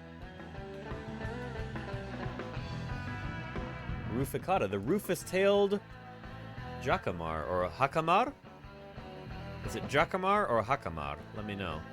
How do I pronounce that J? There we go. Very nice. Look at that long bill. Holy cow. Look at this critter. That's beautiful. It's like a... Is it a kind of hummingbird? It's a near passerine bird, which breeds in the New World in southern Mexico, Central America, and South America, as far south as southern Brazil and Ecuador. Well, if the name is Brazilian, then it's probably jacamar, with a hard J. But what a cool animal. And they are... That's just an insect-eating fiend. There it is with some kind of wasp right there. Very nice. Yeah. The insect was a gift for its mate. Very sweet. That's awesome. Its evolution. That's very, very cool. Thank you for posting. What a wonderful photo there. That's really lovely. Good catch. Good catch. Beautiful. And Niffler has got our last Thursday Birdsday starling murmuration. There we go. Where I used to live in mid-Wales. I'm actually reading a book about starlings right now. In the middle of it, it is called Mozart's Starling. This is an excellent book. I would highly recommend it. Starlings are one of those birds that are, shall I say, underappreciated here in the United States, if not outright despised by bird lovers for understandable reasons. They're invasive here. They don't belong here. They take cavity nests from birds that actually need it. They're probably reducing the population of rare native bird species as they take over. Yeah. But anyway, but they are remarkable birds, and they do these wonderful mass accumulations that are called murmurations like this. Each one of those little dots is a starling there. That is, it's pretty awesome. And a book about starlings? Yeah. Here, check it out. It's called Mozart's Starling by Leanda Lynn-Haupt. Not only is it about starlings, it's beautifully written. Leanda Lynn-Haupt has quickly become one of my favorite authors of all time. Extraordinary. Here, let me find you a copy on Thrift Books, maybe. Yeah.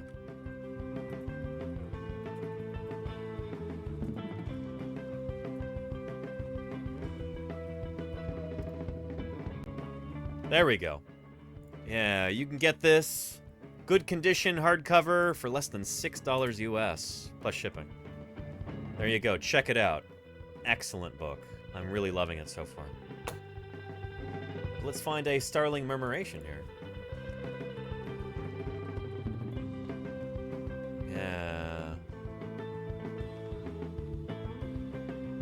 Check this out.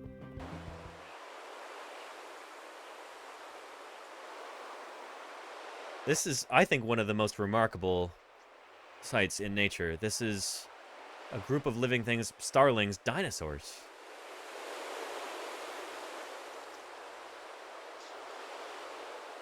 Astonishing. Isn't that cool?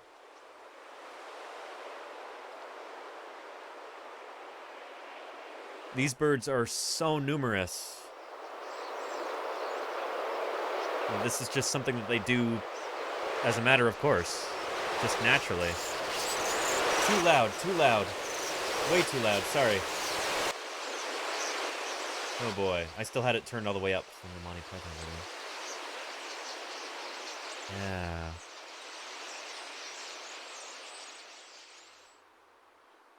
They are in decline in Europe, apparently, Bertrand, yeah. Yeah, the area that they're native to, they're in decline.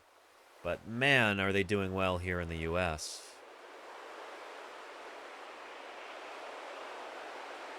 Yeah.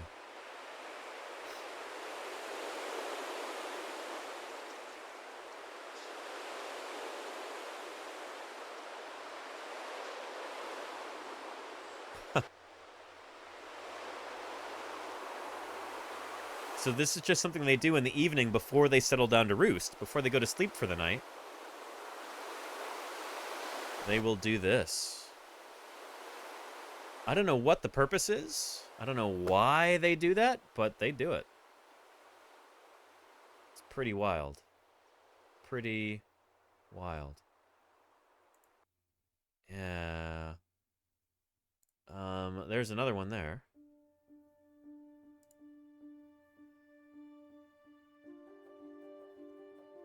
Those are crows. These are starlings here, it looks like.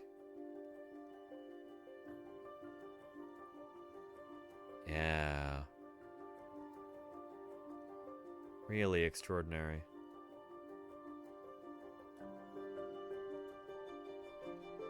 Yep.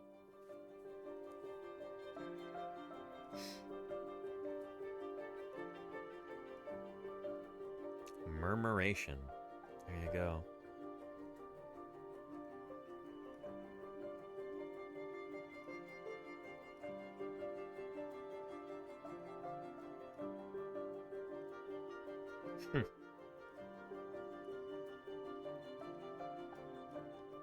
During a murmuration, studies have shown that each starling responds to 6 or 7 of its nearest neighbors.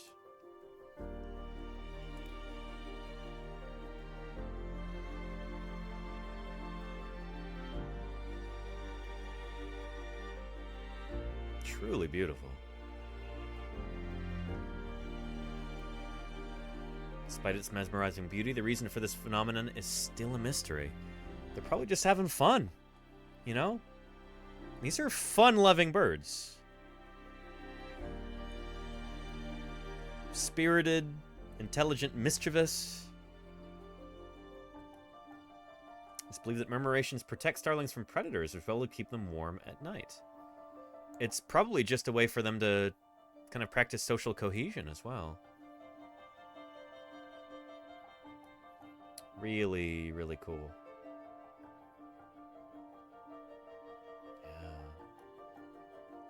And notice it's usually at sunset. Pretty neat. Yeah. But what is the reason for fun? Says Mayor of Space. It's just a thing that clever critters do. Anyway, yeah.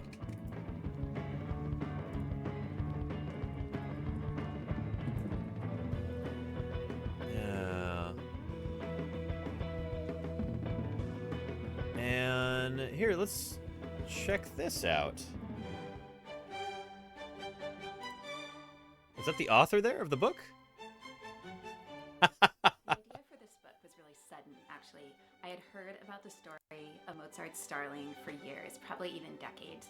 But one day I was looking out the window of this study and a flock of starlings appeared on the grass, and I just became obsessed with the notion that this brilliant composer had as a companion this very common and what is in our country a reviled bird. Here they're a non-native invasive species. Conservationists like me, nature writers like me are supposed to hate starlings. So that sort of dissonance was very interesting to me. So I flew to Salzburg. I flew to Vienna. I read all of his biographies and his letters. And then perhaps the craziest thing I did was rescue a 5-day-old starling chick and raise her in our household. This is Carmen. She's 4 years old now, and she is very much a part of our life. I don't know if she's part of our human family or we're her starling flock. I think it's actually a little bit of both. Excellent book. I'm really enjoying it. And again, here's a link if you want to get that from a place other than Amazon. There it is on Thrift Books. You can get it for cheap there. Or, better yet, go to your local independent bookseller. They might even have it there on the shelf. Call them up first, maybe, and ask. Excellent book. I think you'll like it a lot. I'm really enjoying it so far. Although I'm only on page 77 so far. But I'll find some more time to read this soon. I'm in the middle of like 9 different books right now, but I might be enjoying this one the most. It's good stuff. Yeah. And agreed, support small bookshops. Yes, indeed, Lenina. Anyway, starlings, remarkable birds. And, I was going to say that was our last one from Niffler, but nope, Nova Silence. A kingfisher, very nice.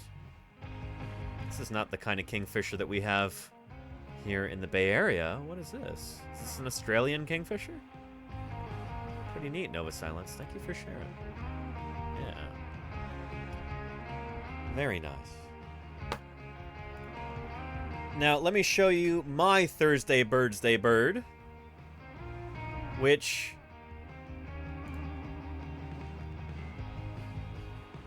there it is, in classic Thursday Birdsday bird fashion. It is small in the photograph there. I did not know what this little brown bird was. So I took some more photographs, zoomed in as much as I could. I posted it to iNaturalist. I wonder if anybody can figure this out. We've got some bird experts here. What kind of bird is this right here? You know what it is, Green Herring? I'd never identified this kind of bird here in the San Francisco Bay Area before. This is a new one to me. Hopefully the auto mod doesn't catch it. There you go, Green Herring. Holy cow, you got it. It's a bush tit. Yes, indeed. And it was tiny. It was like this big. It's like just a little bit bigger than like a ruby-throated hummingbird or something. Yeah. Really lovely.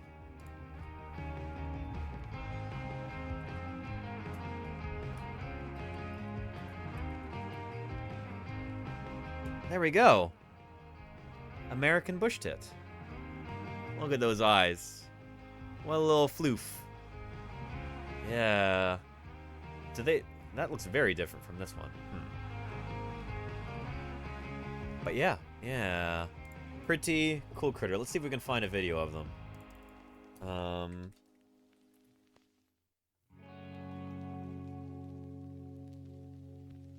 Oh.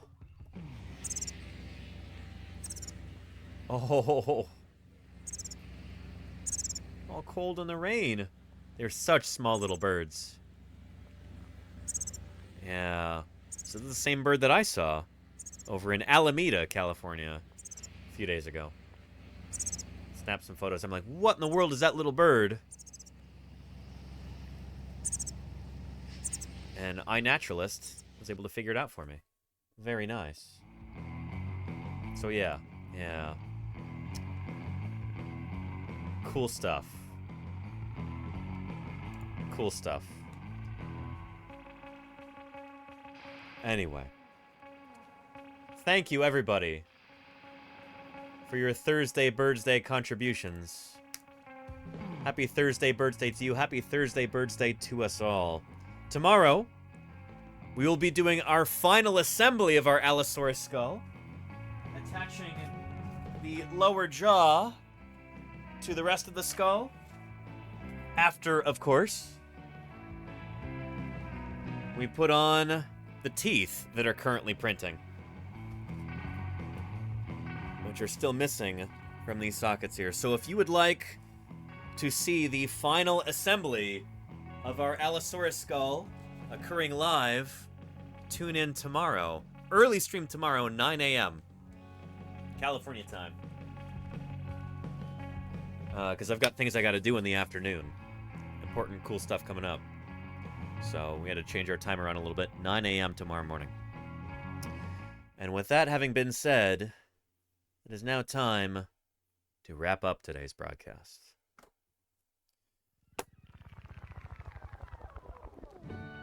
So there we go. Let's find somebody to raid here.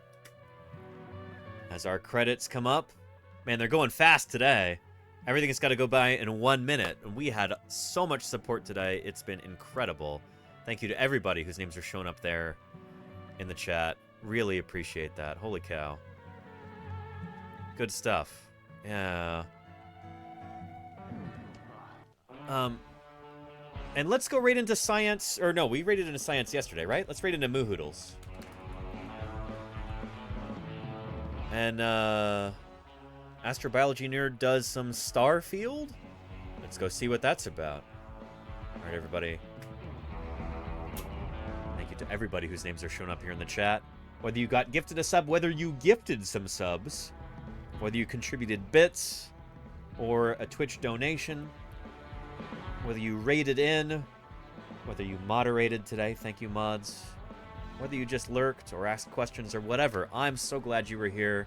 Hope you had a good time. I hope you learned something. I hope you've got a better appreciation for this incredible world we live in, its incredible fossil heritage, and the critters today that inhabit our planet that are the descendants of those critters that lived so long ago. I had a great time today. I hope you did too. And I will see you, hopefully, bright and early tomorrow. Until then, all of you, take care of yourselves. I will see you soon.